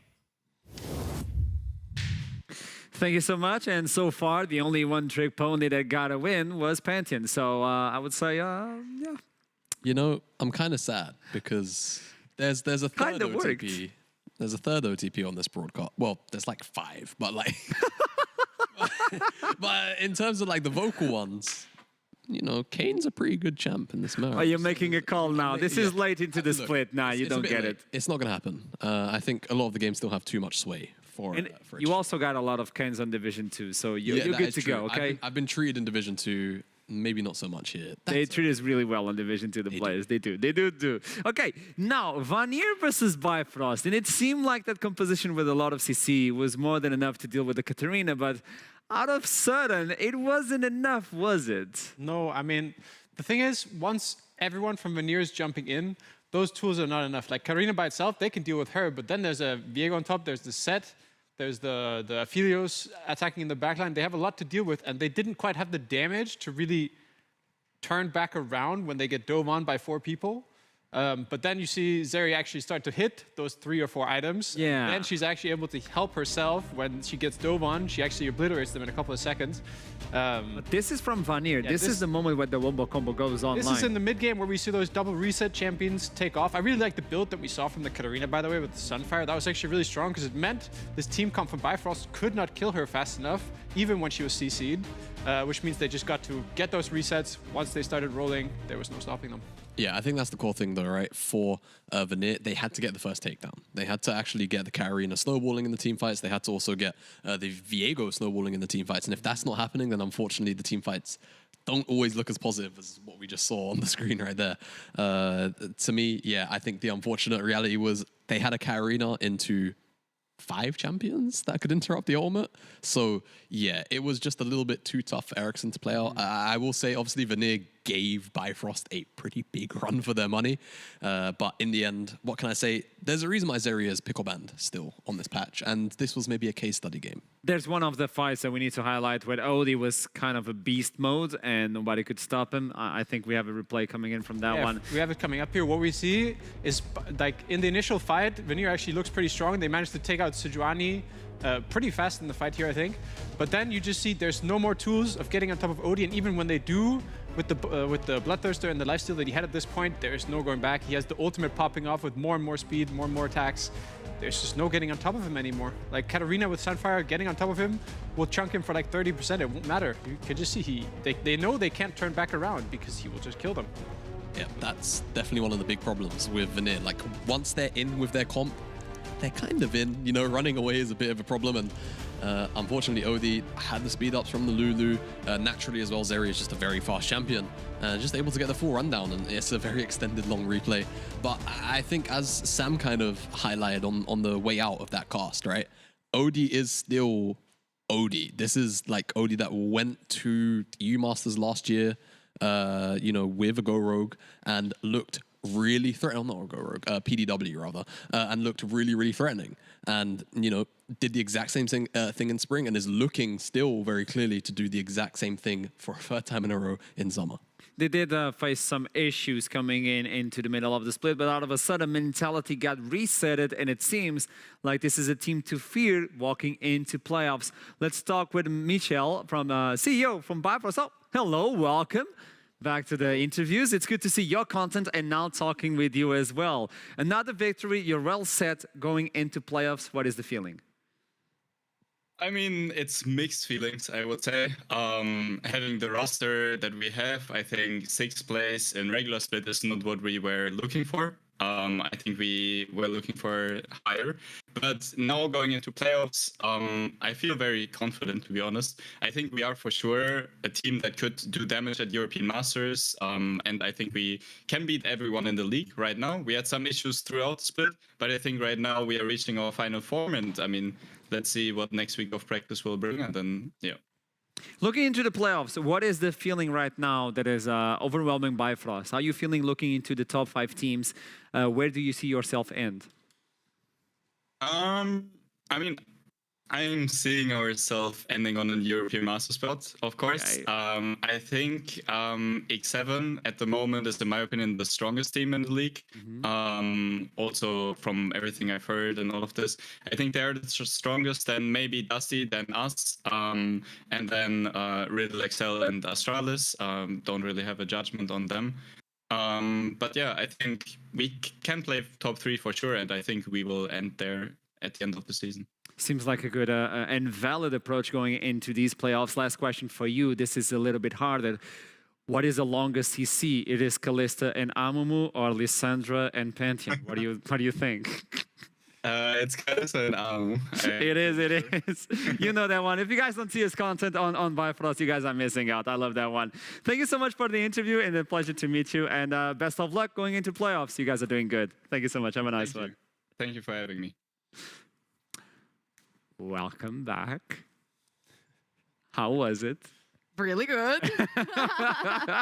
Katarina lost. Honestly, it's fine though. Like, it's fine. The fact that you can even press your buttons versus, what was it? Setswani, Lulu, Zeri, Silas, Lisi, like, what, mate? I would be 0-7 in laning phase. Are you kidding me? There's a good position where you start the game, you're like, well, I don't need this key. You take the other way, like, okay, I'm playing with only 3 buttons. No, it's more like, I don't need this game. You put away both your keyboard and your mouse. But also, Bifrost are looking spicy going into playoffs. You heard from him. It was like, they're comfortable, even though this is not the place that they wanted, and obviously that they looked for coming in from EU Master Spring Split to Summer Split. It's still a place that gives them some leverage going into the fight. Yeah, I mean, I actually agree with him in terms of them looking good for an EU Masters spot here. Like, you have JDXL falling down. They're really looking good, actually. Like, their versatility is super strong. I don't doubt what he's saying at all. Like, with X7, and then you have Dusty, I feel like that 3rd spot right now is looking like it belongs to Bifrost. Now, we need to talk with someone that allowed us to live these moments. We got the Pantheon on Spring Split. You got the Katarina on the Summer Split. True. Oh, almost. He was almost ready. He was ready, but then he was not ready. It is War Chief Carlito. I'll send it to the interview as soon as we can, because so far this is the team that has been providing us casters with our one-trick ponies, and the players as well, bringing these champions. We got the quick step on the Spring Split. True. May our soul be blessed. And there you go. War Chief Carlito is ready for us to talk with us. Hello. Oh, I want to snuggle. I want to snuggle. I had to bring him. I promised someone in chat that I'd bring him for interview, so here he is. Welcome. Welcome. You lost me. I was not ready for this. Oh, okay. Welcome to the interview. Doge from the meme. It is. It actually is. So you're pleasing the casters, you're pleasing the entire community coming in with the dojo. How you feel, even though you didn't end on the seats that you wanted, obviously for Vanir, it was still a run, and you showed today, even with the Katarina and all that this is a team to be feared, and it was by this much you guys could have gotten into playoffs, no? Yeah, we were really close. Overall, I'm happy with how the season went for us. We had some issues in preseason that, yeah, Flash has mentioned it before, but it was kind of unlucky. But we got a really good roster together, I feel, and we had a close performance, a few close games, and next time we just have to do better, I guess. Oh, it's really hard to focus. I want to just snuggle and boop. Okay. Oh, look at that face. I'm melting. Yeah, you guys know I'm a dog person. Vanir now, looking into 2023, what can we expect from you guys now? Honestly, I think we're just going to keep on bringing you guys good content, good banger games. Like, that's a staple for Vanir. Like, there's no boring Vanir games. It's always the most explosive and fun games in the league. I'm just going to trademark that. Vanir has the coolest games in NLC. Hey, I take it. I dig it. I just want to say that I respect the fact that I reached out to Ericsson and I was like, your coach leaked that you want to play Katarina. Is that true? He's like, oh no, he actually leaked that. It was supposed to be a secret. And it was like, they were pretty salty because you guys were pretty salty because you had to pick like Seraphine and Lily, and obviously Katarina doesn't fit with these two champions as well. So it wasn't possible to be played. So I just want to say thank you from Travel to Vanir for making my dream come true so I can cast for once my Katarina game. No worries. I tried to puppeteer Ericsson a bit to like be interested in playing him, because I started by messaging him like, hey, do you by any chance know how to play Katarina? And he's just like, I played her a lot in Season 5 and Season 6, and Ericsson then was one we're of the here. biggest Katarina players we had in the Nordics. Yeah, I know. So I kind of teased it out of him, and then I think we got him hooked on the interest or on the feeling for it, and then he just went for it today. You just wait until he turns back to an OTP now. Oh, let's see if it happens. Carlito, thank you so much for this interview. It's always a pleasure to talk with you guys. Thank you for providing us with this opportunity to watch our champions be played inside of the Rift. And more than that, thank you for the dodge. I'm just really happy. I'm just really happy. So best of snuggles for him and best of luck for you guys. See ya. Thanks. Have a nice day. Bye. Bye-bye. Doggo. I was melting looking into that one. I need to pet him one day. So Vanir bringing the content and bringing the excitement and smiles as well. We can say this from this team, and it's good to end up on a high note. Yeah, even when they lose, they always go down fighting. Yeah. I mean, they lost versus Bifrost, and that was way too close. For the Katarina playing versus so much CC, if they took away a few of those mistakes of misplacements of 1v4 or 1v5 in the jungle, I would say, maybe that would be a win. Yeah. I think it was very close to being a win. If they kept wombo combo in the way they did in a lot of fights in a row, I think it could have worked. Obviously, I think Kratos was playing out of his freaking mind as well onto the Viego. So props to them, honestly. And bringing Dreampool halfway through the split, and now he starts pulling like monster performances right as the split is ending. It's good for him and his image going forward into the ERLs. Now let's look into the standings as my heart has melted on this interview. Where are we? Bifrost 10 and 8. They are confirmed right now, as Vanir is 5 and 13. Now look into the top, and this is the question. Riddle 12.5. JDXL 12 and 6. Riddle is going to fight off versus Nuriki right now. In terms for standings, for Nuriki, they don't mean anything. For Riddle though, trouble. They mean the world right here. If Riddle wins, they are guaranteed second place. They are guaranteed an EU Masters slot. This is a do or die game for Riddle, and Ricky have nothing to play for. And this is also a very much do or die game for, who did we just see? Fateski. No, not the last teams have played. Why? I don't know. Right. Vanir and Bifrost. Yes, by Bifrost, because if Riddle gets the second seed now, that means they have to struggle against X7 for the last spot. I mean, if X7 then wins, I believe they can steal away the spot from JDXL as well. Can we show the standings again? Because this is really important. The third and fourth slot.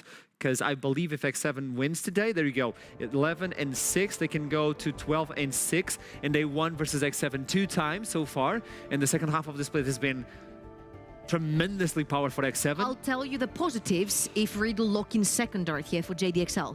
JDXL won't have to play them in the lower bracket. You rascal.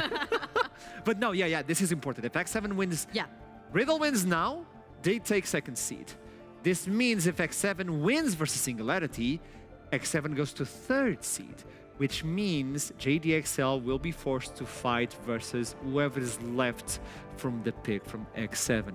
And why is this so interesting? Because JDXL stood at the top of the mountain for the entire split, and all of a sudden, they can't even pick their adversaries after this slump. Honestly, I'm gonna echo what Torok said. If they were what Torok said, if they can't beat any of the top 6 teams in playoffs, they are not an EU Masters worthy team. They want to be going to EU Masters and showing what the NLC can do. So far, we've had back-to-back EU Masters finalists in 2021 spring, 2021 summer. In 2022 spring, we had 2 teams, 100% of our teams going into the quarterfinals. And now with 3 seeds, we need to have an even stronger showing. So if XL cannot beat the top 6, then they don't deserve to be there. Good news for JDXL is the fact that Nuriki brought in an AD carry that was a shadow, and all of a sudden, he's more than a shadow. He's a light for the entire team. He did an amazing performance with the Jinx, and we can watch him today yet again.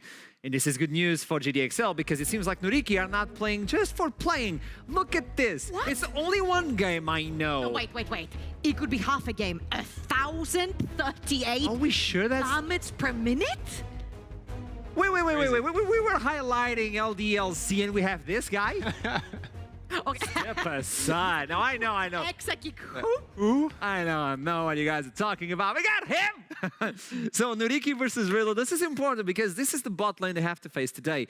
It was one game. I know. That's a fact. But if they show up like they did on Monday, be careful, Riddle. I think it's very important. They've brought Lulash also. They've got Fadeski now. It's very important. Again, these guys could be brought in at the end of the split. You don't know if they're staying in the NLC. You don't know if they're staying in the org. Them showing up and showing off is so important for their own careers as well. Them picking up a victory against Riddle, the top 2 team right now, is so important for them. And Nuriki's also trajectory going towards 2023. So it's do or die for Riddle. They win this. They lock in EU Masters 100%.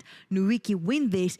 Chaos breaks loose again in the standings. Obvious. I'll let you know something. If Nuriki wins versus Riddle, today, all teams who are not part of playoffs have defeated teams from playoffs.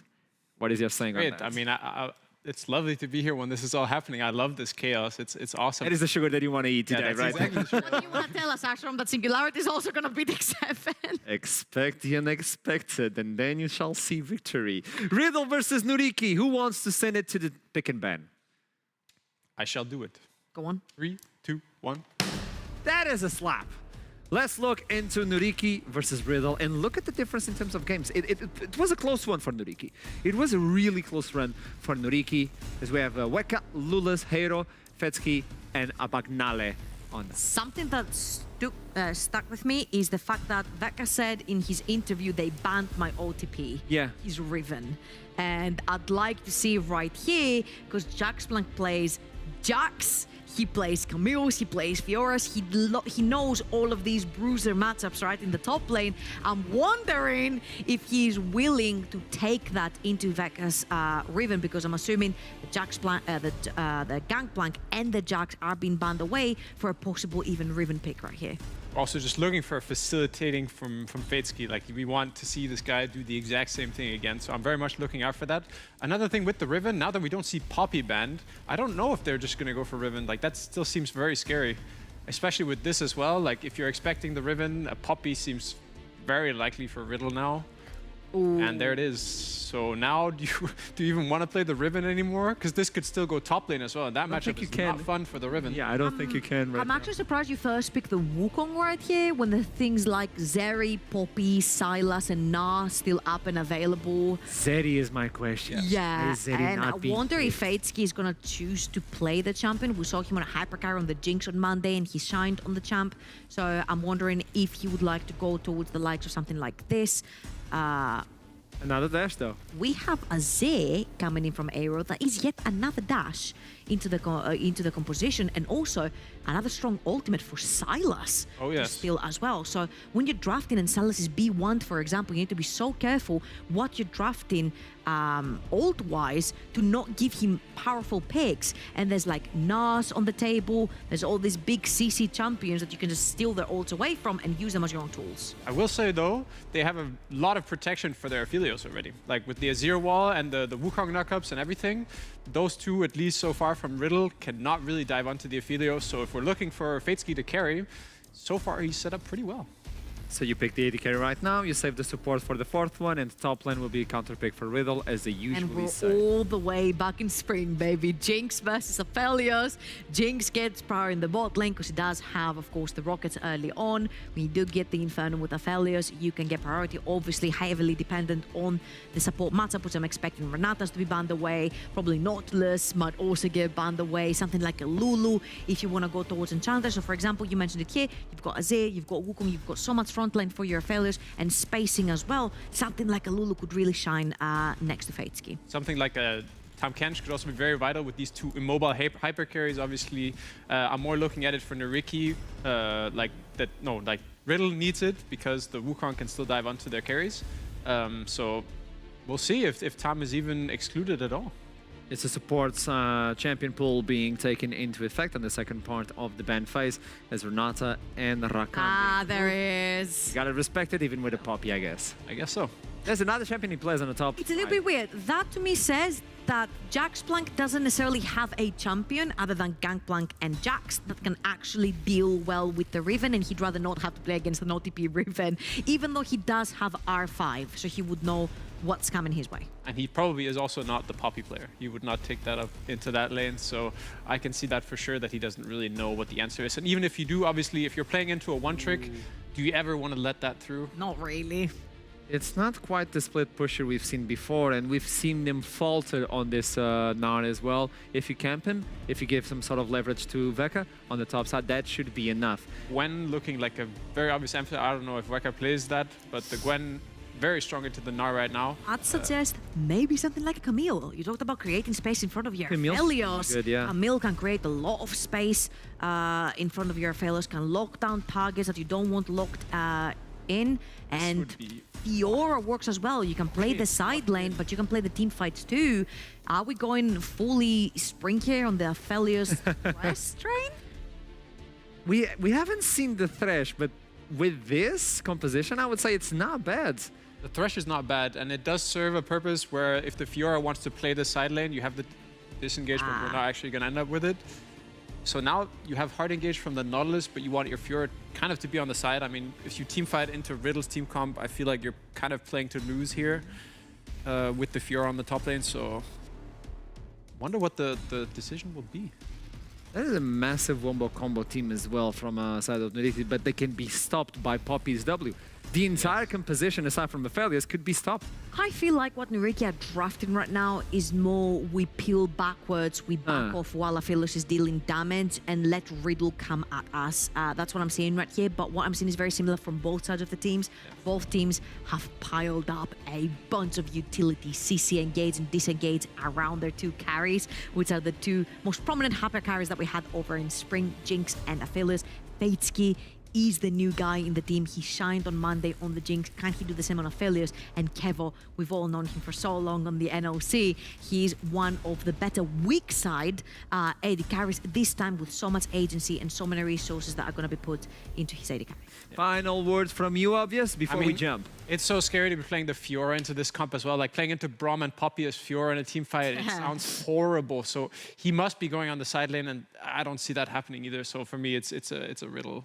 Let's see if Nuriki can pull a Riddle on Riddle and play through the side lane.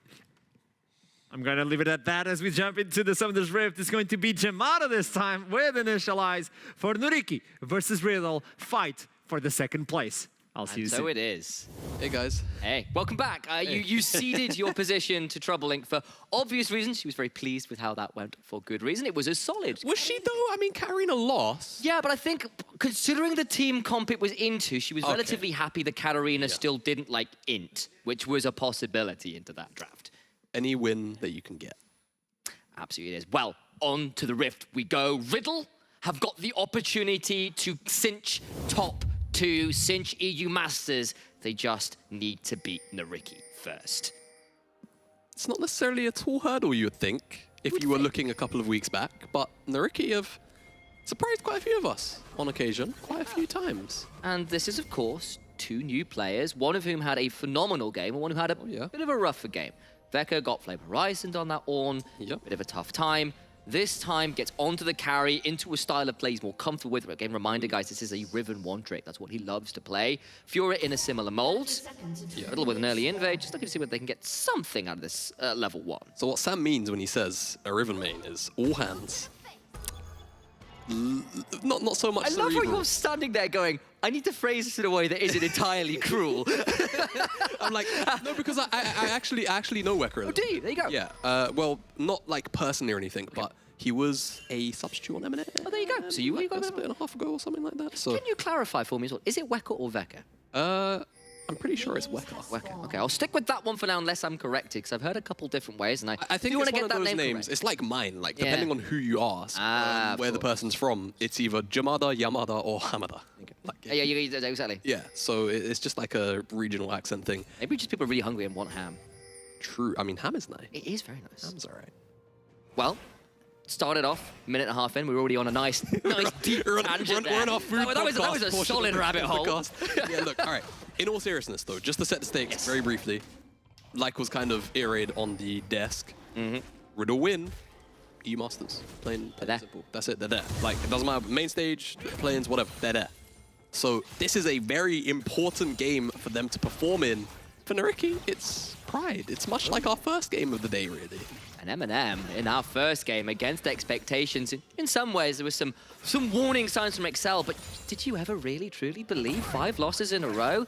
All of that behind them, and hell, they pulled it off. And it was a phenomenal game as well, obviously. And they got that win, and now Nuriki would love to do the same. And Excel and X7 both praying for that outcome, because if Riddle lose, X7 win, X7 end up top 2. Oh, boy. What a hilarious situation that would be. I mean, look. You asked for chaos. It's the first thing you said on desk. So, yeah, for anyone who either wasn't here for the opening of the first game or just doesn't listen to what I say. I mean, why would they? To be fair, I am full chaotic neutral today. I just want the most, like, hectic outcome, and that would be Nuriki losing, because then, as you say, if X7 pick up their game, it turns into a 3-way tie, which they win now anyway. Focusing on the game, Stefan went for a bit of an aggressive path here. Not quite gonna find Lulas on the red buff, because Lulas skipped the Raptor camp, went to the red buff first. If he did the Raptors and then the red buff, Stefan would have found him, but now it looks like he's still gonna hunt him out. Warrior Trickster, so he could be in a spot above that. We'll get that down. Stefan comes in and throws out the buckler. Has not used the heroic charge, and it's just a trade over some of those small planks. Jack's plank taking a rough trade here into the counter, not the counter strike. I apologize. The riposte. There you go. And Jack's plank has to hop away. It's a lot of damage there. It's an ugly trade into that one. I'm so used to seeing the Jack side called counter strike, but either way, Root in the bot side as well. And Kevo traded up. Going to try and trade this one back as Lula's coming around. Abagnale was ignited. And Vadeski trading as best he can. Stefan just hovering in that river as well. Maybe an angle in, but sides against it for now. Both junglers called by the scent of blood. All right, but Nuriki went out on the summoner trade because heal and ignite get blown, where it's just ignite on one side of Abagnale. They're going to step forward. That Winter's Bite missing critical. They know Stefan's around up with the Graviton slow on. They're going to get the root posted. Oh, no. Dredge line missing is critical now, though. Lulas warded away. Inches from disaster there. Yeah, that was very close. The wave's going to get crashed in. I don't think either side wants any more action to break out. And we're going to just walk away in a stalemate. White flags on both sides. Flash from Nash, ignite down as well, and it is the summoner advantage for the side of Nuriki. They have got one down as Veka continue to be very aggressive into the Snar, but this time around is being traded back onto it. Oh, large minion wave as well. Needs to be a touch careful here. Yeah, a little bit unfortunate. I think you're just out of range of Jack's plank on the lunge? Pretty sure that's what the Q's called. I'm pretty sure that is lunge, yeah. Lunge, riposte, blade work, and then grand challenge. So unfortunately, targeted a creep, didn't hit that vital, so made that trade look a lot more awkward than it was. But because of the health trade here, Jackspank's about to hit Mega, and Vladdy's found his way up. But look at the minimap. There's an immediate response from Nariki. Quick, got, of course, riposte and flash. Now Vladdy in the spot of ball, that levels up as well. That's a big deal. Now they have to back out of danger. But Lulas, level 3, but with red buff on. Turn around for Vladdy, trying to do what he can. The riposte is phenomenal. Now Veka stepping forward, and first blood to Lulas. I didn't even realize it worked like that. I think because he riposted the Kingslayer, he didn't even get the heal. Nope. That was pretty sick, honestly. I thought when he didn't riposte the chains, I was like, bit strange. But then riposting the Kingslayer entirely shuts down any turnaround possibility from Vladdy. That was pretty sick. And that's a kill going into the pocket of Lulas, which isn't too bad. You would have definitely probably wanted to have seen that go into the Fiora's pocket. If you're on the Nariki side, giving them that ticking time bomb and speeding that one up would have been a little more preferential, you have to feel. But I was a little bit worried because I felt that maybe you would just have the situation dissolve into a bit of nothingness because Lulas shows quite early to try and dissuade the play. But you can see, chains come in, Kingslayer gets riposted and just doesn't heal.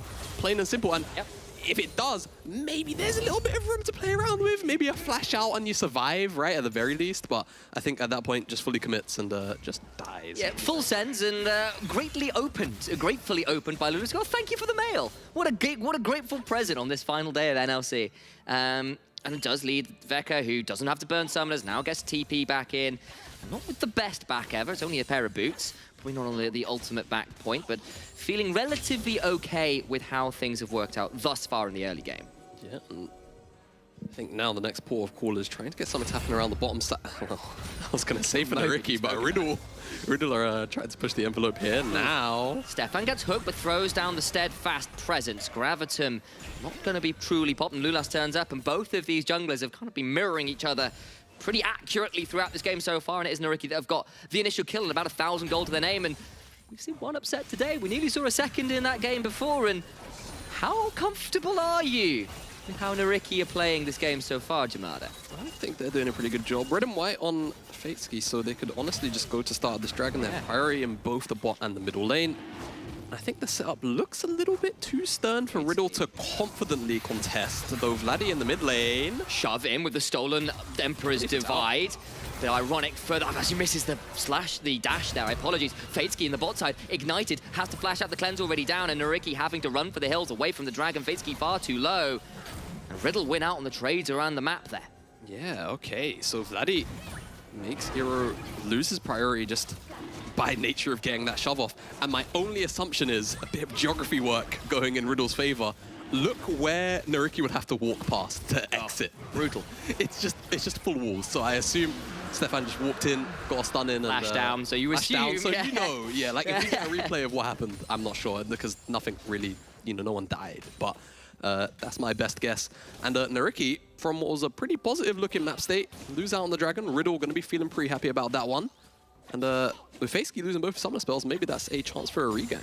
Just maybe, and of course this is a Poppy, right? Very easy to pull off those dives. While Volibear's been nerfed, Poppy's kind of taken over that premier diving engage option from the jungle, and when there's so many champions with dashes in the game right now, that W offers even more value. Here's the replay. Let's we might be about to witness Stefan flash E. So, yeah, Nariki, flash over the dredge line hook, and he just forces everything out of Fatesky. He holds onto the flash for a very long time, to be fair. Yeah, Felios, but eventually just has to escape. Yeah, it's just a very awkward path out. The terrain not really working in Nariki's favor in this team fight. Does at least claim a plate down here. Maybe we'll take this opportunity to highlight Fatesky, who only one game on, of course, subbing in for the likes of Azator. Phenomenal game on the Jinx. Truly phenomenal, especially in a game that seemed nearly done, and we're going to have to hold on that instead because there's some fighting in the mid lane with everybody turning up. Lulas looking to turn around as well, but it will just end up being a little bit of traded health bars and not too much, and maybe I'll bring up that graphic one more time. So we can just say Fatesky, one game on the Rift, but has honestly impressed. He's been training with Nariki all split long and seems to have learned from Azator pretty well so far. You're right, clicked pretty well on Monday, I'd say, on that Jinx. 1,000 damage per minute is actually a pretty bonkers stat. Like, even though it is a one-game sample size, even when AD carries have like pop-off games, normally your ceiling is somewhere 600, 700, something like that. Even that's 750, 800. That was crazy. Like, It was a truly hard carry performance, especially considering how far behind they were in that game, how ahead the Jax was on the other side for likes of, I'm forgetting the name now, briefly. I think the disconnect. That probably threw me off there. It was just very good Jax. You've done it as well now. No, just for confirmation, Jax Plank probably had an issue ahead of time. You have to remember, for competitive integrity, these games are played with a 15-minute delay on stream. So the issue was probably ironed out so quickly that we didn't even have to pause on the live feed. So that's always a good sign. He does get us out of dodge there, but top side, relatively even right now. And that's perhaps a little alarming for the Gnar, who wants to abuse that range discrepancy as best they can. Abscond with Duck just wide there for Vladdy, who was really looking for Aero. Herald is alive, untaken, and Riddle are the team that are moving up here in the most numbers to try and secure it. I think what's really interesting is Nariki on both neutral so far have technically had first move, and I'll say in this Herald instance, they definitely didn't have the lane control. No. The first Dragon they did, but the key thing is that Riddle just kind of have the stronger numbers at each objective, and at the very least now it's going to be traded out on the bottom side. You can see Fateski is getting a couple of plates down underneath his belt, but still losing out on the Herald's going to feel bad. Aphelios, though, getting that gold individually by himself will feel a-okay about that for the immediate trade. Even a plate in the mid lane goes down to Aero. It's pretty good. We're going to see a depth charge in boss out. That will force a teleport in response. Jax Plank was the one summoned down, with the wave shoved up to Wecker's tower. Really an easy way to trade that one back, but Herald was secure, plate for both mid and bot, so Nariki at least trading there, even if it's not exactly advantageously. I mean, still getting resources out of any situation that you are in when it comes to trading those neutrals. A-okay, another plate goes down to Fateski. I believe that was all three. He does get 3 down there, so he got 1 earlier with one of the resets. He just gets 2 from that, but at least across the game, he's the one who's gotten the gold then. You can see it in the inventory there. Fateski definitely ahead of Kevo's Jinx right now. Yeah, and you do have to recall, of course, that Stefan will have the opportunity to try and close some of that gap in the next couple of minutes. But still, the immediate is Fateski has a Gale Force. Sure, he doesn't have boots. Yeah. You know, that's the caveat. Yep. But still, a full complete item is stronger than tier 2 boots, many would argue. So we'll see what Nariki can get done. They tried to contest this first dragon. Second one spawned up now, but it's Riddle with first move into the river. And instead, they're just going to try and set some kind of control down now. Yeah, of course, got to keep an eye on Stefan's inventory as well. Does have that Herald in there for even more pressure, a little bit of control in one of the lanes, artificially with the use of Shelly. You can see Fateski as well as kind of the one being potentially looked at as an option to throw that Herald down into, but both teams just trying to fight for control of the river. Nariki have the wards, but Riddle are in there first. Yeah, Riddle are here first. They are actually just dancing. Can we toggle the vision to Nariki for a second? Because I feel like they can see almost everything. Yeah, they've got very good control there. Yeah, so it just fizzled out in the main river itself, but they have quite a bit of information to work with. Yeah, they know that this dragon's not being started yet. Of course, Lulas just walking across a couple of wards himself, actually, so that'll spot out the jungle. And both Stefan and Lulas have been pretty on a level when it comes to being in the right parts of the map, even if Stefan has definitely got a bit of a CS discrepancy right now. Jax Plank, though, taking a little bit of an ugly trade, but nearly at that Mega. Pretty happy to try and trade this one around. Grand Challenge comes down, and Jax Plank hops away. Okay. Thought about it. Yeah. You saw the angle, too. I saw I was right there with you. Yeah, I think, you know, nothing really to play for in this game. I would have sent it personally, but I can respect. Yeah, it was like, well, okay. You don't have to always. You're a Kane player and a GP player. I know how you play, and it's normally like I want to use my passive. I want trial by fire, right? Yeah. You know, funny thing, just to entirely derail the cast for a second. Whenever I watch Red Kane players, I just feel like they don't understand that they just need to send it and limit test a lot of the time. It's you just play for the heights of how much you can heal. It's like you're trying to turn yourself into like a DJ equalizer, like bounce up and down with the tunes of Summoner's Rift. Pretty much, yeah. There's a skin in that. DJ Kane, bring it. DJ Kane, yeah. I mean, he spins a lot as well, you know. This is true.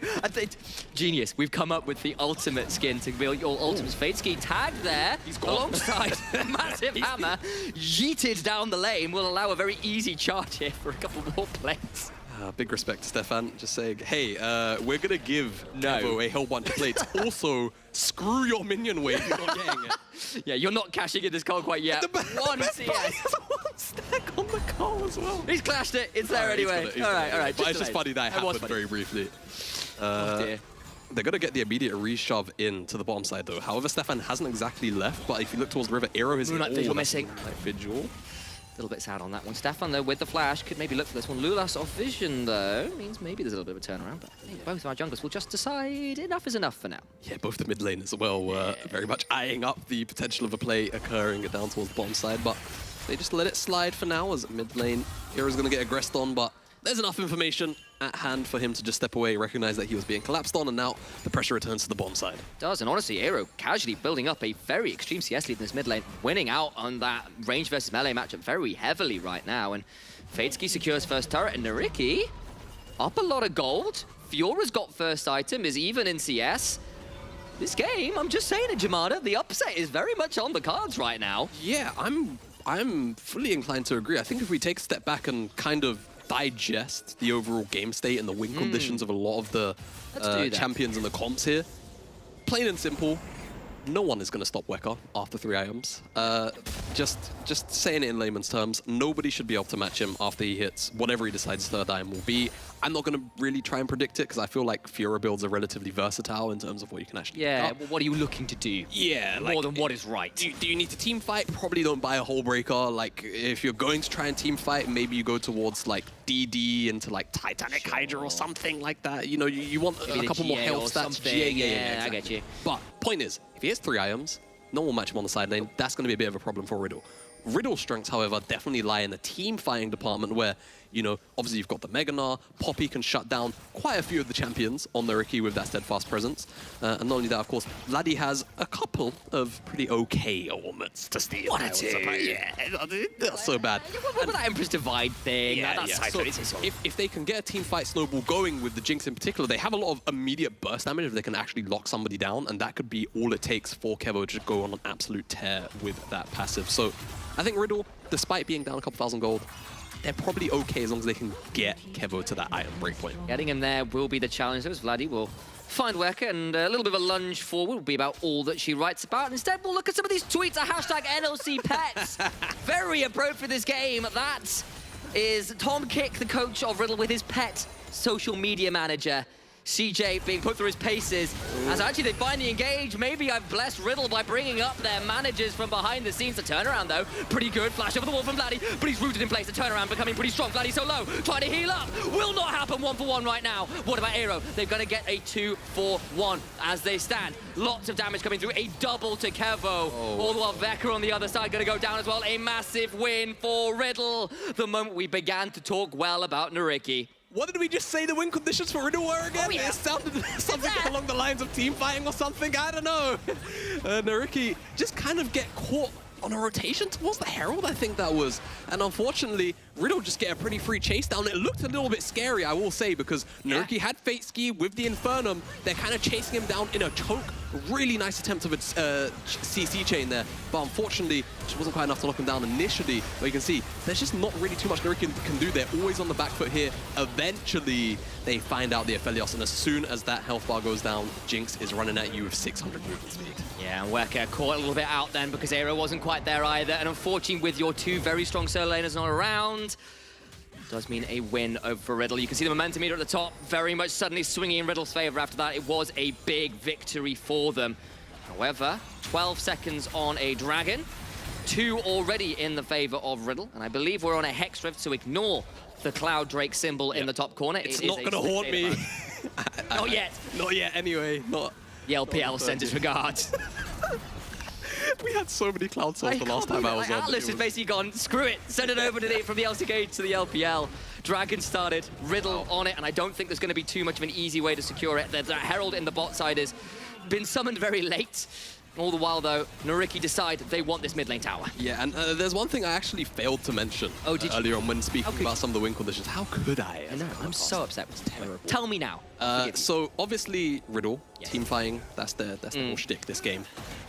They have 3 dragons already. And the problem with the kind of composition that Nariki has is that you typically want to give Fiora a little bit of time to, you know, scale up and just do her thing, you know, on a side lane. Unfortunately, with that 4th dragon spawning in 4.5 minutes time, Nariki are just going to have to answer. Plain and simple. If they do not, well, they just might be a problem. Hexol, yeah. Hexol's generally considered pretty powerful, I think, by most commentators and people out there. I think we've all played into one of those.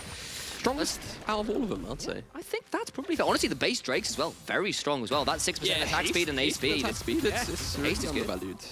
Yeah, either way though, it's still a little whiles off coming up. There's about 4 minutes on that one, so Nariki going to try and get to a second item at the very least before that contest comes through. But Riddle, honestly, after what looked like a pretty good lead for Nariki, have found a straight angle right back into control of this game. Yeah, absolutely they have, and I wonder how Nariki are going to actually respond to the very rapid swing in game state, because they were very much in the driver's seat. They lost a couple of towers. That third dragon, they couldn't even come to contest. Now they're trying to get Fatesky a couple of resources. He's got good guns to fight, but the problem is he gets jumped onto. So deep, there's 4 members. He's going to try and turn around the blood. He's pretty good. He's got Severum and Crescendum, though. And those chakrams are going to blend apart Riddle. They try to stop that tower shove in my days. That got very close to that. Aphelios just destroying everyone. Observers. Yes. How much HP does that tower have if no one's going to fight? Oh, never mind. It looks like they're going to... We're going to have to wait. Never mind. Observers, hold your trigger. Or maybe we are going to have a chance. I'm going to say 40. I'm going to go 10. No, actually, it's lower. Yeah, I'm going to go 20. 33. You were pretty close. I was pretty close You win that one. Guess. All right. Never mind. I don't know what I owe you for that, but maybe just props. Yeah, you're very kind. Yeah, sorry. I thought I was going to be like, oh, you, I don't know, something like, I don't know, what can I say on broadcast? Yeah, dinner layer? Yeah, that's fair. I can do that. Doing her afterwards, pretty good in Germany. Yeah, I've been learning that quite a bit. Weren't you the guy that had Duna for breakfast once while you were out here? Oh, dude, like every day I'm out here, I just, like, if I'm coming to the studio, guess what lunch is? It's doner. Yeah. Whether it's actually doner kebab or it's like I'm going into the doner shop to get food. Yeah. Either way, I'm in that shop buying. Yes. If you want to know what Jamada enjoys while he's out here, like, the stories we could tell. Maybe we'll save that one for another time. Either well, he enjoys his time. Should we say that? Yes. All the while, Nariki did prevent the takedown of their AD carry, and very scary Aphelios is on its way at some point. And this Azir continuing to get a remarkable rate of CS as well. Yeah, I think the important thing to track over the next 2 minutes, though we probably should have been tracking it for since that last dragon went down, is, as you kind of briefly mentioned, the item breakpoints, right? Kevo, 2 items, Vladdy, 2 items as well. Even Jaxplank has actually managed to hit his Thornmail second, 2. Not doing too bad in the gold department. We just have to kind of see whether or not Nariki can make it. Oh, that is a big... Do they care? They seem... Right, of course, still flash, still lunge, still riposte. Be pretty difficult win. Gonna throw down the ground challenge. There is a Meganar coming up, though. Gonna try and trade this one out best they can, waiting for the riposte, waiting for the opportunity. The passive will be riposted. Flash away. That's pretty well done by Vaka, but he's so low on mana. I don't know how much more he's got in. The tank flash for the Meganar into the wall, and Weka will heal up best he can. He's got to dodge away from the Winter's Bite, surely. Surely not. Glacial Fissure will finally secure it, but he made a damn good show of trying to escape. Big respect, Weka. Big respect. You almost made it out, buddy. Unfortunately, they just didn't have the health bar to work with. Nariki...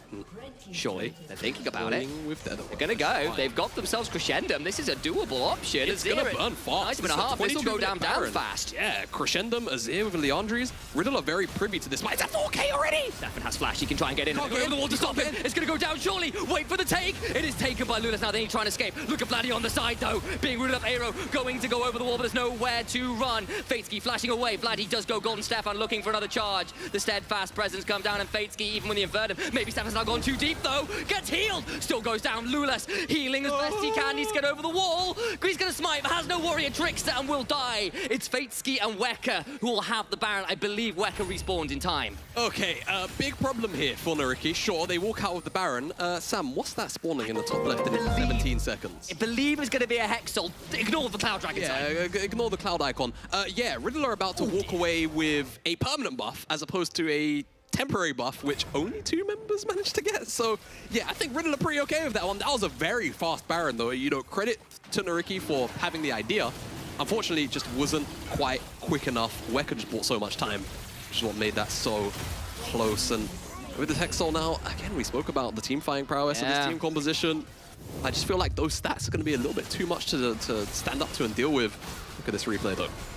Honestly, Stefan had an angle, but Abagnale just goes straight over and says, "You shall not pass." Yeah, that was really, really solid from multiple members of Nariki to keep Stefan out of the pit. As you can see, there's nowhere else to really run for many of the Nariki members, and I thought that maybe Lulas and Fatesky would get away with their lives. I thought that Stefan overstepped there, but the heal comes in clutch, and that brief 170 or something HP that was granted by the heal actually makes Lulas have to reposition to a point where unfortunately he has to give up his life as well. But Feitsky, Starman, he's the one with the Baron. Yeah, honestly, if there was a warrior trick shot, that's going to be a couple seconds. He could have got over that wall. He was out, and you suddenly got multiple members with the Baron. Then maybe an opportunity to reset for that dragon. It didn't happen, and the additional death caused some trouble.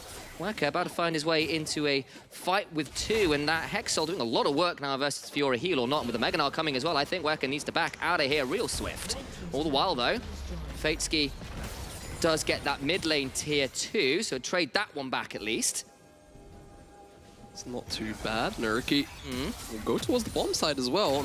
Numbers are going to be a little bit slow here. Vladdy steals away the depth charge, but Lulas is cloned, doing quite a lot of work, actually. 2 items on that one, of course, with the Chempunk Chainsword. So efficient at the minute before the nerfs come through, doing a lot of work right now for the Wukong. Yeah, very strong 2-item spike.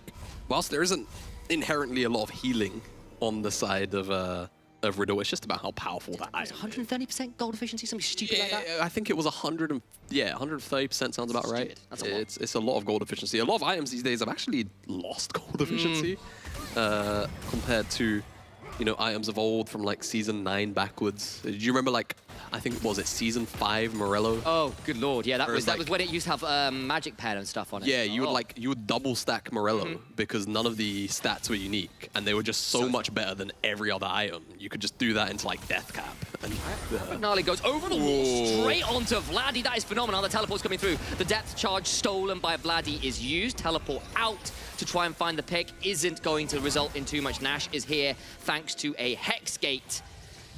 And the miracles of Piltover allow a swift response from Riddle. Now maybe they can even look for a turnaround of their own. Miracles of Piltover. I like that call. Thank you. That's a good one. I like that. I have my occasional moments, apparently. Yeah, that was pretty good. Thank you.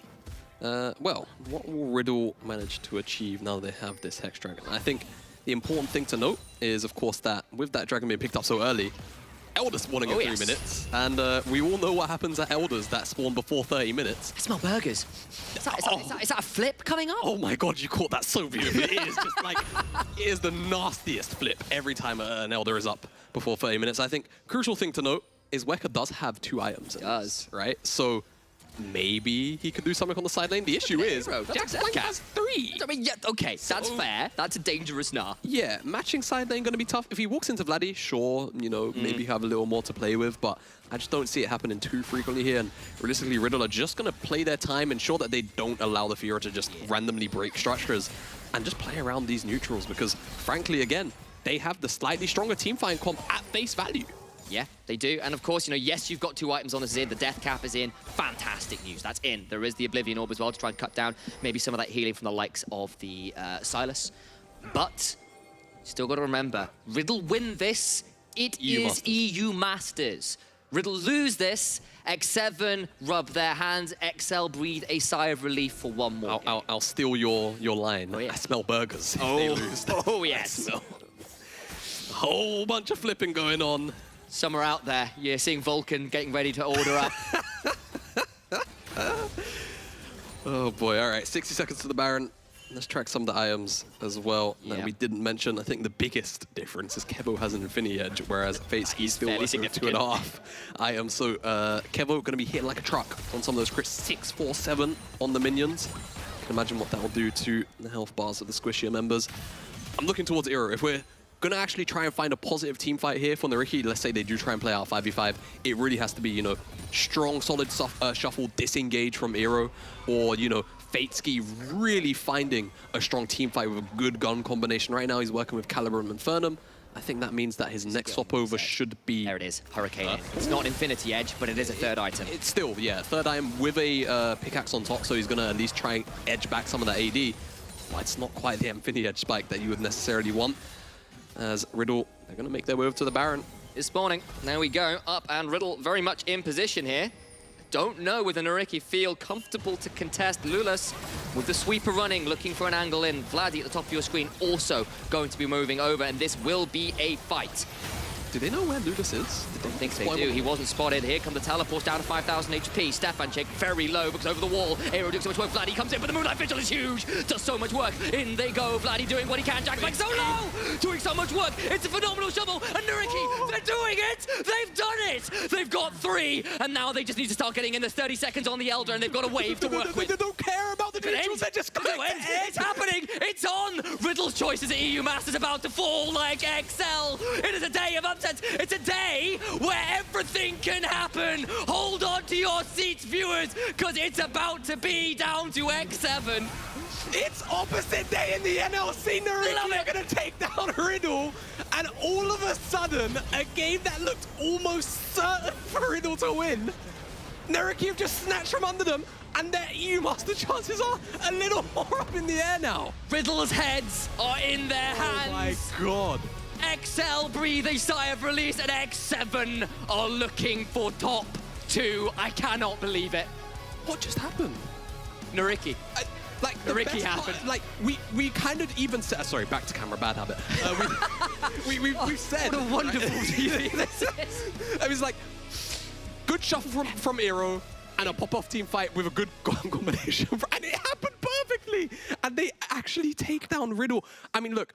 If you actually take a look at how close the game was in terms of the gold and the fact that the game itself stayed relatively even, I think this game was never off the table for Nariki, but it's just the manner of how that just happened was absolutely absurd. Exquisite entertainment, exquisite drama, and our EU Masters, another EU Master spot is still on the line. It has not been resolved as yet.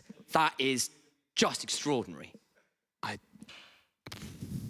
I don't know what to make of that. That is absolutely absurd. I mean, look, I asked for the biggest amount of chaos we could get. What did you write down? What shrine did you go to? What deity did you pray to? I'm not going to let you know what juju I bust to allow this to happen. But it's clearly very powerful and it's working. Well, the chaos is reigning. Desk, I apologize. You must break it down. So try and make order out of the madness. Over to you. There's no breaking down, by the way. What? And I'm telling you this because I just got the information from production. This is important for you guys as well. With this game, no matter the result from X7, JDXL is locked in top 2. What? What is happening? I believe I got the information JDXL is locked in for you Masters. Of course, because it's going to be... Okay, so this is how it works. When it's a 3-way tie, what counts is the wins among these 3 teams. Whoever has the most wins. So if you think Riddle, XL, and X7, XL have 3 wins in this. They're 2-0 over Riddle and 1 win over X7, X7, which means they have 3 wins. Riddle have 1, if I believe correctly, and X7 must have 2. So XL are looking second seed. XL, go to Nariki and PayPal them right now because they just gave you that second seed for free, baby. This is insane. What? We spend days and hours writing the storylines. Throw them away. They mean nothing. Okay? We have one over there, though, but you can see it. There you go. Hey! Chaos! All bottom teams today have defeated top 6. I'm going to say one thing. Torok. Nah, singularity. It's your time to shine, baby. Look at X7. You can do it.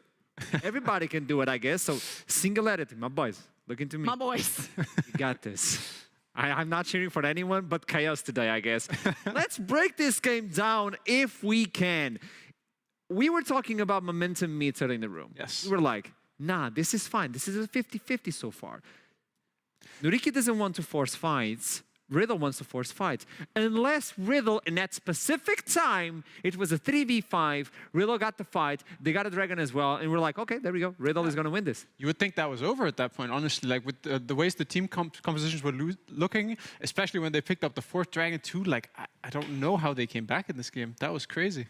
And I think there was a particular fight around the Baron that pretty much solidified it for me. I think it was, the fight around the Baron, around 23 minutes, where it is a Baron started by Nariki. I think we have that one. I think we have the clip as well. We have the replay where Nariki start the Baron. They have all of the members around, and then you do have Riddle wanting to fight them. And this is it right now on your screens, where you see, I believe. No, I think this is the last fight one, where yeah. Riddle actually starts We the are Baron. zooming. They start diving through, but as you can see, the entirety of Nuriki is on the right side. Aphelios is untouched. So the second 3 members of Riddle choose to hop over the wall. 2 of them stay behind. Jinx can't auto-attack. Kevo, in this fight, was 4-0-3. He was an entire item up on that Aphelios, and the second his team separates from him, he cannot play the front to back. But who's that guy? Fateski. We were memeing at the beginning. We're like, no, he's really good. Obviously, he's really good. I'm telling you, maybe then we brought some memes. Maybe it's Azator and he's like renamed, you know? It's like, haha, I'm still here. It's the brother. The older brother got the remote back. He's now playing with the gamepad. I would have actually liked to see the damage chart for that last fight because I believe Fateski is actually the one who did a lot of that damage. He had the split gun, up the ulti into 3 people. He absolutely obliterated them there. Okay, all of a sudden I got shifted as well. Everything is chaos today. I had this Pacific interview. We just twist and shove that aside. I believe he's ready for us now. Yeah, there you go. Lulas, you're back on the show. I'm going to tell you, I didn't prepare anything for you today. I was looking into the top lane, and all of a sudden I get the jungler. We need to talk about this. Who's the AD carry? Where did you find him? Just hidden talent from Niriki. I think he got scouted earlier before I was even in the team, so props to them. Talk to me about that smile, though. How does it feel taking down Riddle? Look at that smile, though. Oh, I had to make them run for that, E-Master spot. They didn't deserve it quite yet. Lulas, tell us the truth, please. How many JDXL members came into your guys' DMs and were like, please, how much? For the love of League of Legends, win this game, please. Do it for JDXL. I think we've got quite a few, but I don't think that was the reason. I mean, I let a lot of people down not playing some fun champions. I don't know. I was sabotaged. So hey, at least we make a good game happen out of that. You guys played phenomenally, and also you coming into the team, slotting perfectly. It seems as like plan A, plan B, plan C during your time on the Rift. I think Fateski seems to be slotting in really well together with Azator. And honestly, I want to ask you, is there like anything you would like to say for your short time, obviously, on the NLC, for Nuriki, for any fans out there? Because this is the last time we get to see you in the regular split. Yes, so first of all, I really wish I had the chance to make it to playoffs and possibly have a proper and better run for actual U-Masters and, coming out of such a big league like NLC. Sadly, it was not really meant to happen, which is totally fine. I'll have my other shot next time. But yeah, I mean, thanks for everyone in Niriki for trusting me. And of course, it was fun playing against all of the teams that I had the opportunity to do so. GG's to them. And I'm really sorry for crushing some dreams. 3 seeds. 3 seeds. You'll make it next time. 3 seeds, man. Yeah, next time. These guys, they don't know about the word, but we have a specific word to what you brought into the team, which is called Tuga. It's a powerful momentum. It's Portuguese, by the way. Tuga is Portuguese. My question to you is, the way the team is looking, would you like to remain with this squad at the NLC? I'm not quite sure. I mean, we've discussed quite a bit. Of course, some of our members had to abandon just because they want to compete somewhere else for the winter time, which I think it's understandable, of course. But I would love to stay with Niriki, of course, and with some of the members, whoever is left. But I mean, I really enjoyed playing with our previous squad, the new 2 members. We haven't screamed much. We haven't really gotten the time to adjust. Just to work on the fly, I think Abba and me do settle the way of playing the game. And of course, like, everyone contributes in their best way. So we still have a really clear game, but I wish we had the opportunity to actually take it to the next level. Yeah. Regardless of who is in the team. But I do like the initial structure of like what we have going. Mid-jungle support looks quite good so far. I'm happy with that. Good to know, Lulas. Good to know. Magic. Fly high, keep playing. They haven't gelled together at all. They haven't screamed, and they took down Riddle. Yeah. Today is opposite day. I love this. Lulas, fly high, keep fighting, and I'll see you soon. I know of that. Have a nice one. Next time you'll see me on Pantheon, perhaps. Man, it's going to be buffed. Just don't pick Lee Sin, though. We know. Oh yeah. I love you. Have a nice one, That Lulas. one's not coming. Goodbye. Thank you. See ya. You Portuguese people are really funny. Thank you. That's Bring our the power. fire. We bring the fire. That is a good one. Well, talking about fire, today is a fire at the NLC. We got 3 seeds and we have no idea who's going to take them. It's full chaotic. Well, we know. Well, we know who's taking 2 of them. Oi, oi. No, riddle. It's not JDXL fire, but it's still a fire? I'm gonna say this. Yeah. This JDXL, if they were going lower bracket, they had a couple of days to fix their ish and get it together and play. This JDXL right now has an entire month. They've locked in the ticket to U Masters. They know they're going there. It's going to be a month away. So they have an entire month to get it together and play the game and practice till their fingers bleed, you know, until Toro cannot come up with any more drafts anymore, you know? So they have that time. Dusty locked in, JDXL locked in. The thing is, we thought that X7 was going to get a slot. We thought Riddle was going to get a slot. Yeah. Astralis suddenly looked so strong. Bifrost were in EU Masters last time. Yes. So one of our 2 EU Masters quarterfinalists is not going to be there this season. We have 6 teams that look so freaking promising. I still want to see the numbers by myself because I'm still in awe. Is this actually happening? But well, that is the information that we have. I mean, it's easy to be frightened when you look at JDXL going into playoffs now. But as you said, they have a full month. And we know the 4 players around Morosco can actually step up at some point. They just need a mental reset. And that month is perfect for this. That should be enough for them. If they can fit him into the whole structure of the team, we could be seeing a revitalized JDXL coming into the Before upper that, bracket we final. need to talk with Tom Kick, coach for Riddle, to understand there's a lot to take in, Tom Kick. Let's start this one with a tough one. Why is the dog not there? Where's the dog? You know, I would love to have him here with me. It would be a great support in this sad situation, but sadly he's back in England. Okay, now let's dive into this one, because apparently it makes things really complicated to every single team. How is the feeling right now, knowing that there's only 1 spot available and you still have X7, Astralis, Bifrost, and Riddle fighting for that one?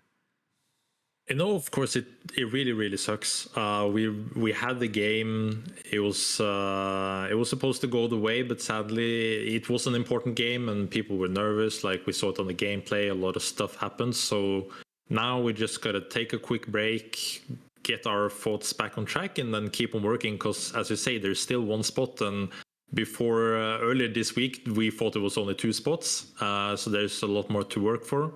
So hopefully we'll be able to bounce back. There's hope. There's hope. Trouble. There's always hope. Yeah, obviously, knowing that there's 3 seeds right here, you don't necessarily need to slot in these first 2 slots to guarantee yourself. You also have the lower bracket to run through, right? And I want to ask a little bit more, because we talked to Torok earlier on for JDXL. They were playing against M&M, another low in the bracket team. They had to win to lock in. They couldn't. You guys were playing Nuriki, another low in the bracket team. You won that, you locked in, you couldn't.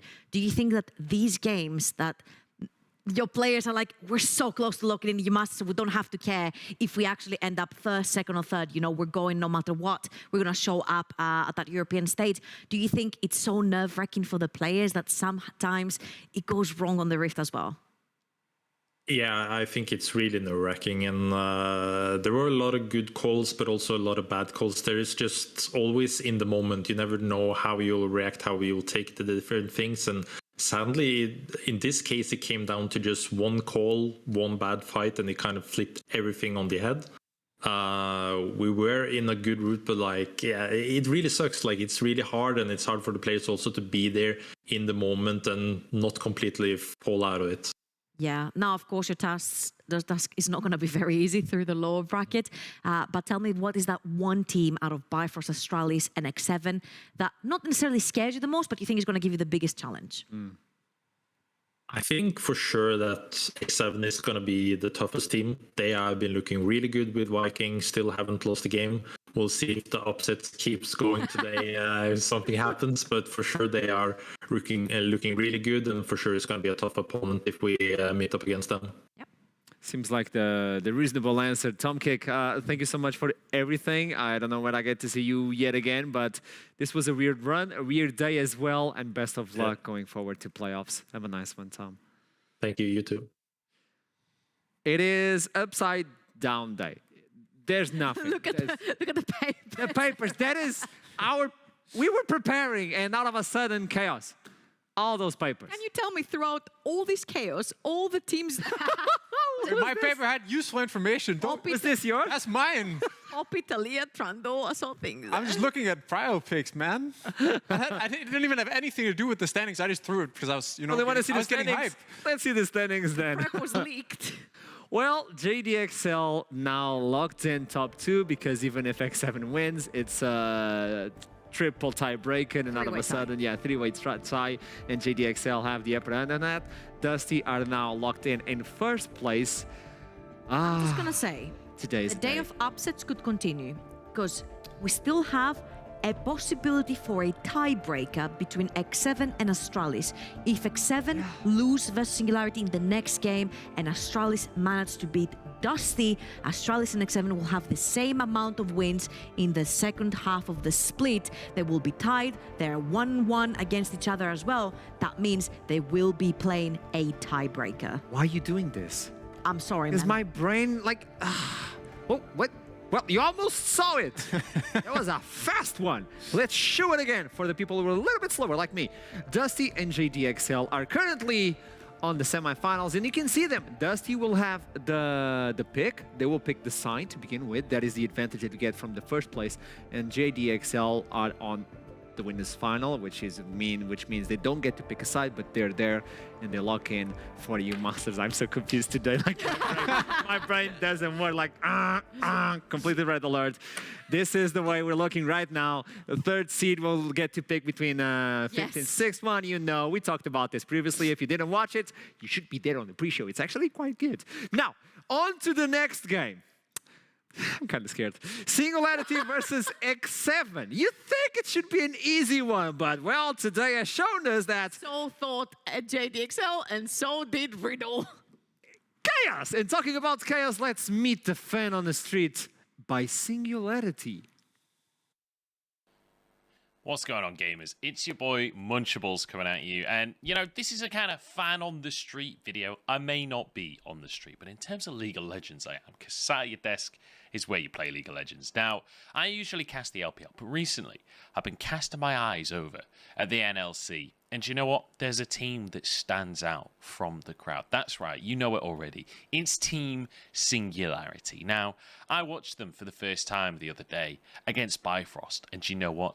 They destroyed them. They annihilated Bifrost as soon as I arrived. Then recently, managing to topple the Titans in JDXL. The team tied for first place in the NLC, but Singularity, just another name on the chopping block. M&M X7, your days are numbered. Team Singularity are coming for you. I was not expecting much. I was not expecting That was out of much. nowhere. That was out of nowhere. You know what? He's a man I'm of leaving quality. today. I can't deal with this day. I can't. I'm too confused. No, don't follow me. I'm leaving. This is so confusing. Why? He's such a man of culture because he goes from the top of the top LPL teams, world champions, into Singularity. My man. Maybe it's because of him we got the third seed. I mean, it's Munchables vouching for us. Well, let's look into this matchup. Singularity versus X7. I'm going to do the question, okay? Are you guys ready? Yes.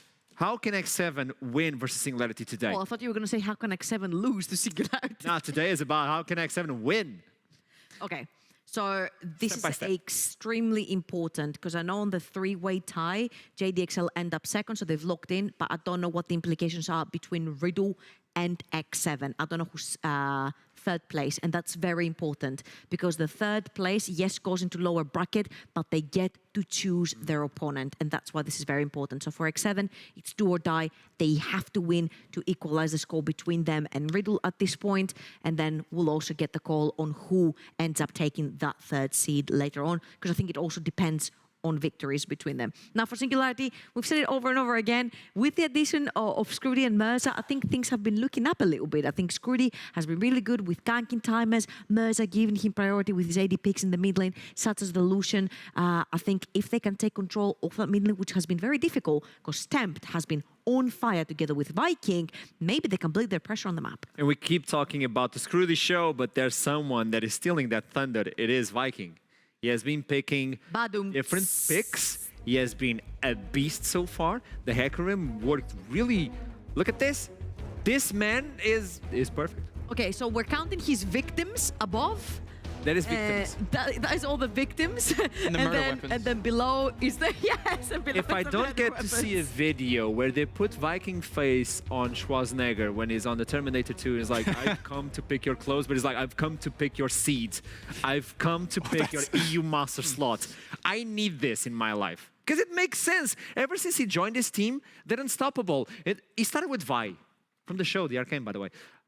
So that is a good pick. How can Singularity, now, on a real factor, how can Singularity win versus X7? Because everybody has been popping off. I think you take Talia off of Tempt.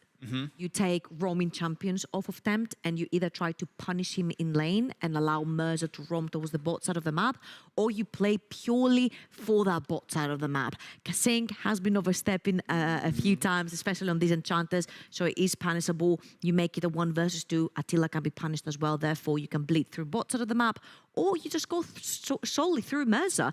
So far, what Singularity have been doing, they've been providing priority lanes for Scrudy, and then Scrudy makes the calls on where he chooses to go and gank. And I think you look, you choose, and you go towards the lane that you feel is the safest away from Viking. I agree 100%. What is your opinion about this one as well? You go all in on Mercer, I think. He's been great. I think a pick like Swain, he was very strong on it, and X7 has been very heavy on the melee compositions where they dive in and go all in.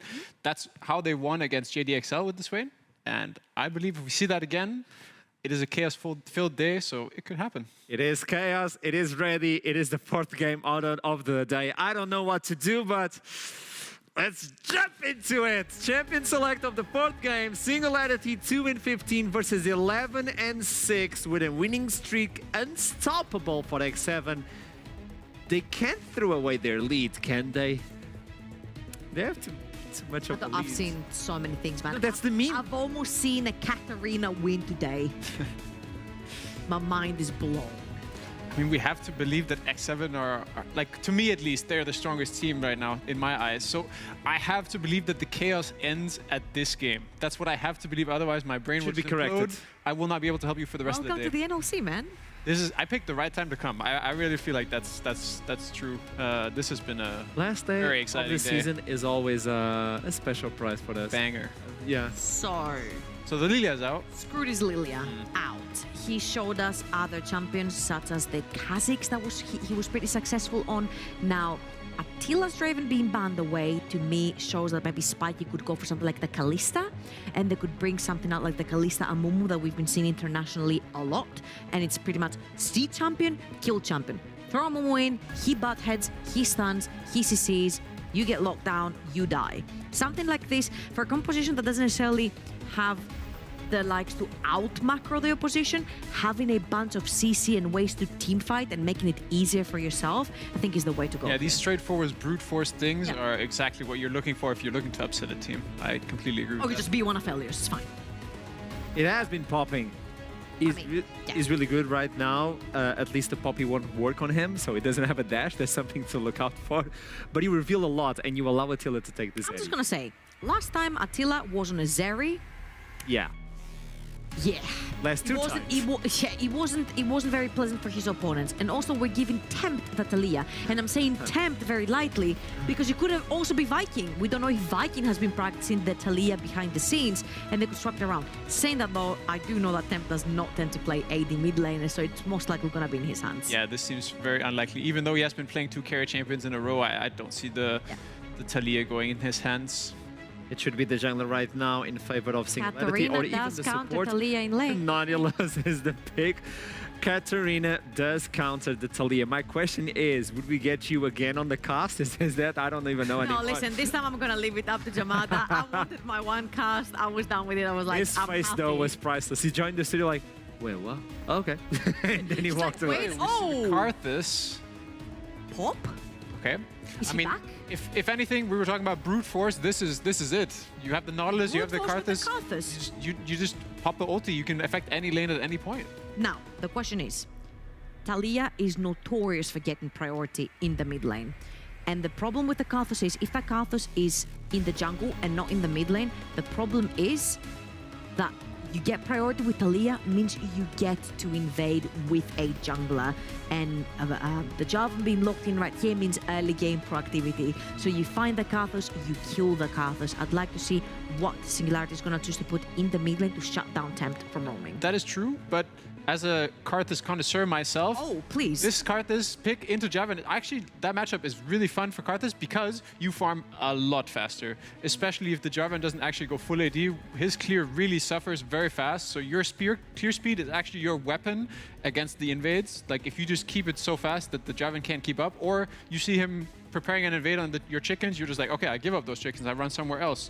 That's where you want to end up. The idea is to get priority on the lanes and allow Karthus to thrive on the jungle? No. He's just gonna be in his jungle. He's gonna have some protective wards, and he's just gonna run around. He sees the invade on the chickens. He just leaves those chickens behind. He goes farm someone else.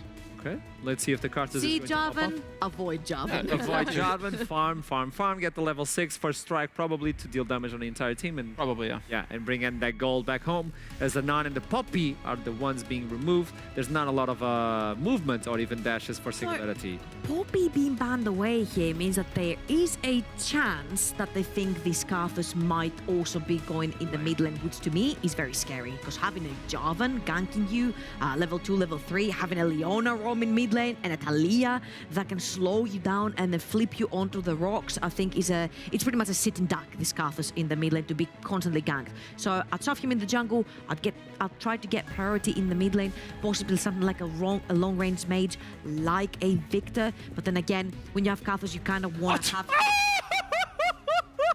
guess you're casting now? Yeah!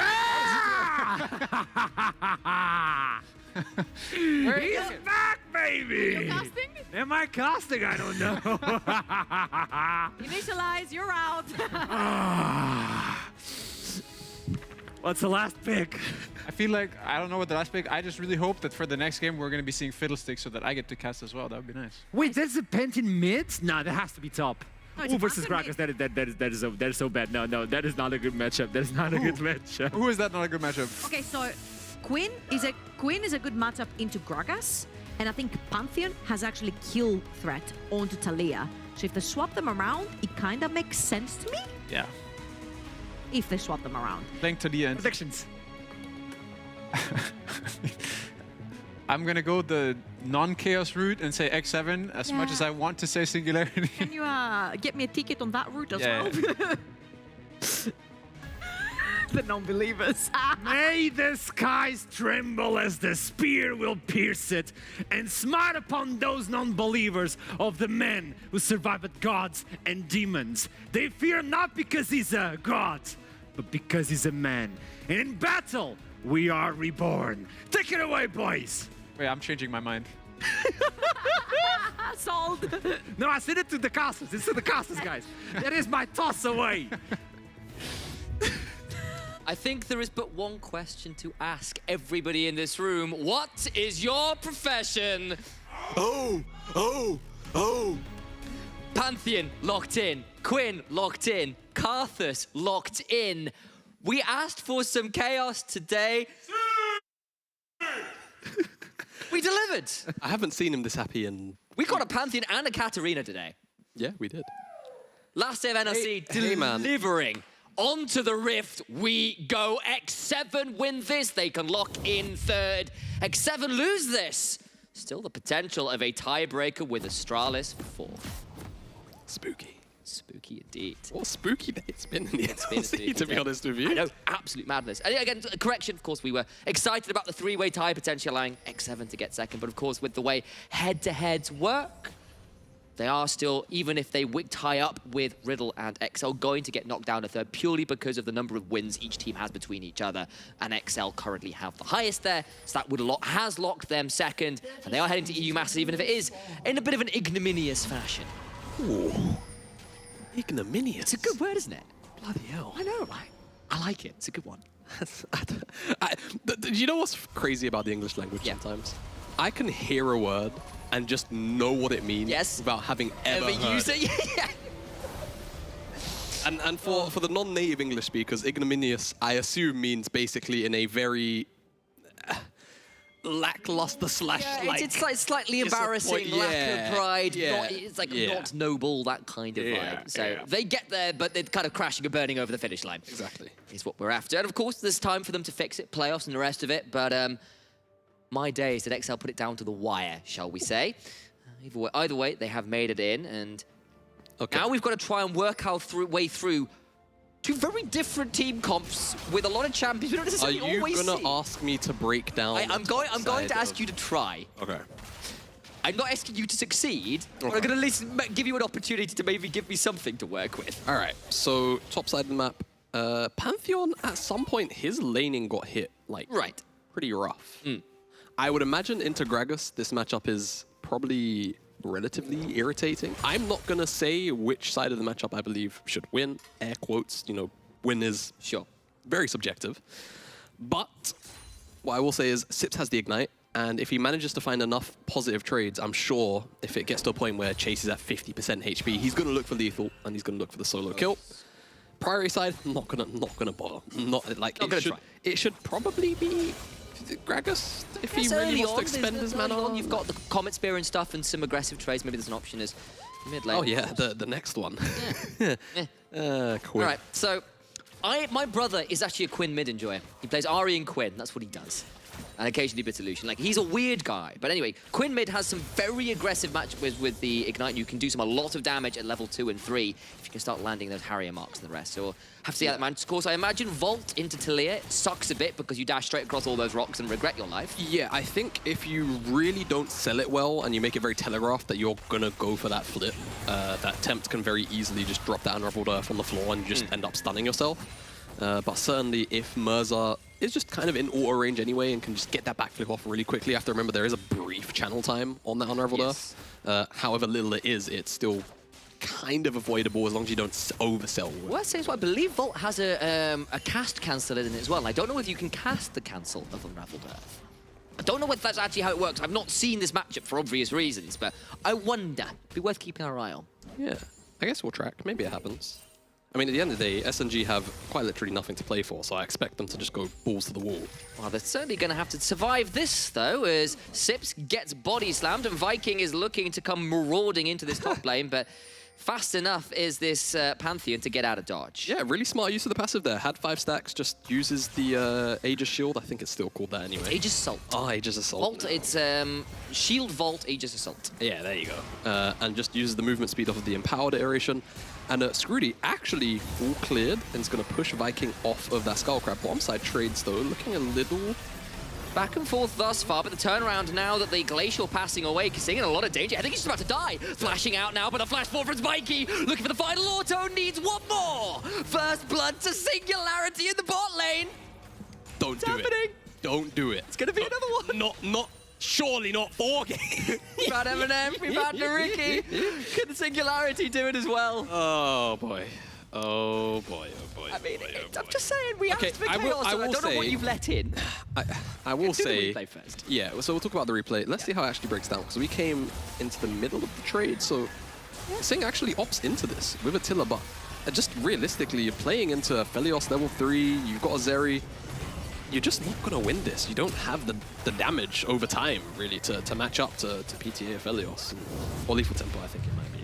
It's neither. It's flip football, because none of the options. You know what? That actually kind of makes it worse that they lost. I know, you should win that. It's Lethal Tempo Zeri. Yeah, so, bit of an interesting one. We've definitely had a lot of critiques, or at least I have, personally, of the early laning of Kasing and Attila as a duo. Yep. I think one thing that was very strong about Haru with Kasing last split was that they were kind of able to get out dodge with bad laning and just kind of go link up together and be a good jungle support duo. Like, they were actually very proactive. What I'll say is, we have actually seen a lot better from Attila and Kasing since Vikings come in. They've looked a lot more consistent.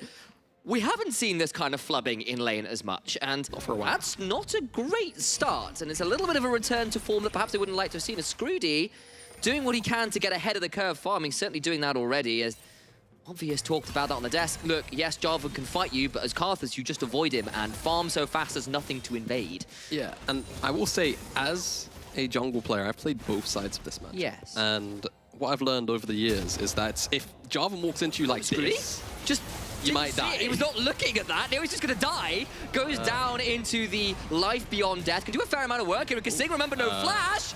Dredge line secures a turnaround. You know what Person just did? Person threw that out, and all you could very quietly hear is a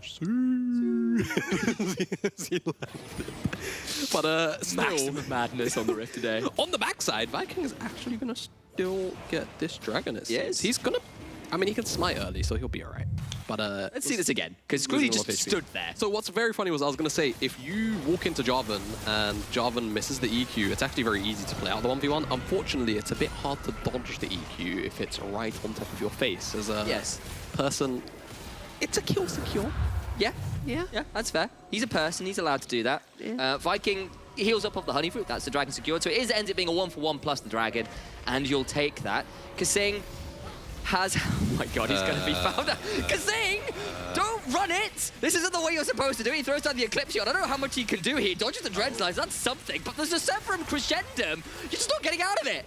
What? Oh, what am I witnessing? The reduced cooldown. Oh, that was very close. I know he did. Because Person missed the Q. he actually had reduced cooldown to maybe hook Attila. That was almost very funny. Merza behind the lines was active, and now he's going to land that Vault, starting to throw down some of those Harrier marks, gets the Q down as well for the blind, and definitely wins out on that trade. And we're left with a game that Singularity are currently leading in. 3-1 in kills. Surely not 4 games, right? Smile. The smile hides a great deal of pain. We asked for madness. I don't think we were quite expecting the deluge of it. You know, like, I asked for chaos, and I can appreciate the teams actually, like, listening to me for a change. True. And I mean, maybe it's not you. Maybe it's the fact that Singularity had Munch on as their fan on the street, and that's just given them the power. Two LPL casters come in, and this is what happened. I'm really sad because for complete, like, 4-4 breakage, I had to go and grab some food outside of the studio, so I missed Munch's okay, never mind that. What we've also missed is Sip's getting comboed and now in so much danger. He's got a shield vault and a flash, but a flash cataclysm secures the kill for Chasey on the top side. Yeah, just wasn't expecting Viking to show up, so he tried to path back towards his tower directly to hold on to his flash. Could have flashed over the wall directly, but again, just wasn't aware that Viking was in the area. Unfortunately, goes down. Nice little pick up by Viking, and right at the 8-minute mark, could have maybe considered a Herald take, but he's got Grand Starfall, so we can definitely come back and consider trying to contest for that, I suppose. Definitely. All right, well, we're left ourselves with a game that is 5 kills in 8 minutes. That's always quite exciting, and just seeing Scrooty hang around this bot side, of course, at level 7 has been farming up an absolute storm on this AP jungler. Again, we've had no complaints about Scrooty's ability to play on these scaling AP junglers. His Lilia was something monstrous, and Karthus not entirely dissimilar in that kind of farm-heavy playstyle. He's doing very, very well to get himself ahead of that curve. Yeah, champions like Lilia, Evelynn, Karthus, you can just farm full clear so quickly into just going to look and play around some of the lanes if there's interesting things going on. Speaking of Merz is here. Of course, Talia and Jarvan are just around the corner. There'll be a Weaver's Wall available. There it comes. Kasing already pretty low, though. Is it going to be in time? Kasing falls, and Tempt does land the seismic shove onto Scrooty, but it's just not enough damage. The kill's there in X7. They saw the play. They just couldn't respond in time. Yeah, numbers there first. Yeah. Easy as that. Very quick pickup. Kasing had flash, but I think he probably just would have died. Anyway, it's been in fact, 100% kill participation for Kasing for Singularity. He's 0-4. He's having a good game. I will question your use of good as the giggle comes through here. Like I'm watching Jamada break down. Honestly. Oh, no, I'm not breaking down. It's not like, see, you wasn't... there was a pretty interesting Division 2 set of games yesterday. Oh. I was at a friend's birthday, so I didn't see the Div 2 games yesterday. I'm assuming you've had a couple days now of interesting... Look, I'm just going to fully sell out. I know a lot of people that watch Division 1 might not catch Division 2. No, do sell out. Watch the final game of Division 2 yesterday. It's that interesting. Yeah, like, if you've got a little bit of time after the broadcast here, just go and do it. Okay. And you will experience some kind of something. That's the best way I can unfortunately describe it in. It was one of those kind of games you just have to marvel in. And witness. Yes, that's the perfect way to put it. As focus back on the game, X7, they're here for the Herald. They're going to get it. Nobody on SNG is looking to contest this one. Not yet, no, absolutely not. Of course, there is, I suppose, a world where a Requiem and a Grand Starfall comes in, but I think that would be a little bold and now too late. Viking gets a hold of that, and again, the Jarvan is doing what the Jarvan is supposed to do, which is going for these early skirmishes. The Karthus is doing what the Karthus is supposed to do, which is farm real heavily.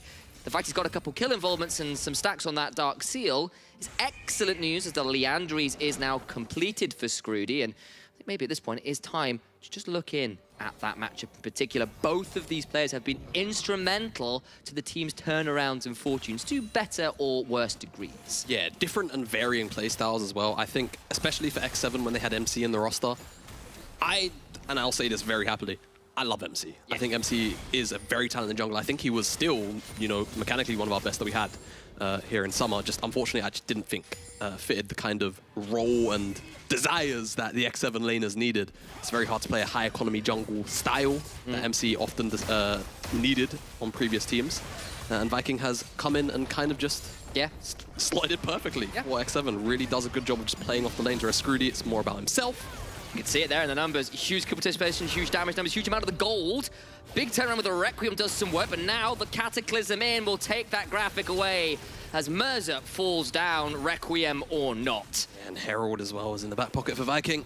There to capitalize, and I think they just get the whole They do. tower. They're going to get the whole tower in 2 charges, actually. Tip of the spear in more ways than one is Viking for X7, finds the kill in mid lane, gets the whole tower. Big swing in the game's fortunes now for the former NLC champions. Looking to try and get further as Scroody is going to be just out of range of that Zenith Blade, but a flash and a teleport secures the kill anyway. You know Not sure about that. That's just, that's a happy little accident. Yeah. That I one. think it's fair. Yeah. Hussein gets involved with another kill, at least that, and now chasing 2-0 on that Night Harvester, no less. That's going to be the AP Gragas for more burst, more damage. And let's be frank, too. There's 3 very one-shottable targets. Oh, yeah. Inside of the Karthus, Quinn, and Aphelios. So let's see whether or not Chasey can get backline access. I feel like Chasey has been very silently having an excellent He's seriously improved. Like, considering where he was to begin with, where we saw good laning, but some suspect decision-making, some suspect understanding of where things were happening on the map. That's really leveled up over the last few weeks, particularly since the general improvement from X7. This guy has really become one of our best top laners. Yeah, and even recently I was speaking with Chronicler, and one of the last things that he mentioned, because he didn't ask me about the NLC, but one of the first things he asked me about when he asked me about the NLC was, how's Chasey doing? Because he always spoke so highly of him when he heard that he was coming from Challengers Korea over to the NLC, and yeah, I think he's been living up to his own expectations, in my mind at least. Yeah, and again, look, it took X7 a little while to get on the road, and obviously Viking coming in has been a huge thing for this. We kind of mentioned the differences that switch in jungle has brought for the team, and it's clearly made them more vocal, if nothing else. They've still got a little bit of work here to do, and of course they've made their road to getting to EMASTers pretty hard, as Person misses the dredge line, and he's going to be able to walk out anyway. Actually, X7 burn a few more ultimates there than perhaps they were hoping for, and don't get the kill. Yeah, Jarvan ultimate. What's that Leona ult? But the thing is, there's no neutral on the map to contest. So it's actually not that bad for now. Nothing to fight over. So just looking for a pick, simple as that. Could have maybe ceded control or succeeded control, I think that's the proper way to say it, into the jungle of SNG. What about that pick? X7 will just have to go back to looking. For the record, seeded is the right term. Seeded the right way? It begins with a C. Anyway, either way, Sips now about to find himself the recipient of a 3-man gank. There's a massive combo from Chasey. Done the Aegis Assault to block up to more damage. The Flash away's pretty good going, but he's just not got anywhere to run, and Pantheon falls from the mountain one more time. More mortal than God this time around. Respectable attempt, though. Almost, well, no, he was probably always going to die, but... I love how you just correct yourself, like, yeah, 3v1, very hard to get out that one. But X7 just proactively still looking for picks across the map. They look for the pick onto Person on the bottom side. They immediately transition that from bot to the top side because they know SNG were all around that area in the first place, so they can get away with... Wait, was that? Why did he... Oh, it was Spellbook. Oh, Spellbook, yeah. I was like, getting out of that. I was like, why did he heal? Why have you done this? Yeah, so Scroody, for the record, has first strike. So my only assumption is he's playing Moneymaker cards. Yeah, it's like, I need more gold. My only question is, can we click on the Karthus? Because how long is his cooldown on the ultimate? Okay, it's about actually in time for Dragon. It'll be in time for Dragon. And of course, I was expecting... he's got to be pretty close to level 11. I think with Another half a clear should be about there as well, so that'll be rank 2 on the Requiem, so fine time to be using the moneymaker first strike ult. Yeah, I was actually pretty surprised by that. I thought it had a longer cooldown at rank 1, but hey, good job, Scrooty, making money. I'm sure we can probably get some backward stat from one of the observers about how much money that first strike has made at some point.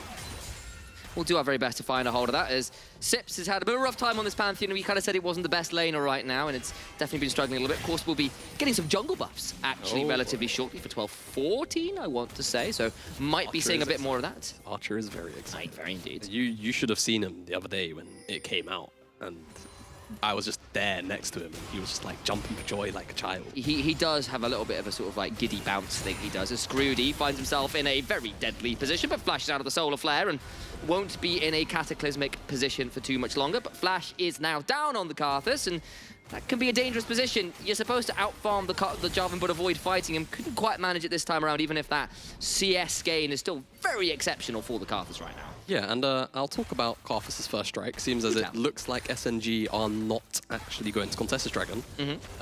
Scroody has actually only made 275 gold. Really? Oh, which it's pretty low. Is a lot lower than I thought, but he's not really been in that much combat. No, not really, and we've not seen a huge amount out of the Requiems as yet, so see whether that continues to change as the game goes on. Of course, that room will scale, as do many of them, and that might give a little bit more as the game goes on. Either way, looking towards what looks to be something potentially like a Zhonya's, if that Fiendish Codex and the Stopwatch are combined. Could still be a separate item, of course, but worth keeping our eyes on. As Scroody is just on our screen right now, looking to see whether there is an option onto Attila, but I don't know whether they're going to quite have the lockdown. The Wall of Pain comes down. That'll force a flash out of Attila, so he spoke too soon. A little bit more threat than Attila was willing to put up with. Yeah, if Sips had flash, that was probably one dead Zeri, but also still had the wall wrap. Yeah. I hate this champion, you know that? It's been nerfed a lot. It's been nerfed more. again. It needs to be nerfed again. Like full-on Teletubbies vibe? Yeah, like straight up, like, yeah. Okay. only That's a very niche reference, but it's there. God, I forgot that even existed. Oh, it's another moneymaker. Yo, hover over. I think anytime. All right, I'm going to make a very obnoxious request of the observers. If this game stays like really slow, if we notice that Karthus is casting Requiem, can we maybe get like a fast hover over him? Because the gold does pop up. And I'm just kind of curious to know how much gold he gets per ult at this point. Because he's just only using them out of combat. Yeah, it is right now. I mean, like, that's the deal. Is like, look, I want to scale to be the ultimate AP threat. And in fairness, you've got a 2-0-2 Aphelios who's farming just fine as well. Like, you get those two champions to a dangerous position, they'll do work. Yeah, if we, like, kind of take a step back, sure, X7 are, you know, up 1,000 gold, but I think the actual game state isn't terrible. The only thing that's a little bit worrying is, you know, Chasey plus Temp, they have 2 items already finished up, completed. Those are tier items as well, stacked up. And that could mean they have a combat bonus. Done, though, and that's going to be Kasing again, is the one being caught out. There's the Weaver's Wall to bring Tempt in, though. Kasing just about alive. Inches of HP. Merza just out of range of the body slam. Chasey has to flash away. Good 3-man seismic shove, but that just brings Spiky rage at Chasey, who maybe can turn it around. That'll be a shutdown going the way of Spiky, though. And Chasey dies. Now the Grand Starfall is in. Sips looking for an Aegis Assault or a Shield Vault, neither required. And actually, Singularity are the ones coming out on top of that fight, and they get onto the Herald. The map state isn't as bad as you were saying. Yeah, exactly. And like, this is kind of what I was going to get to. Like, X7, okay, they have at the moment an IM advantage, but they kind of have to use it well. In this instance, they just kind of have Kasing get caught out, and from there, it's effectively a 4 versus 5. And with only a 1,000 gold. Cool. Nearly gets to interrupt that back. That was a moment away from being able to do that. And actually, I'll throw it back to you now. I saw Viking looking for that. And I was like, oh my god, here we go again. I thought he was going to just like send it with his R. I say, genuinely. Just didn't. Back on replay. Hello. Kasing, face check-in. Did just have Chasey right next to him, but Chasey a little more interested in trying to interrupt Scroody. And as you can see, Kasing just kind of gets forced out. Pop your pots, kids.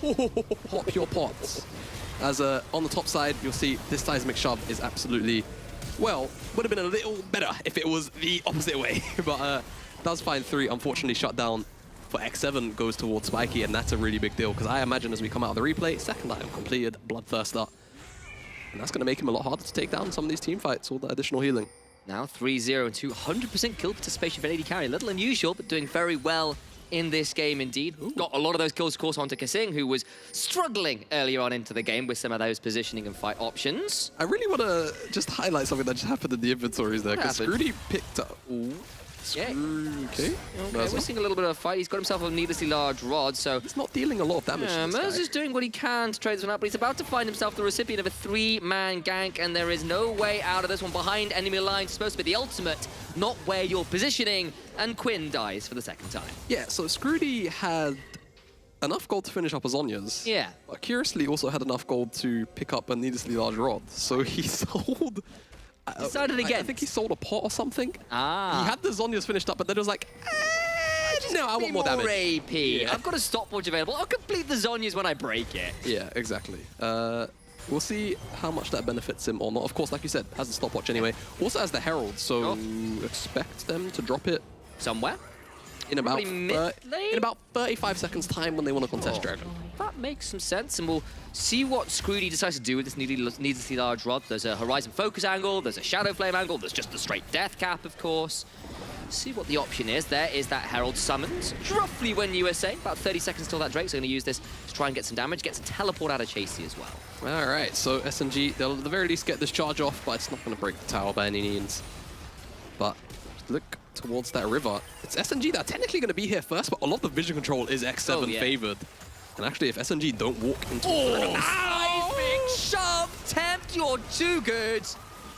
Nasty, oh god, Sips. Sips is very deep. He's now in a 1 versus 5, and yes, you've got the soul of your Karthus that was there momentarily, but I think you have starfalled into the grave, my friend. That was a Pantheon ultimate that Archer would cast.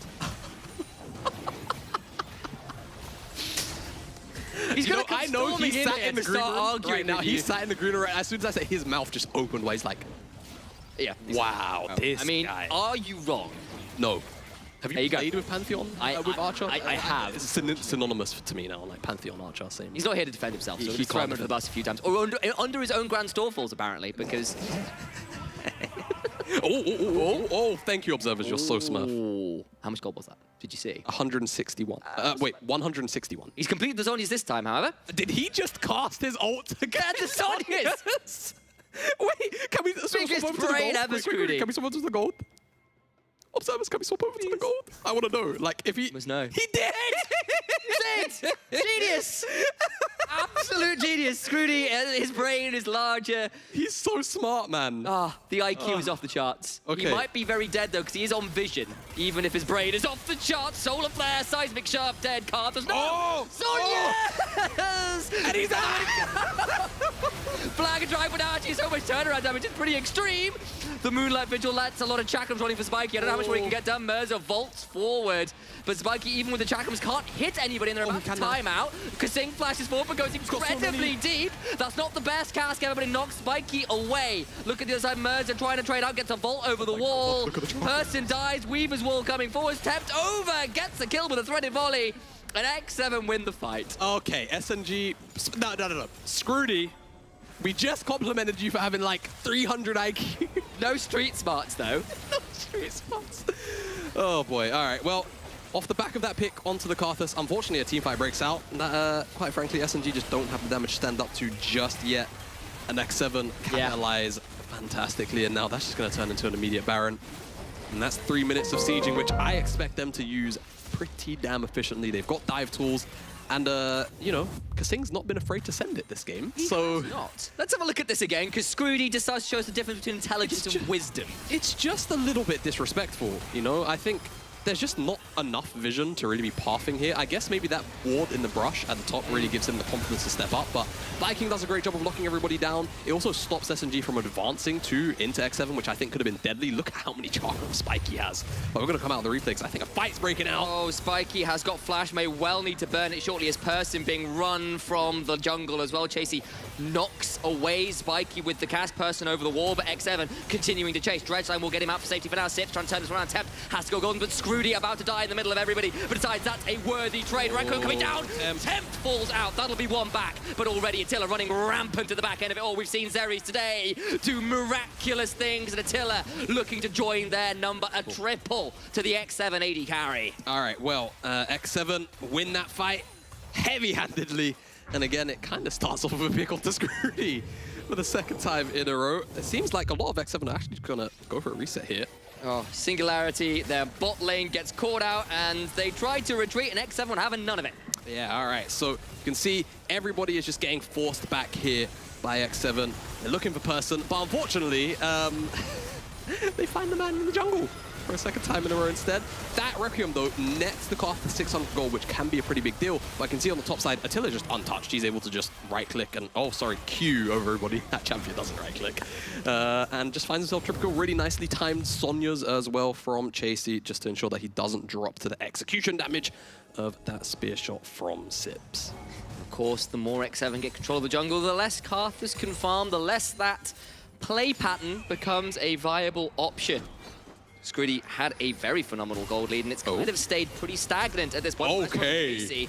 Sorry, from Scrooty, but now he's in a dangerous position, trying to play this one out best they can. Do get the lockdown. Big shutdown, that's the couple. Can they escape? A three-man solar flare is exactly what they need to turn it around, and now Attila can start hunting for absolutely everybody. The lightning crash comes down. He's hunting for Sips. On the top side of your screen, you're seeing Mirza and Scrooty being run down, but I don't think they'll be able to quite get close enough. Viking will not be required as what a phenomenal seismic shove, and he gets a double regardless. Jarvan definitely coming out on top, and now Sips throws down the Aegis Assault, but it will buy but a moment. The burst fire goes full automatic for Attila. All right, I think X7 can maybe just end through the top lane. Maybe Spiky being up with person is enough to dissuade the attempt, but it's just 4 members. It looks like they're just going to go for structure breaks, inhibitors on the top and mid lane. They're going to look to reap the spoils of war, go towards the dragon perhaps. 12,000 gold in the lead. They've got 15 seconds on Infernal Soul, and they'll decide 2 inhibitors is more than enough of a lead for now. And Singularity hold on, but what was once a relatively close game with some play patterns falls swiftly into disrepair. X7 hiding in a bush. Just looking to see where their person about to find an Ultra Shock Laser overcomes Tempting Viking, and this Talia has been nothing short of absolutely destructive. Viking knocked out of the pit, and Scrooty uses his ultimate one more time. 173 gold. That means a lot at this point as the Infernal Soul goes down. Smile. Got a death cap, I'll give him that. Yeah. All right. Look, what I'm saying is Karthus has been much like a Cogmore and really making the most out of his passive. It's the kind of Cogmore and Karthus you don't want. You know what? Respect. That's the kind of send I approve. Yeah, that's the kind of send I can get behind. And the initial pick is great. The unfortunate scenario is that that's a really great Leonel. So good. And it just locks down Cleanseless Aphelios, and from there the chase down is as easy as you'd like. Yeah, I mean, like, credit to Kasing, he had a rough laning phase, but some of these teamfight ults have been impeccable. X7 have been more than willing, more than bloodthirsty enough to chase down Singularity on the retreat every time.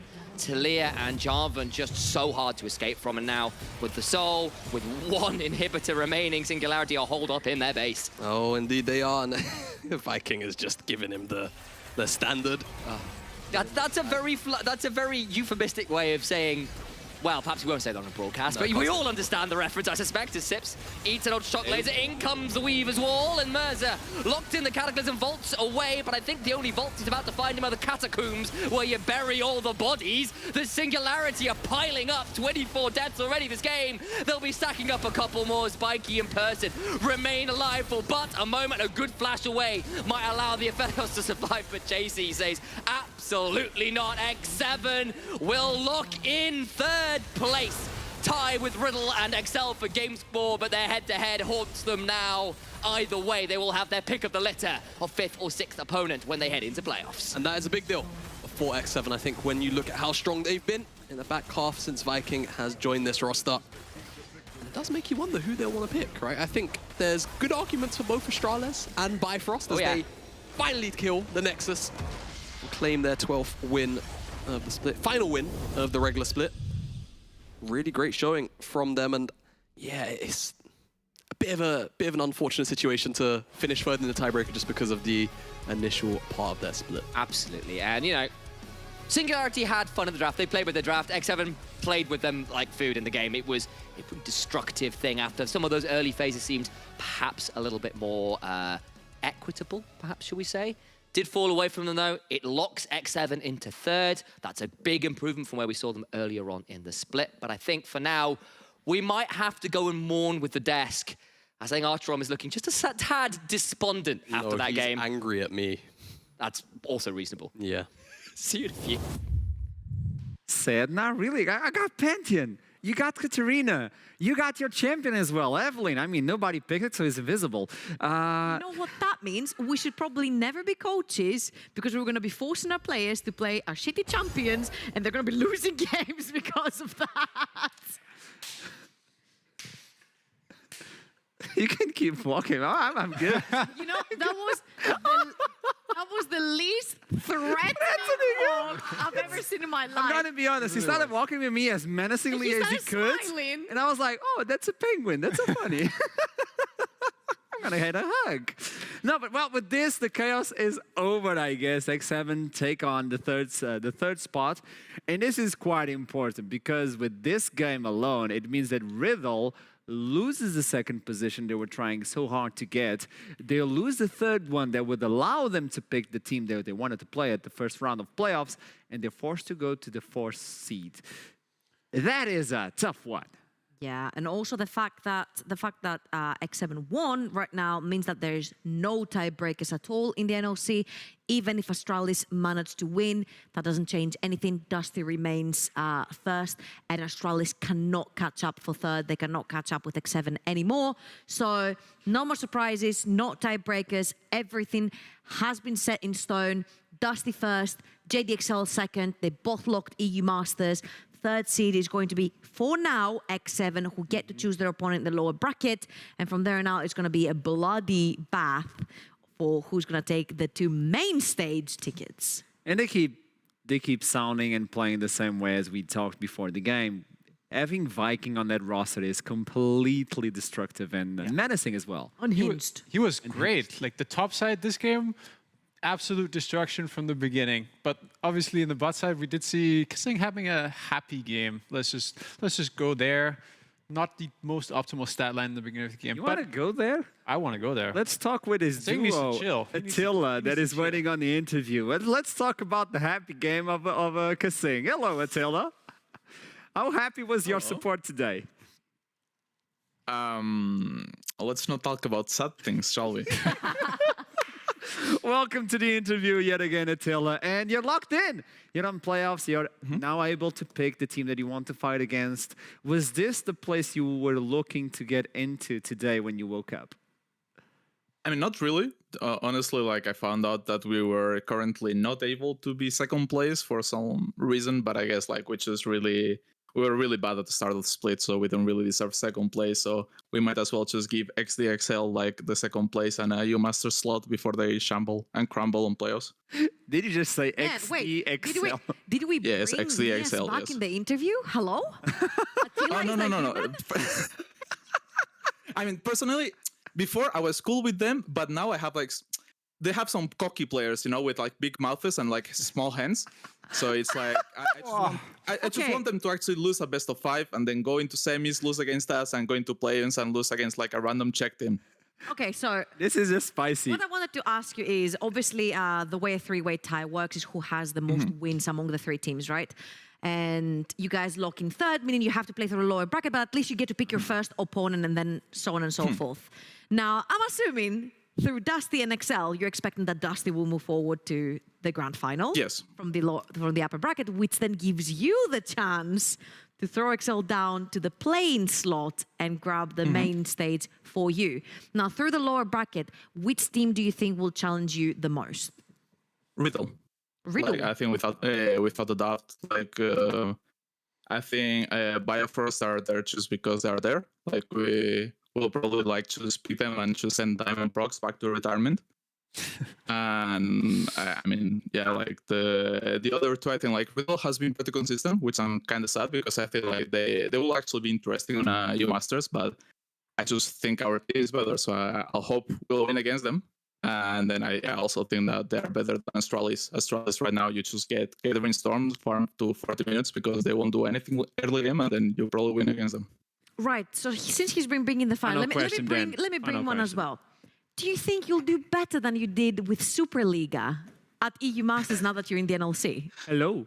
I hope so. I hope so. And Oh, I mean, so far I just went to quarterfinals, right, with Superliga with these giant stacked rosters that we always tend to have, and then unfortunately on quarterfinals we're just not good enough. But to be fair, last time, you know, like we get quarterfinals, of course we have to get drafted misfits, of course. And now I bet with you all my money that if we go into U Masters quarterfinals, we're gonna randomly get drafted into Giants, randomly, okay? Okay. Like, for some reason.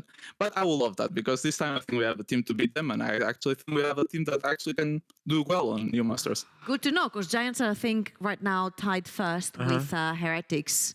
Oh, Giants are destroying Superliga. Yeah. Like Superliga, I've been watching. Oi, oi, oi. Oh, yeah, yeah. I mean, like, Superliga doesn't matter, man. This is the real league right here. If you win this league, you're almost guaranteed EU Masters finals. So have fun facing K-Corp, I guess. Have fun on that one, Attila. I would love to see that matchup and then interview you. I would love to see that one. Attila, congratulations yet again on getting third seed right now. And let's see how you fared in playoffs. Have the best day, man. Have a lovely one. See ya. Thank you very much. Bye-bye, guys. What is happening today, man? Just getting a lot of spices. We're just getting a lot of spices. Do you like spicy? You're getting spicy. Someone's gonna crumble. JDXL has big mouths. Like, I was so happy with the beginning of this interview where he went full ham. And at the end, I feel like he lacked the decisiveness. I would have liked to hear him say that he is the most confident he's ever been going into the EU Masters right now. That's what I was missing at the end of that interview there. But other than that, I love the spice coming out for him. XDXL. Did you see, though, I brought him down to earth when I mentioned Superliga. He's like, we had really promising roasters over in the Superliga. I mean, I'm trying not to eat a lot of candies, but if I get like the best dessert for me, it would be Reckles versus Attila on the bot lane. That would be the game that It's K-Corp versus X7. And you know what? X7 managed to pick up a perfect game versus K-Corp in last EU Masters. So bring it on, baby. Okay, that's a lot to digest, but we need to talk with Singularity. Let's understand how they ended this split. Let's talk with Person, the support. Welcome back. This is the last interview of the split. How are you doing, man? I'm doing great. I'm doing great. You don't look great, though. Okay, now you look. You are like, really? Oh, I don't look great. Okay, this was a game that was mostly about fun and enjoying as well versus X7. A really tough team to actually face. But can you tell me, can you make me a summary of what this split was to you? For me personally, I just wanted to help out as much as I could because they were in need of a support. And I played with all the players before. And for me, I also wanted to prove myself, like what I could do, how I could play. That was my main goal. Do you feel like you prove yourself your worth? I feel like I proved myself, yeah, I would say so. Okay, but you're still going to play on relegations with the Singularity, right? Yes. What do you believe are your chances on that one? We're going to win. Easy. Okay, now that's a smile I haven't seen. Like, oh, that's the feeling good. What is your plan for the future, though, after relegations? Let's say Singularity keep their spot. They're going completely undefeated on the relegations. What is your plan as a player for the future? Oof, I am not sure what my plan is for the future. I mean, I want to keep playing because I want to compete. Like, competition is what I live for. It's so much fun. You still don't know which league or even the NLC and all that. So this is a call for action, like saying everybody, hey, I'm available for 2023. Is that it? Yeah. What is your fondest memory of playing with Singularity this split, if I may ask? My proudest memory? Yeah, the fondest, like the one you like the most. Beating Bifrost. And everyone was like so hyped up. That was the best moment. Okay. That is an interesting answer because I would have thought you would have said JDXL. Why was it Bifrost and not JDXL? Because I think JDXL is looking like a relegation team, to be honest. Like, I think yes, that's what I want to hear. Way better than XL. What is happening today, man? Everyone's dropping bombs. This is awesome. You are a person that is really enjoyable to talk with, Person. Thank you for that one. Now, let's see what happens on our relegation. It was a pleasure to have you with us on NLC. I would love to see you here on 2023. So let's see how the things are going. Have a nice one, Person. You too, guys. Keep shining. Keep climbing. Okay. We need a minute because a lot of things have happened. No, we need more. We need chaos. Beat JDXL. JDXL are crying because they can't get second seed anymore. But Nuriki take the ball, keep it to themselves. Don't give it away to Riddle, which means now JDXL have locked in second place because Noriki were kind enough to beat Riddle. Now Riddle are crying because they can't lock in third place for themselves, even though they were tied for second for the longest time. And suddenly X7 are beating Singularity. They take third place. They get to choose their opponents. Attila comes and says, JDXL are imploding. They have big mouths, small hands. Person's like, JDXL is looking like a relegation team. And I'm like, holy give me a minute, man. I need to digest Can't breathe on this one. Shall we look into the standings? JDXL are literally chilling like this, and they're like, keep talking and telling us what we're like, because we're chilling with that E-Masters ticket, you know? I don't know if they're like that, by the way. A little bit. I think they're like that kids. But they're sweating, but they're still sitting like this. So how did you get your place at the EU Masters? And GDXL is like, do you know you know that meme where the kids?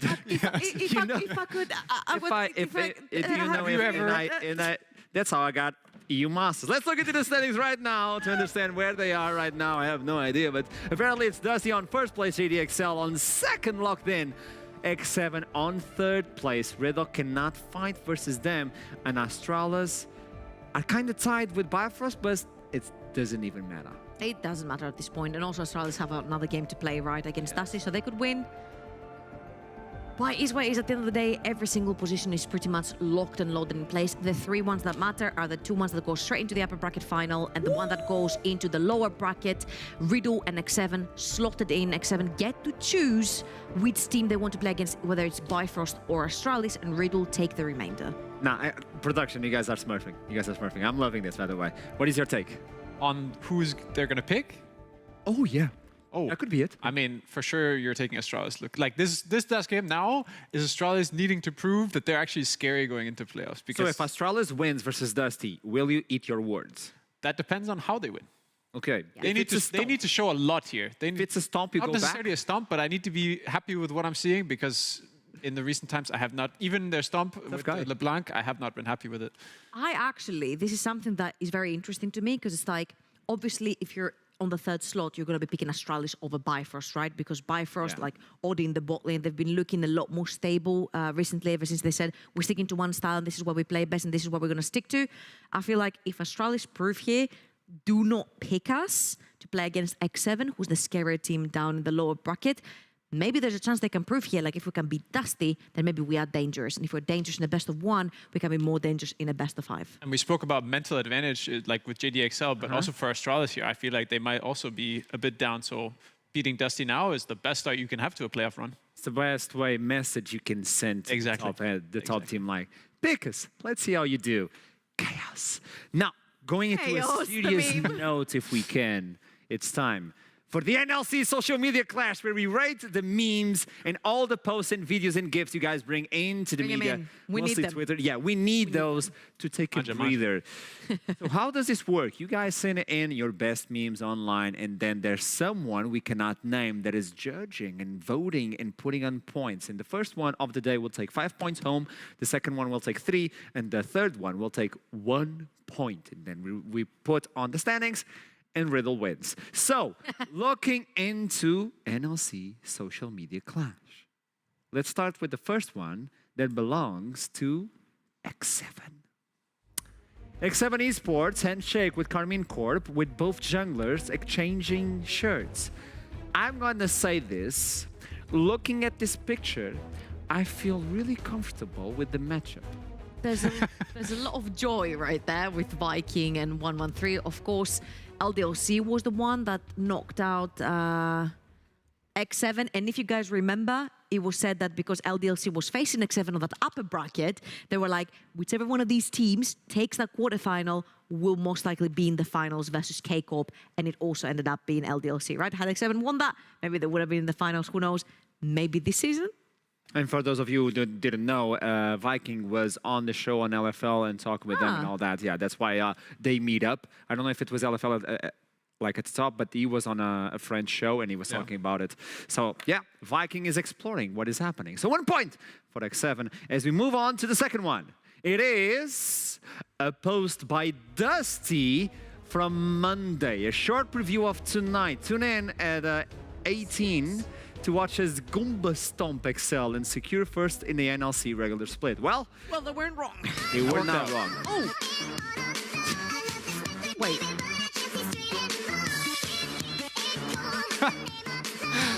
That is great. Jesus Christ. The showmanship. The showmanship. Off the charts. Yeah, he's out. He's out. Yep. Jesus. Okay. You know what, actually? We were telling Dusty off because they weren't doing any work on the social media class. And now, boom, they're coming in with this diamond.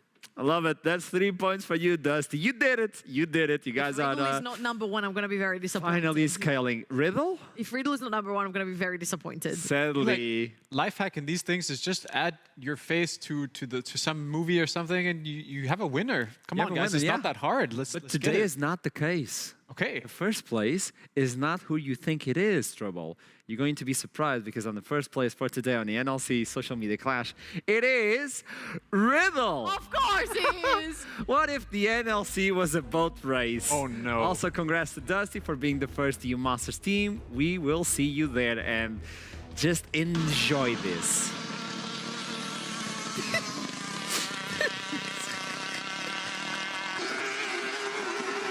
Oh, they did actually.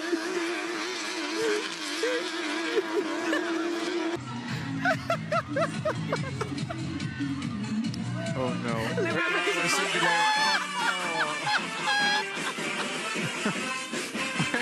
That's so messed up.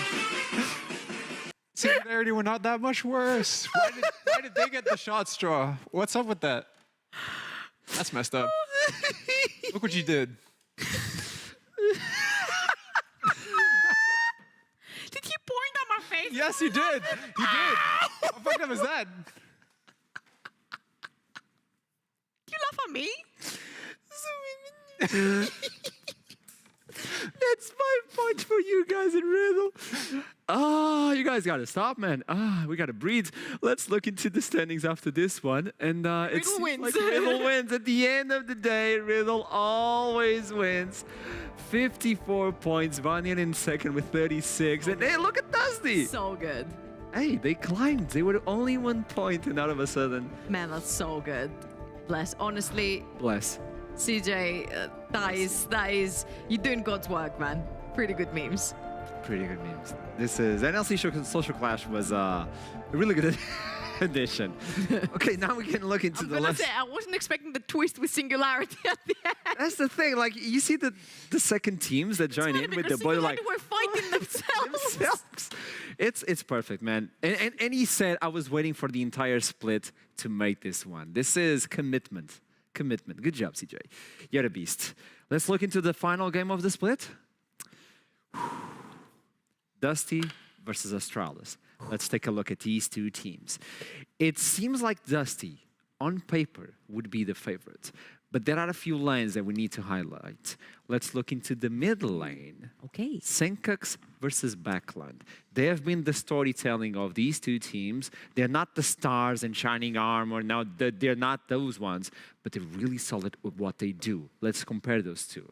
What are we waiting for? I mean, we're looking at LeBlanc for both of these players. But LeBlanc, if it comes out today, that would be great. We want those explosive champions for these players. We don't want to see Lissandra. We don't want those picks. We want Galio. We don't want nothing like no Azir, nothing like this. Give us some Akali, some LeBlanc, something like that. That's what I'm looking for. I'll slap him back to reality. Slap him. I think in between Senkux and Backland, there is no way LeBlanc is going to be open today. That's true. I'm hoping. Yeah, I'm not saying it's going to happen. For sure.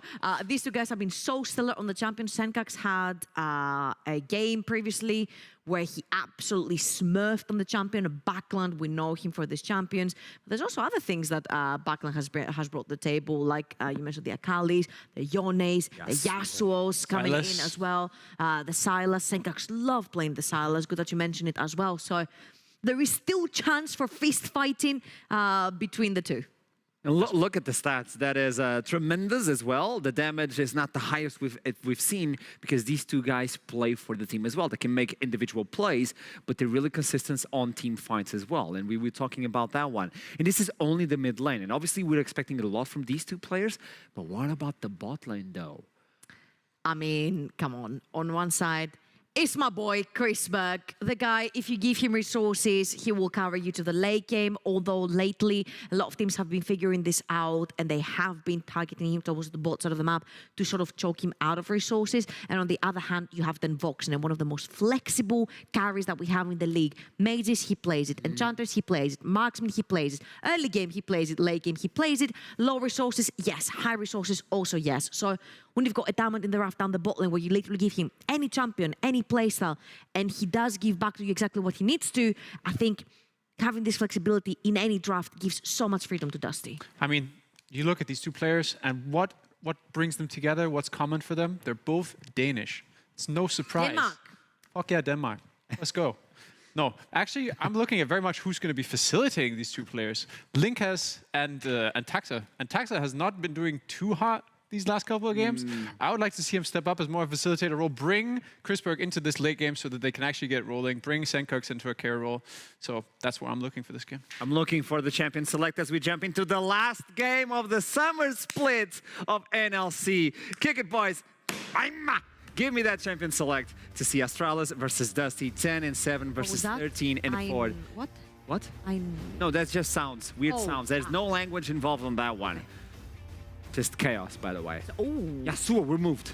Okay. Hey, Saki. Instantly. Yeah, I feel like the fact that Stan was able to first pick Nautilus in the previous game, and then you knew that Yasuo was coming, was very dangerous, right?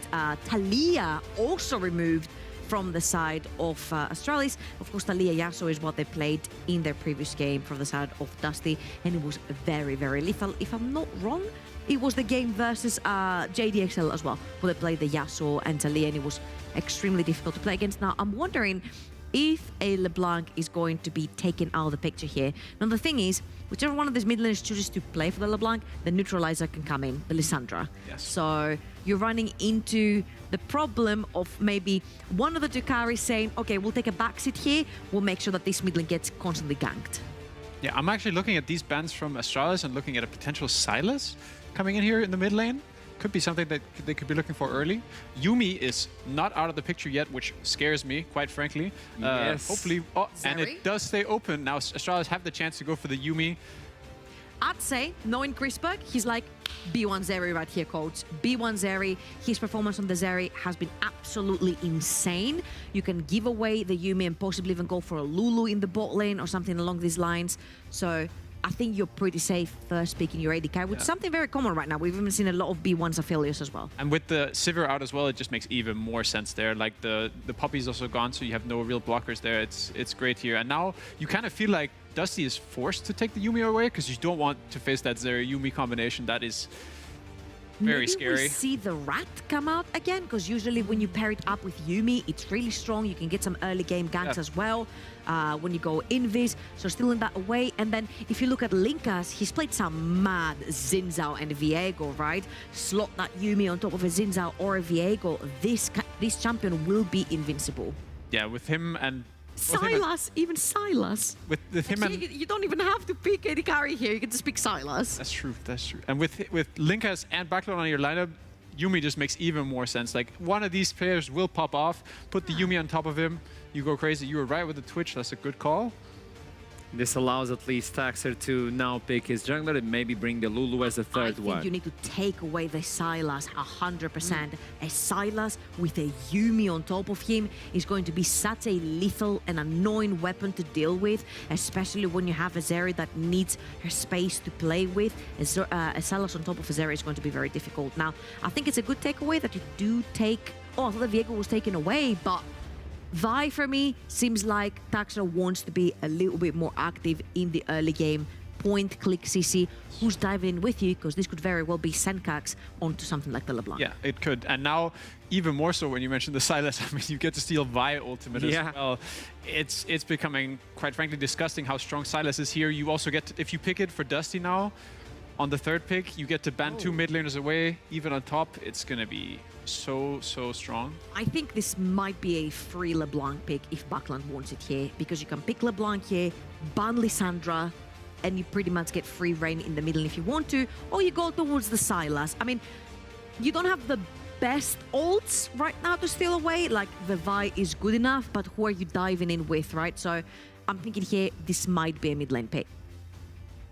It seems like they want to save that one for last. So the fight for Senkok's backline, yeah, every single champion they're bringing, and I think that's the idea, will be allowed by the Yuumi or empowered by the Yuumi. And it seems that the match that they want to save for last is the mid lane. They know the carries out on the mid lane, so what we usually see on the top lane now is going to be used on the mid lane.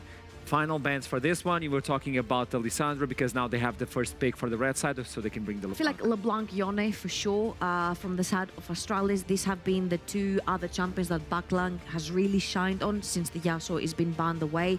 Yone also with Yuumi. I mean, you have Silas, you have Yone, you have LeBlanc. Something is going to be open and Backlang can like snatch it away, and it synergizes so well. Because every time I see a Yuumi being picked, I'm always looking at how many targets does the Yuumi have to jump on and how much usefulness will she provide to these targets, and so far both are 10 out of 10. Yes. And what I'm really afraid for Dusty here is they really need something to like get them through the early game here, because both with Twitch and with Fiora, you're really looking to get to those items. And right now they don't have the tools for those, Yuumi neither. So they really need something that really takes them through that. So a strong early game jungler would be very strong. Something like the Trundle is still open. A very strong duelist, something that could help you win that mid 2v2 and at least protect your side lanes.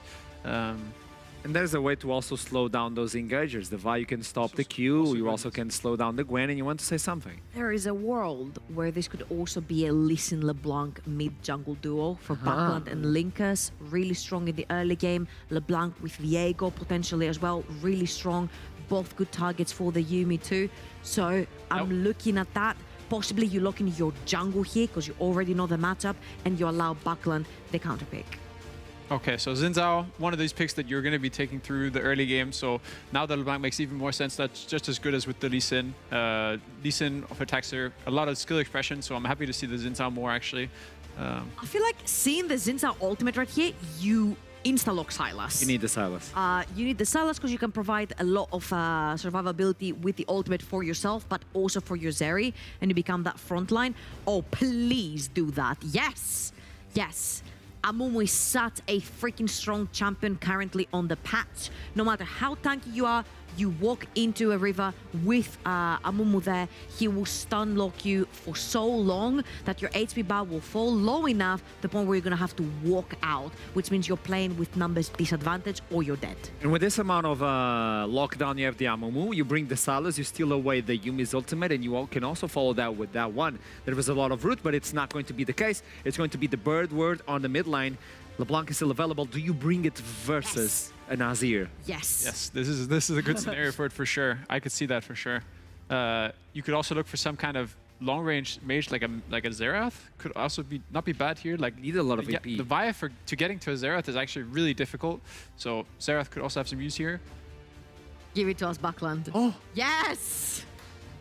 So we've seen this matchup a lot on the LEC as well and worldwide.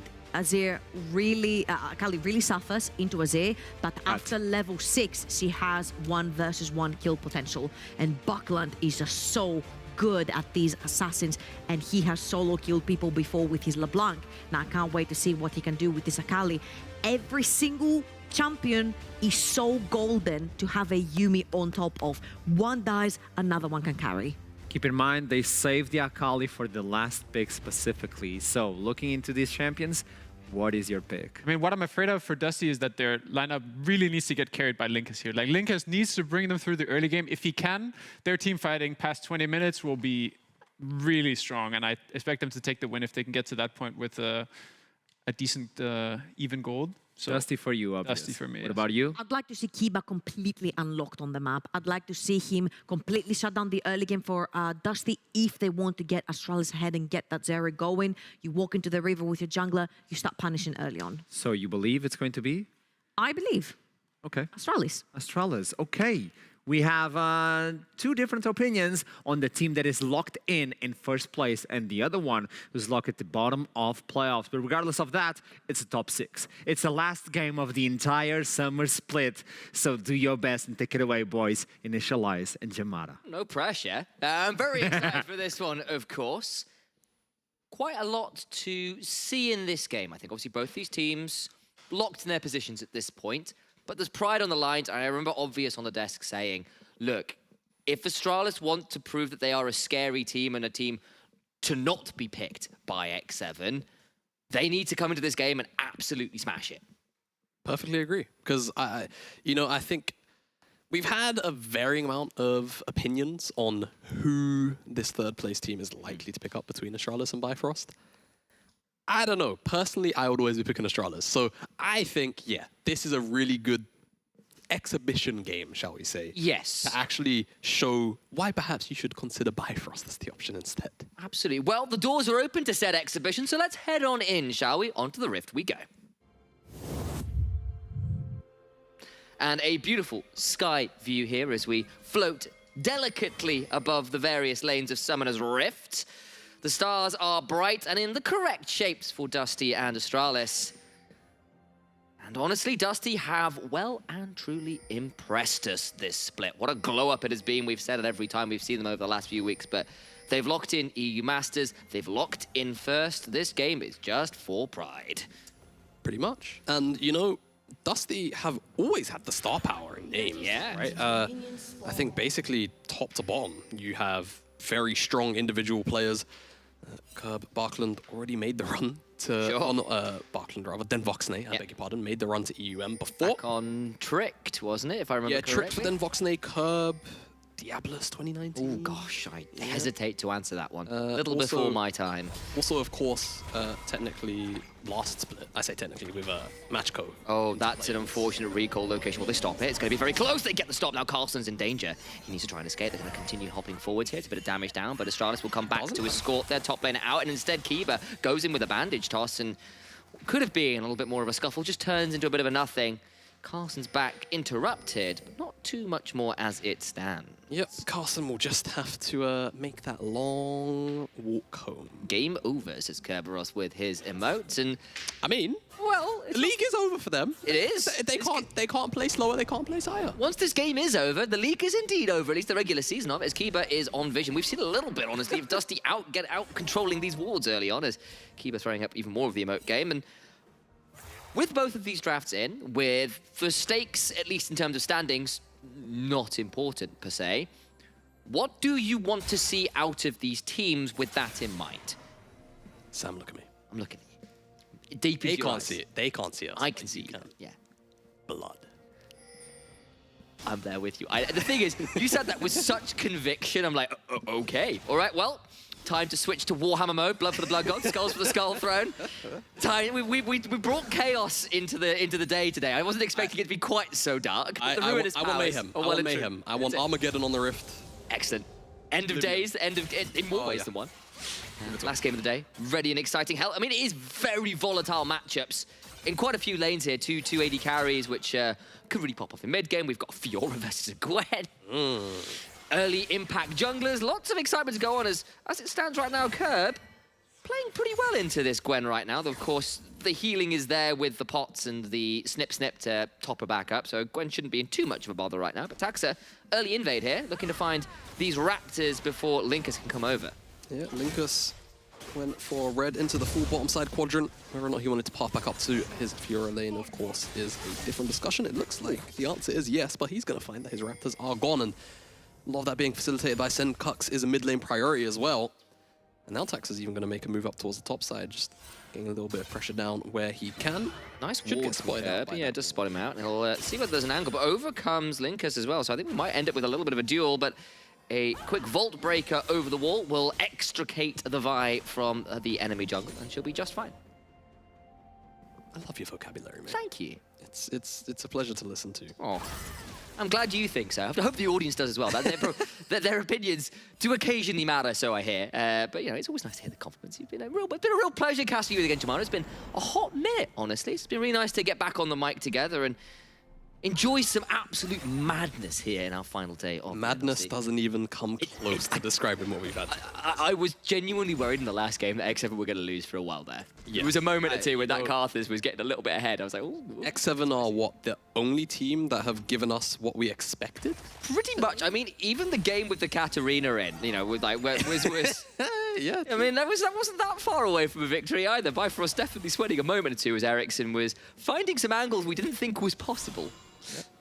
Okay, so I don't know how to really take this game. We haven't really sat down and spoke about it. What I've got for you instead. Okay, give us a some conversations here is both of these mid laners have found themselves on a serious upswing from Spring. We had a lot of questions about both of them, and honestly, both of them have really stepped up and been core members for their team's successes. Agree.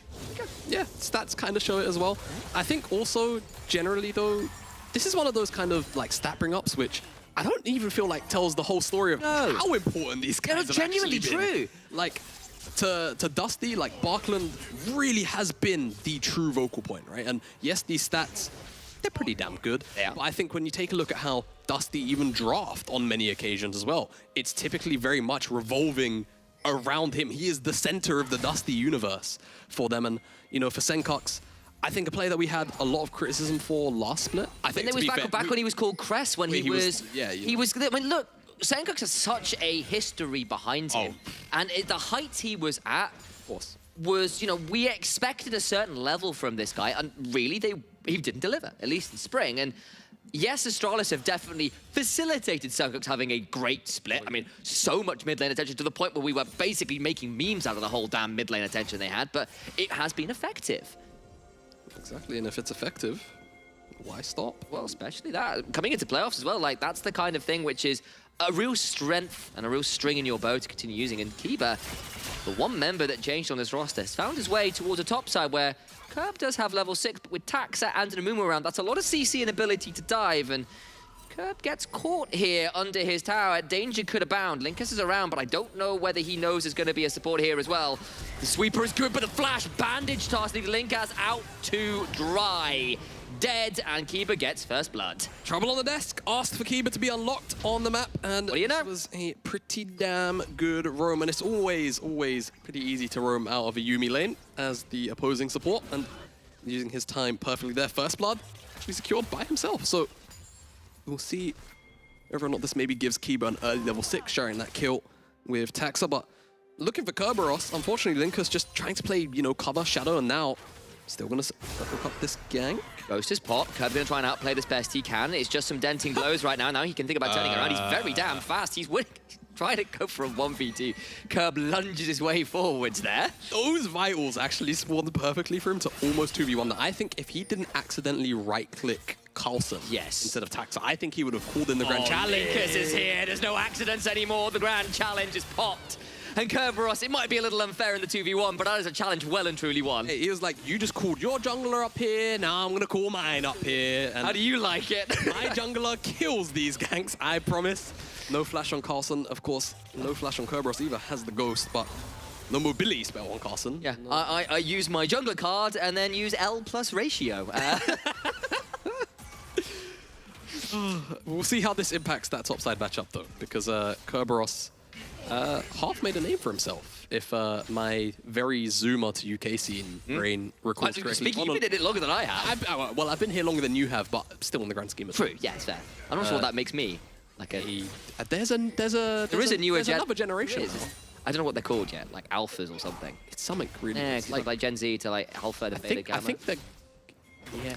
Well, I hesitate to ask. Anyway, I've taken us off topic, and I'm going to bring us directly back to you talking about some 2019 knowledge. Oh, yeah. About Kerberos. Kerberos made his name on picks like Fiora, like Camille, Yorick was in that list. Oh, gosh, yeah. Yorick players are a special breed. Oh, yes, they are. But, you know, the thing that lines all those champions up together is that they're all split pushers. So Kerberos will know full well how to abuse any avenue he can find in the 1v1. So we'll see how that kill impacts the side lane. Not just for Dusty, but also Astralis. Because, you know, Gwen typically seen as, sure, you know, a strong team fighter just because of the Hallowed Mist, but also a very exceptional side laner. Yeah. That, you know, typically outscales almost anything in the game. Fiora might be a question there.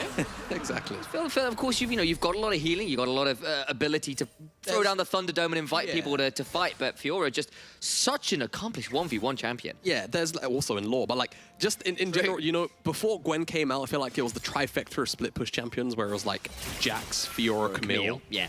and then like Gwen came in and made it a square, and now it's like a big foldy sheet of there's just like there's each other. Yeah, it's like, and then there's what else is there? There's the occasional Yorick, and you can build Nada split push, and all the rest of it. Like there is quite a few champions at this point, and for all that the I'm going to take this opportunity to maybe discuss a little bit of the meta stuff. It has been a touch slower right now. For all that the durability changes maybe slow down the game in some regards, it's also given a little bit free reign for some of these top laners to scale freely. Like part of the problem with Fiora and stuff is they didn't come online in time. You know what champion I'd love to see more in that vein? And I think it can fit a lot of the time. You mean Vayne? Why? There was an eyebrow raise there, guys. He wasn't pleased with me. No, it was you outplayed me. I'll let anyway, yeah, that's fair. Thank you. Alawi. You know, I feel like there are enough dive comps pretty consistently. That's true enough to make it happen. But maybe it just has bad matchups. Ooh, Dan Voxnay went invisible with the ambush, but instead it's turned around. The Predator becomes the prey. Has to flash over the wall, and that summoner spell being down is exceptionally punishable. Does Twitch have the Crime City skin on? Because if he does, Taxa even has the police. Oh, that's genius. So he does. It's all right, we've got a riot joke about this right now. Right, let's go. Right, well, let's workshop it. We'll workshop it. So normally I'm pretty bad at making things. Sure. I'm great at executing. So I'm going to give you the creative floor for this. All right. Don't fail us now. I know. I've got to think now. I'm trying to think of like. I'm struggling. Okay, that's right. Hang on. So we've got Tom and Jerry, right? Yeah. So maybe make it this a cartoon thing. I don't know. Tomcat. Tomcat, that's true. Tomcat, Tomcat. You know, he's always running away from the well, his one of his got best really friends rude things to say about rats. I'm thinking like Bring Me the Horizon songs, like even if you win, you're still a rat, that kind of thing. Which I suppose it's truth here. He's always going to be a rat, but there we go. Workshop's failed. Workshop failed. Back to the game. Astralis have been fishing for a very long time for a position to put this Herald down, and it seems like they've settled on the mid lane. They have got, they've had a lot of pressure here. Senkux has largely had Backland trapped under the tower and at low HP. They get the charge off, and that's 3 plates and nearly a 4th down. So Senkux feeling pretty pleased thus far with the early laning phase. Not too shabby. Backland, though, probably on the opposite side. Okay, being down only 10 CS in the Nazir lane. Desk did mention how this lane, it's not the most pleasant to play out on the Akali side. It's about that post-level 6. We haven't quite seen that all-in threat just yet. I expect relatively soon, once Backland finishes up that first iron, we certainly will get to see some of that individual prowess, as Senkux on the opposite side has just finished up his Ludens. Backland expects to be a little more delayed as he has those tier 2 boots already in tow. That is indeed the play, but the Merc Treads might offer a little bit more sustainability because it's been a bit of a rough time holding on to the health bar in lane as it stands, and while he's not really lost the tower as yet, that Herald has certainly made things a little trickier. But it's been a very slow early game that, yes, Astralis are ahead in largely because of the first blood and then those plates in the mid lane. It's still very playable for both teams, and if this Fiora, Akali, and Twitch aren't put absolutely in the dirt, their ability to carry the mid and late game gets very difficult to deal with. Yeah, and I also have to add a bit of a footnote here that if Sten sits on the battle, okay, well, then Vox. Well, Tom and Jerry are being cancelled. Their TV license is out. The police came in, and it's a bit of a tax department loss this time around. Another cease and desist order comes through, and DMCA works wonders. The TV license, what a useless tax. It's so weird. I used to live in Japan, where the NHK guy used to come around and go, have you got a TV? I was like, I don't actually have a TV, so please leave. They like come and ask you really nicely, can you pay your TV fee? It's a weird culture. It's strange, but a really great pick by Astralis. They find themselves 2 kills. I'm not going to pick up too much off the tower, just a couple more plates to boot, but it's easy as you like. There's not really much that then Voxnay could do in a situation like this. No flash, silenced by the Zeri ultimate as well, very briefly. And just chain CC, great aim from Kiba, and Chrisberg doesn't quite go down. He's got the shield bow, walks out happily. Does indeed, and honestly, Astralis, it's been slow, but this is now a fairly healthy lead. The guild is where you need to. Tax has made a lot of work on this fight, and Taxa has been so critical to how Astralis have won their games. If Taxa doesn't get anything done, or it's a slow early game where Taxa isn't involved, Astralis have looked a little lost this game. Yes, it's been a bit slow, but Tax has been the one making the proactive plays largely. And you know, Taxa, I think, underrated a lot of the time by myself as well. Me too. I was not impressed with this spring. Well, I think people do have to put respect on Taxa's name. He is an ex-champion. Sure, absolutely. He made one of the game-winning plays, if not the game-winning play, 2021 Summer Finals. Remember, beautiful stuff. With that Is it on the Lee Sin. Lee Sin? Yeah, That's right. it was. And right now, just putting on a bit of a jungle clinic with the Vi, and just showing you how it's not always about just showing up to lanes, getting kills, ganks, etc., but just putting down some very exceptional pressure, which so far this game Linkus hasn't quite been able to match. And I will add the caveat to Taxa has easier lanes to play around. True. So it's very easy. Fair. It's very easy to look like a good jungler when you have good priority everywhere. Yeah. But it's also another thing to actually use that priority properly, which Taxa has been doing phenomenal.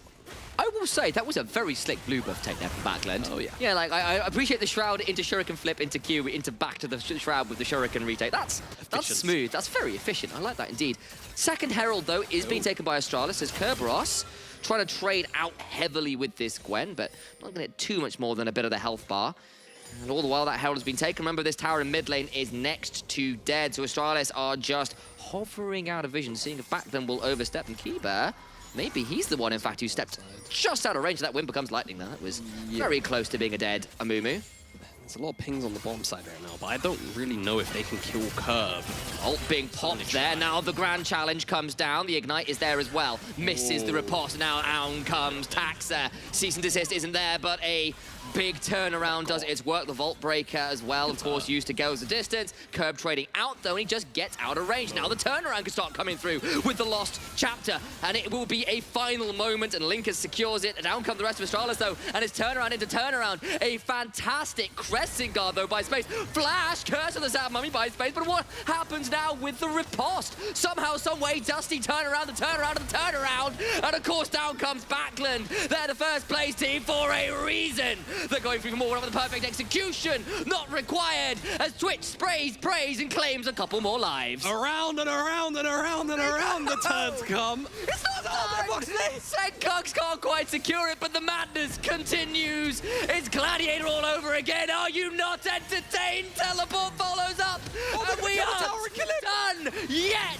Tower falls, Carlson's back, and he's got nowhere to go but the grave. The hallowed mast sanctifies his own grave.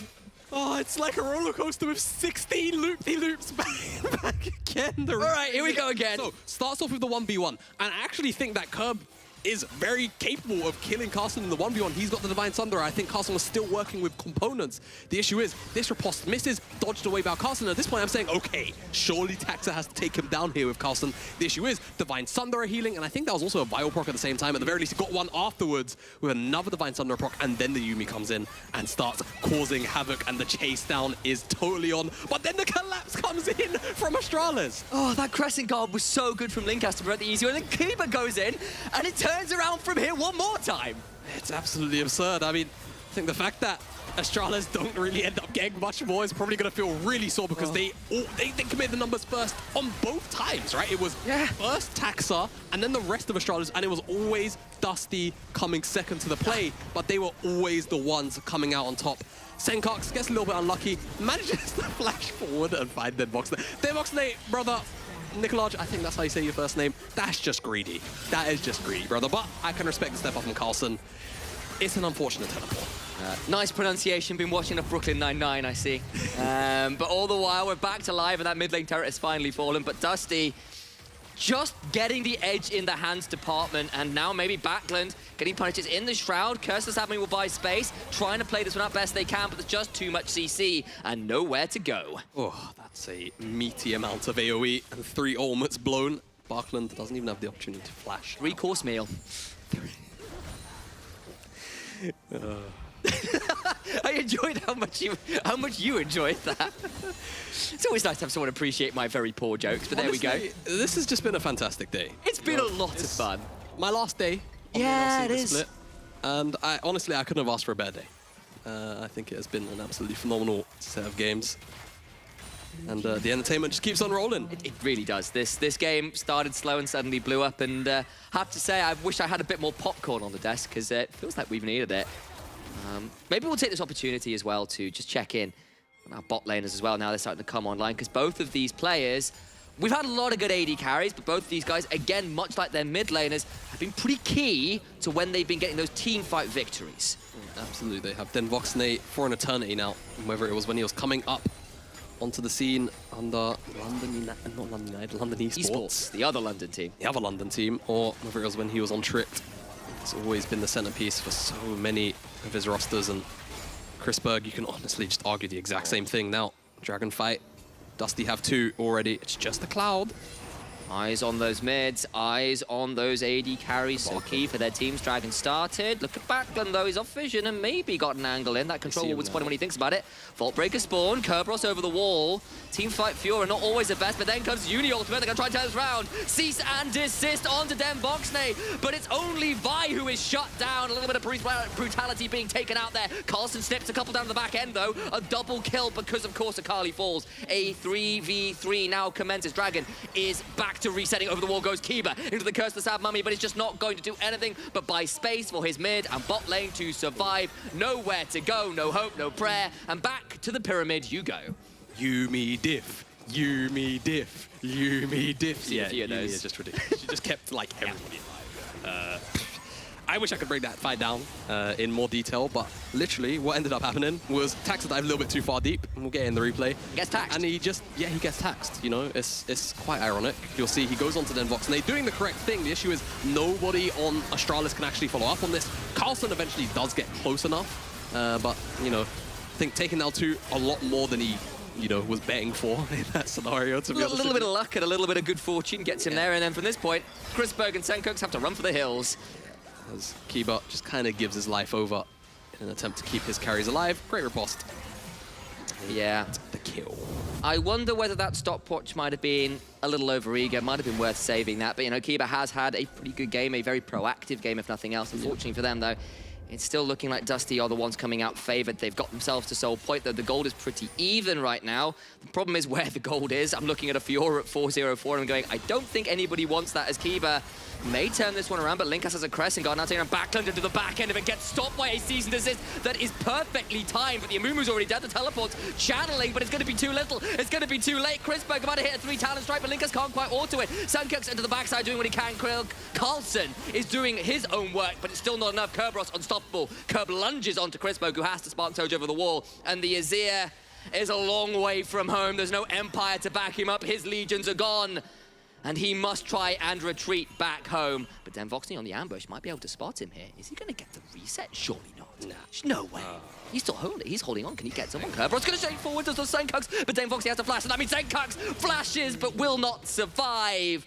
A valiant attempt, but dead nonetheless. Now Chris Berg may be too deep, as Backlund will find a 5-point strike and take Chris Berg down again. A full ace in the end. You can respect it. It was a 300 gold shutdown if he finds Denvoxnate. Unfortunately, nobody actually jumped onto Denvoxnate in that fight, so he still had flash and was very easily able to react to Senkooks' play there. Nice little attempt, but unfortunately it doesn't go their way. Everything is coming up. Dusty, Dragon Fight in that little skirmish there. What? I'm giggling because I just saw what Backlund is feeling it today. Only 4 stacks, but he's decided it is a Magi's game. If there's ever like a time to buy a Magi's, I think it's in your final game of the regular split, which doesn't actually hold much sway at all. You see, I have a problem. That's that I live with Nymera. And he basically has a library of Magi's. He just assumes every game is a Magi's game. Well, I think it depends on the champion. I think there's quite a few champions that should be building Magi's more frequently. True. Ari is one of them. I think a lot of... okay, I'm gonna... Okay, enough of these sensible thoughts on meta. It's a fight in the mid lane. A cease and desist onto the back line. Denvoxnate no flash this time. About to be shut down, but it'll be 2 back already. Denvoxnate trades his life valiantly, but the jungler is dead, as is the support. And with Baron alive, you have to wonder whether Dusty are feeling the purple worm is next on the chopping block. It's a gangster flick where you're watching from the Thieves' perspective because Denvoxnate keeps on winning. He does. It's as simple as that. Taxer is doing his bestest to try and lock down the rat, but he just... even if he kills him, it just feels like he's trading his life and nothing else really happens, and the rest of Dusty have the damage to back up the rest of the team fight. Yeah, I mean, like, they probably ought to rename to Oceans at this point, because it's Oceans 13 and 4 right now. Doing very well. soul on the table as well in about a minute 30. I apologize for that one, people. It was what came up to mind to begin with. That one was a little... It was a reach. No. I'll still give it to you. Thank you. Yeah, you're very kind. All right, let's take a step back. Yes. And look at the game a little more holistically, because right now, Cloud Soul spawns in just over 60 seconds time, so it's always a good timer to track the items. And honestly, not much tracking to do. Almost everybody has item parry, with the exception of Barkland, who's technically behind on Senkox, because he went for that Medjay's and has a bunch of components, and the jungle role, which honestly doesn't matter. It's the jungle role. They just have to press smile on neutral objectives. But Vi not having another completed item is definitely going to make her significantly less tanky on some of those dives, because that Force of Nature is already implemented. Force of Nature into Gwen Azir as well, where it's good against repeated takes of the same damage. Like, such a valuable item in this game, considering the opponents that this has been built into. Dusty just claiming control over this river, looking to put the remains of this game to the sword. Some fantastic mechanical outplays in this game, and they might be looking for another one as this mid lane is currently being fought over a little bit of an EU ram.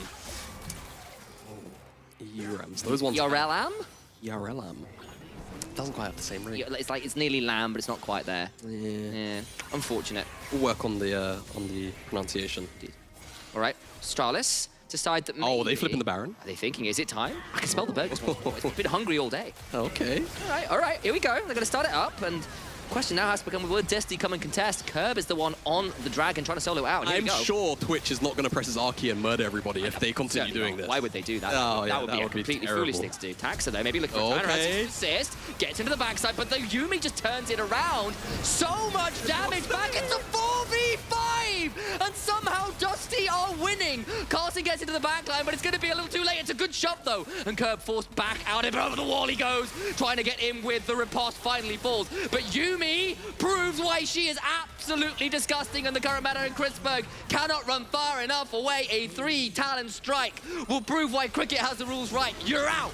Game over, says the emotes of Dusty. And I have to feel that with a team fight going so heavy-handedly in their favor, picking up the Baron, picking up the Soul, they get everything.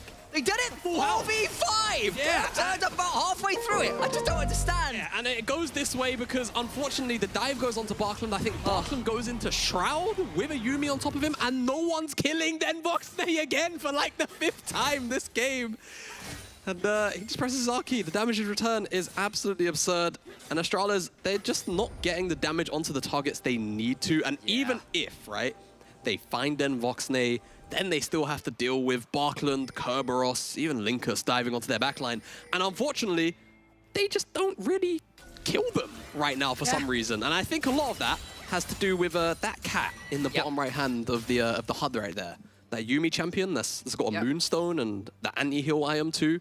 Really unbalanced. So much damage. Yeah, it's... Well, like, also, bluntly, you've got a Kali can go invisible in Shroud, a Twitch can go invisible with Q, a Fiora with Twitch is... Fox they just deletes. Goodbye. All right, well, this game's about done, isn't it? Backlund, though, maybe has to go golden and does so. Linkus trying to treat this one out, but still, somehow, some way, get the shot down. Wait, is this Astralis' moment? Is this their time to shine? I think it might just be. Stend is taken out, and now there's no catch. He's been skinned. What could the keeper Kerberos do? Finally pick the right player's name as I continue to stutter just a moment, and Curb is still finding his way to turn this around. A 1v1 for the ages, and Fiora doing her best. Into out of vision though, finally gets to it's timed out! Somehow Astralis find what they needed! They get ace! It's another time! I don't believe it! There's burgers everywhere! I can smell the cooking oil from here! They get a kill onto the AD carry, and in the 5v4, Astralis come out on top. Okay, Dusty, I mean, I'm not gonna lie, I'm not sure how you lost that. I think it all comes down to that Emperor's Divide. The turnaround is so huge, and Kerberos just frankly wasn't quite there yet. If he was there from the start, when that fight breaks out of the Tri-Brush, maybe they have a shot, because look how much damage he's capable of putting out. Look how tanky he is because of all of the healing in his kit. He just doesn't quite have enough. And what loses him this fight here? You're gonna see Dash is full. Do you know what the difference is? Vision. It's not even vision. Carlson was on the Cloud Rift part and had movement speed, but Curb I think that genuinely might have been the difference. Gold's back 23,000 apart. Backlund a little deep here. That's a few of those stacks disappeared off his Magi. Still post that 10 stack mark though, and my days, you have to wonder. 2.5 minutes to the Elder Dragon. There might be some more flips in this one. I was speechless partway through that fight, and I might be speechless again yet. Give it to me. Give it to me. Flips, flips, flips, flips. Right, it's time to go and look at the Olympic gymnastic medals. How do I do them? Simone Biles wishes she could pull off this kind of acrobatic feat we've seen in this game so far. Goodness me. All right, Baron timed out. I swear. Yeah. Every time you turn up. And like, there's something about you bringing the LPL madness wherever you go. You were there when V5 lost their first game. Yeah, I've been a bit of a hectic charm to a lot of the broadcasts I've been on. There's more keepers coming up as well. Like, you can't talk about this. They're thinking about this. They really are. As Senkux coming down, Ghost is popped by Curb. Can he get far enough away? I think he just about can. You know what? For a moment there. Not only that, I think Curb just got screwed over by Rito Games because he lunged towards Carlson and his Vital didn't proc. Which is actually a pretty big deal because if you got that movement speed, it used to be even jankier. Yeah, that was a little bit of a weird one. But anywho, what was we saying? Yeah, I've been a bit of a hectic charm to a lot of the broadcasts I've been a part of this year. Especially when I'm on the cast. It just feels like the games are a little bit bonkers. They've been a little mental, I think it's fair to say. Today, definitely. Yeah. All right, we've got about a minute until the Elder Dragon, which means we ought to check in briefly with some of our NLT memes. I'm not sorry, says Reed. Div 2 producer here throwing some shade at our social media manager. Doku writing a funny tweet. The English language. For a little bit of reference.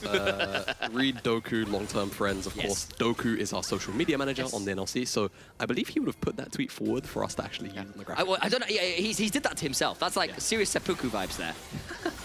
Either way, a little bit of self-damage committed, but either way, it's on stream, and Reed has a point. I'll flame Doku. He does. That's dangerous. I'll always get in on a bit of Doku flame. That's fair. There's a lot to flame. I'm gonna regret this very swiftly. Of all the people to pick a fight with, probably the social media manager guy is probably not the person. Yeah, okay, well, I've done myself in now. I'll see you on the other side of the meme storm I brought myself down upon. Game. 20 seconds. Elder, Dusty, they're first in the river. You've got Curb on the bottom side as well. Breaker charged, Curb down here, and there is now a GA on this Vi as well. Carson. That's a lot of damage. Beginning to win this one out a little bit. Of course, picked up a lot of gold, and then Voxy on the side has got an ultimate angle. The spray and pray comes down, and everybody's being deleted. Keeper's down already, resurrecting a divide. But a fantastic Emperor's divide by space. But how much? He can't divide by 0 because he's dead. Doing what he can, though, is Carlson in the backside. It's a 3v1, and the Gwen is trying to cut them down to size. But Backlund says no. The synchronized game over, and Astralis, their star, just ain't bright enough. Dusty are showing us in this game why they damn well deserve to be the first seed moving into playoffs right now, and they're having fun with it. Then VoxNate on the Twitch opens up, and again, it feels like I'm a broken record. Astralis have tried time and time again to lock him down, and that was very interesting. That didn't call me off guard. And time again to lock him down. But even if they do get very close to killing him, which on this instance, again, they failed. Yeah. The rest of Dusty just have too much damage to work with. It's filthy. Absolutely disgusting. That combination is so hard to deal with.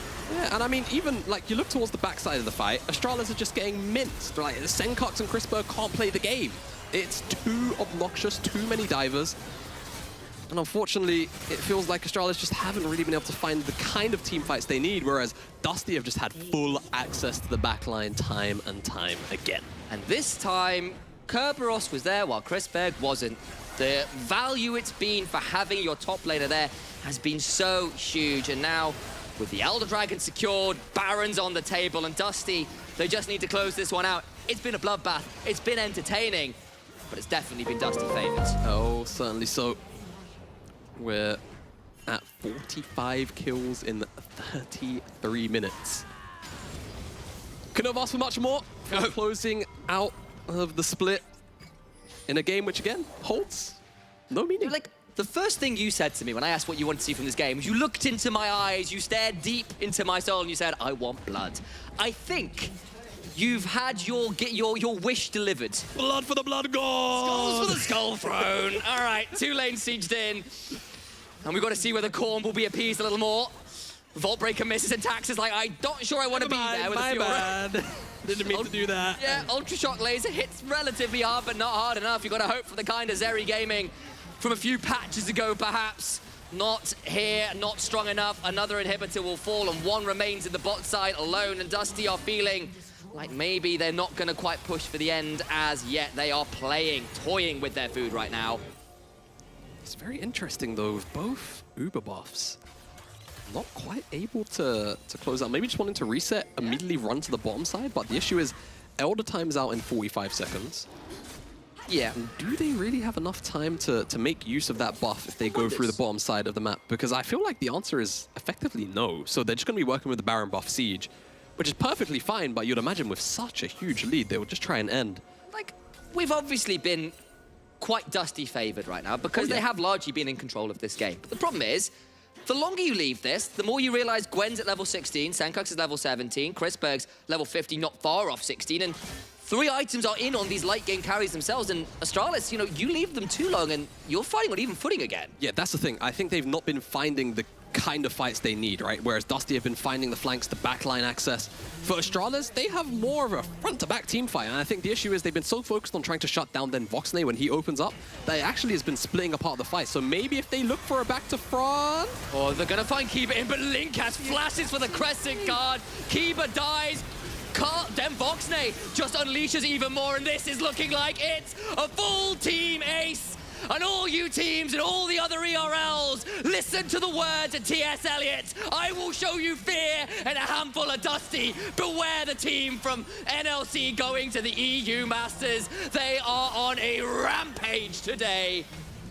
Dusty are a team to be feared. Moving into EU Masters, moving into playoffs. I would be bricking it, to be honest with you. I don't think there's an easier way of putting it, a better way of putting it. This team has gone from strength to strength to strength. They have gone from contender to the team to be contended. What an extraordinary, explosive growth from this team. And what a game to end their split on. It's been a phenomenal run of games so far, and I hope that for Dusty's sake, they can continue that into playoffs, because they're fulfilling the potential we had and expected from this roster. It took a little bit of time, but they're here now. And look, they were into so many other teams with all that potential as well. They weren't alone looking so strong, but they are the ones that have delivered the most. And that doesn't mean it's enough from me. It's enough from Jamada. We'll have to throw it to the analyst desk to break down that final game. Much love. See you around. But it's not enough for us. We still have a long way to go. Now, it's a small one. Astralis versus Dusty. Dusty yet again solidifying and cementing the idea they're the first ones in the league. With a little bit of chaos, Pounder, I would say, on this one, but it's still in the lead. That's the salt. What can you say about this game? We were expecting like mid-lane clash. How did it end up for you? I mean, in the early game, I was actually pretty happy with what I was seeing from Astralis. You saw Kiba roaming the map like Trouble asked for in the pregame. So that was actually great. They also had a bot lane gank, but after that, it just looked like it fell apart again for Astralis. They didn't look like they had any life after that, really. It was, yeah, rough. Obviously, they're playing into Yuumi. They're playing into Twitch. They're playing into Fiora. They're playing into Akali. So once those champions kind of started getting their items, you just saw the power that Yuumi really provides. And what a fun champion. Like, Yumi's so cool, right, Trouble? My biggest issue here with the Astralis gameplay was the fact that you're picking Azir for a reason, and that reason is that you want to create more space within your opponents and your carries and yourself. And I feel like Senkax played a little bit more for the montage plays right there, rather than getting these big shuffles for the team fights and keeping people away with the walls, which, you know what? It's fair enough. Again, they've locked in playoffs. I think even if you want to try out things in drafts, this is yet another official that will not change the standings. Both teams are locked in. If you want to play individualistically, if you want to play selfishly, freaking do it. It means nothing, and you also get to practice out of it on an official game. But we still got a little bit of light from Astralis in a specific moment in the game. I believe that's the chaos moment we have in store for you guys today. A fight where everything was going smoothly for Dusty, and all of a sudden, it was not. It's covered from a big camera, and I can't necessarily see what's happening. I can't see anything. So production, if we can pop it behind us as well. But I think it's where Kiba goes in, gets a big ultimate, and then Kerberos happens. He comes in with the Fiora, he takes over the fight. He 1v2s pretty much, and he almost cleans up the entire fight. But Carlson here with the Gwen, also very hard scaly jumping in the lake. And this one is the most... Nah. I love this moment. He dies right before he procs the Vital. He procs the Vital, he wins. But he dies... dabbed, though. He dies right before he picks up that Vital. Okay, we have the interview with Zen coming in from Dusty, the head coach from... He's back! You're back, my man. It took us the entire split to get you back, but finally, welcome back to the show, Zen. How are you doing? Thank you very much. I'm doing great, obviously. We're on a massive win streak. I think it was the 10th win today. Yeah. Yeah. And our performance was quite dominating, so I'm happy. Okay, let's talk about big ones then. Top one for Dusty. Were you expecting this at the beginning of the split? No. I'll be very honest. I realistically rated us somewhere in the top 4. But I was being more conservative with our estimates. Obviously, JDXL looked fantastic going into from last split into this one. Excel looked really good until they lost their jungler. They found their footing again with Viking. I thought that Bifrost would look a lot better than they did this split.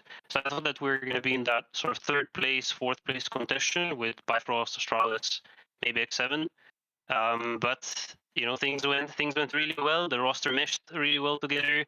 Like our playstyles fit really well. We can do pretty much anything in draft. We're super flexible on the map. We're super flexible. What you guys are saying on the cast is really correct. Like we can do a lot of things. With a lot of versatility, and no matter what you ban, what you pick, we're always gonna have something, let's say, fun and exciting prepared to take it up a notch. And let's talk about the big one. You guys are facing in JDXL to start off playoffs for your run on the semifinals. How are you feeling about that one? Dusty looking really solid, and JDXL shaky. Yeah, obviously, losing one player, especially when it's as big as their mid laner was, is obviously always going to be hard, right? But now they have a little bit more time, right, to prepare. I think that it's always a difficult thing when you go through something like that. And I have, despite the fact that their performance is pretty poor, I think by the time the sort of the winner bracket comes along, I think they'll do a lot better. Obviously, they're maybe going to be weaker than they would be with their previous mid laner, but I wouldn't underestimate them. Like, if you have good coaching staff, good players, which I think that they do have, previous Dusty bot lane as well, like FGG and Venzer can always do a lot of magic as well. So I would definitely not go into that series underestimating them at all. We're going to prepare really heavily, and I think they'll be a good team going into playoffs. Now, of course, then you're always coming here, and every time on the interview, you're very kind and you're very humble about your team and about your work as a person. And I have to say, obviously, a huge congratulations to your team, but also to you, because it proves a lot for a person's individual work to come in spring with a completely different roster. You mentioned Venzer, you mentioned MTG, you mentioned Viking, everyone. Now you're coming back with a complete rework, new players, more scouting, trying to find synergies. You've created such a flexible team that is so hard to pin down in draft. Obviously, on a remaining member is now Bakal, who has had one of the most insane glow-ups I've ever seen from spring to summer as well. So please, talk to us a little bit about what you do in the team and your work. Well, I'm really happy with both the last splits, the Dusty roster. I felt like we could have done a lot more than we did as well, but 3rd place wasn't that bad. I'm really happy that I managed to get both the previous Dusty roster together and this one. I think I have a decent eye of putting people together. But ultimately, it's all on the players, right? Like, the players are putting in a lot of work. On this team in particular, I do a lot of, let's say, coordinating work. We have very strong opinions everywhere, right? As you notice, we're super flexible, right? And we honestly, maybe we've shown 30%, maybe. of 30. everything that we can play. 30, 40, something like that. Like there's about half of everything we've shown. Additionally, champions, strategies, wonky picks, wonky drafts that people would not be expecting, and we haven't shown any of that yet, right? Maybe for playoffs and best of fives, it's the time to pull out some of the Hold on stuff for we've you, been Masters, brewing. man. Yeah. Or for you masters, exactly. And the players are, the players have a lot of very strong opinions because we play so much stuff. So it's hard to, or not always hard. It's both a good and a bad thing to say, okay, no, we're not doing this, and yes, we're doing this, right? When you can do 20 different things, you have to say no to some of them to say yes to others. And we all have really strong opinions of what we want to be doing. So coordinating that is sometimes a little bit difficult, but really the mental of the team is fantastic. Like all the players are super nice, and so even if somebody gets denied and say, hey, sorry, we're not doing this strategy today, maybe next time, right? Everybody's a good sport about it, and it's really fantastic. He's pulling a Dragon Ball on us. This is not even half of my power. This is this is an anime villain. Okay, now I need to know a small one for you. You got locked into U Masters. Regardless of the seed you take, you are on U Masters. What was the feeling? How did you feel? How did you react? What did you do? Well, we were all really, really happy. I mean, U Masters obviously is a big thing for us, right? We're hoping that with whatever teams in the NLC end up qualifying to EU Masters, I hope in the end, it's JDXL, us, and X7. I feel like that would give us the region as a whole the best chances at EU Masters to challenge Spain, to challenge France. I think challenging Spain might not be as difficult, but I think challenging France is going to be quite an undertaking. And I think if we can make it sort of to some of the top spots at EU Masters, I think the region as a whole should be really proud because LFL is looking really strong these days. Yeah, we have to be honest about that one. Even though we meme, LFL is still LFL. It's going to be a dangerous one, but we believe in you guys. Thank you so much for this interview. It's always a pleasure to have you back. Best of luck on playoffs. Have a nice one, Zen. Thank you very much, and thank you to all the Dusty fans. 30%. Oy, oy, oy. He underestimates the power that the person has when you literally have, you were coach, 5 voices in draft saying 20 different things, playing 50 different champions. How in the world? Like, I think he underestimates a lot of the work he puts in. Yeah. Being able to say, no, we're sticking to this. Someone gives an opinion, suddenly you have to change the whole draft and the way you work around this. Like, this guy is always so freaking humble, but I chose him as my MVP coach of the split in spring for a reason, and I think he is mine again. I mean, this guy has been around since I was a player, so he must obviously be doing something correct if he sticks around that long on that many good teams. So huge props to him. I've been a huge fan of how he's been drafting as well. And if he can keep 5 players with voices together in a team like this, that's very showing. So it is not easy, is it? It is not easy. It is I see it in your eyes. You've suffered that one. It is very difficult. Let's talk with the player right now from Australis. Crispberg is with us on the interview after this game versus Dusty. Obviously, it was a rough one. You guys almost pulled it off, but there you go. We almost pulled an interview off as well. I believe I agree with them. Every single statement he gave us, that was lovely. Yeah. Silence. Enough said. No reply. Yeah. Enough said. Enough said, yeah. I would say that one. I don't know if we wait for him. No, I wanted to talk with him jumping into playoffs. How does he feel? Which team does he believe Might just have the chance fight to. back? He's back? Crispberg? I think so. I'm back. There you go. Back. Okay. So I was setting you up online, the idea of you now on playoffs, regardless of the seed. Who do you believe you're going to fight against starting the first round? I mean, they just put out the match sheet, so I kind of know. Don't spoil. Who do you want to fight with? Don't spoil. Okay. Because I think we had a pretty poor showing against them, but I think we actually match up against them pretty well. Okay. We just keep like doing stupid things, and then the game explodes. And it seems like you don't have a lot of time to prepare. Do you believe you are in the state that you need to be to face them all? I mean, I think this week practice could have been better, but we are going on a boot camp for this next week. So nice. I think even if it takes time, we definitely have that. Okay. Nice. So now, Crispberg, of course, congratulations for making playoffs. I think it was a big hit in spring that you guys did not managed to get there. And I think Kiba coming into the team has changed a lot of around. We see him roaming the map continuously and trying to make plays. Now, I want to know a little bit about more of your synergy now that the whole split has gone past, at least the regular split, and we're heading into playoffs between you and Kiba.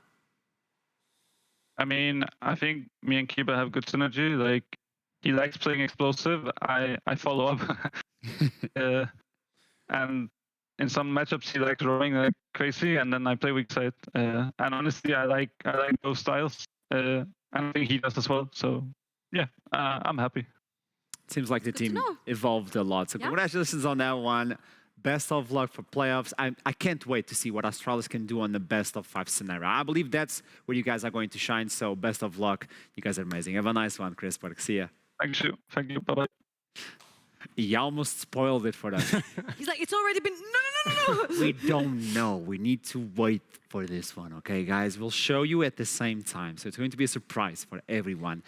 Which means that the surprise as well is the play of the day by Mastercard. Let's see who surprised us today with the best one. Shall we take a look? Right, so this is going to be most likely the Nuriki Team 5. Thank you. The Nuriki Team 5 right here. You will see that they have 3 members, 2 members behind the pit, and the second Riddle splits up. Their Jinx can no longer play front to back, whilst on the other side, the Aphelios is untouched. I think there were a bunch of surprises here because, one, Nuriki won the game in literally 30 seconds. There were no inhibitor towers down. There were no inhibitor towers. There were no inhibitors down. It was literally, we take Baron, we end the game. Surprise number 1. Surprise number 2. That was a 0-1 Aphelios walking into this fight and a 4-0-3 Jinx. And the fact that the Jinx could not play the front to back because the team split gave Aphelios a bunch of disadvantage. And surprise number 3, Fatesky is carrying again in Nuriki. Surprise number 4, JDXL get the second seed because Nuriki beat Riddle. A lot of surprises in a single fight. I mean, there were no indicators that they should be winning at that point. It all looked like it was not favorable for them at all. The momentum meter was on the other side. The momentum meter was all the way on the other side. It makes no sense. But Fatesky, as she says, he came in, did a lot of damage with the AoE gun. I don't remember what it's called, I'm going to be honest. But, yeah, that one. He did a lot of damage, spraying them down basically because they were 3 bunched up. It was crazy. Who are you, Fatesky? I want to know who you are. I want to meet him on an interview. 2 games, 2 pop-up performances. I hope people are watching because this guy came in for 2 games, tried to prove himself, and he absolutely did. He did, versus teams that he had no business winning, I would say. This guy is popping off. Now, let's look into the standings to understand where we wrap up on Summer Split. Dusty in first place with the 2-game lead that JDXL had for a long time. 10-0. This team has gone on a 10-game winning streak. This is major. Any surprise? Before we jump into the next one, obvious. Any surprise? Yes, JDXL. Oh. XDXL as XD it was so lightly put by Attila. It is surprising that they ended on the 2nd spot. I feel like they should be very happy with that, feeling very blessed. I am actually pretty excited for them that they get to actually pick it up. Torok looked like a very competent coach. I'm not very familiar with him, but he looked super competent, like a very nice guy. Oh, that's because you haven't seen a lot of his drafts. I'm just kidding. There we go. Bull him a lot, but he's a good. Yes. He seemed like he knows what he's doing, and I have full faith that the veterans who we argued are actually the ones who are faltering. I have full faith that they can pick it back up in time for when they actually need to play their winner's bracket match, and then they'll have Morosku as a part of their system, so they might actually be looking a lot better when we see them next. Don't put the bracket. Don't put it up. Don't put it up. I just want to remind everyone real quickly that I completely agree. I think we also had Zen mention Venza and FTG, who picked up massively in playoffs when they were playing with Dusty in spring. So if they can manage to pick it back up with this one for JDXL, maybe we can have a really good best of 5 versus Dusty. Please take it away because I can see you. Okay. Production, wait. I'm going to step up and you guys are going to put on the big wall so we can react to these ones. Okay, I'm up. These are the standings. In the studio, give me the brackets for playoffs. I want to see it. Who picked who? What do we get? Dun, dun, dun. You can. The excitement. Yeah, you can. Production. They're doing this on purpose. They're doing this on purpose. I can't keep my hands up like this forever. I'm trying to look. Yes, hands. Is this what it takes? I'm just chilling. It's fine. I already know what's happening. Okay.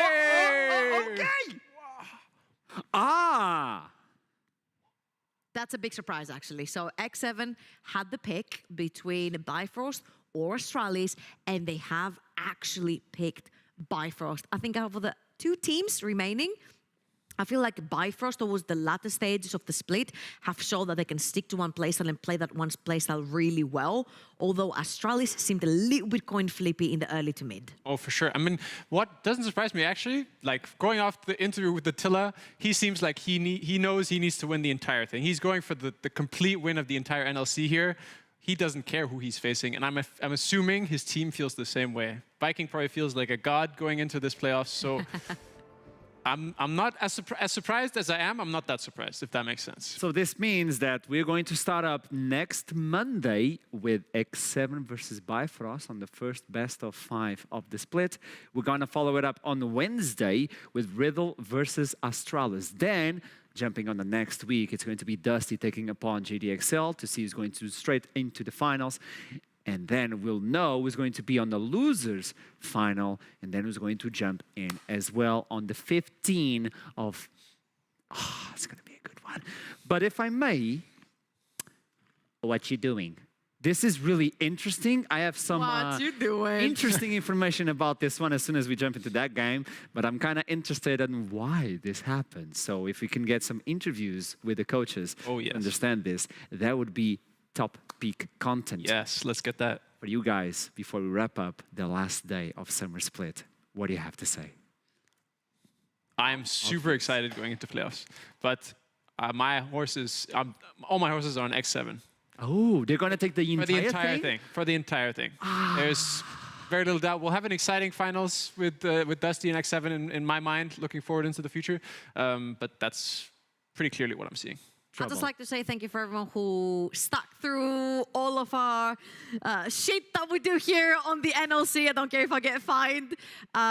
Thank you guys for showing up every time, cheering on Twitter, on any social media, on Twitch chat, everything. Thank you so much for supporting us, that we're building the show, the people behind the cameras, the people in the production room, everywhere. And obviously, everyone has seen how the NLC has stepped up production-wise, but also our teams are showing up and showing off, and I feel like all 6 teams are worthy of EU Masters, and we have proven it. This is why we got our 3 seeds. We can't wait to see you guys back for playoffs. Thank you for sticking with us. We're back on Monday to start off playoffs on the Summer Split 2022 of the NLC. My last reminder for you guys on a regular split is you guys are amazing. Either working here, either working as caster, analyst, or even on the production, cameramans, every single one. Even the social media guy, you actually, you know what you're doing. For the teams, you stepped up. Content creators on the social medias as well. The NLC social media clash was amazing. And you guys back at home watching, sharing, and making clips, all of that. We got that 3rd seed because of all of you. It was not on one person, it's on the entire community. And all of a sudden, we have a good community on the NLC, the Northern League of Legends Championship. This is all for today. I'll see you on Monday for playoffs. Let's kick it off. It's playoffs, baby. Keep climbing the mountain. I'll see you soon. Have a nice one.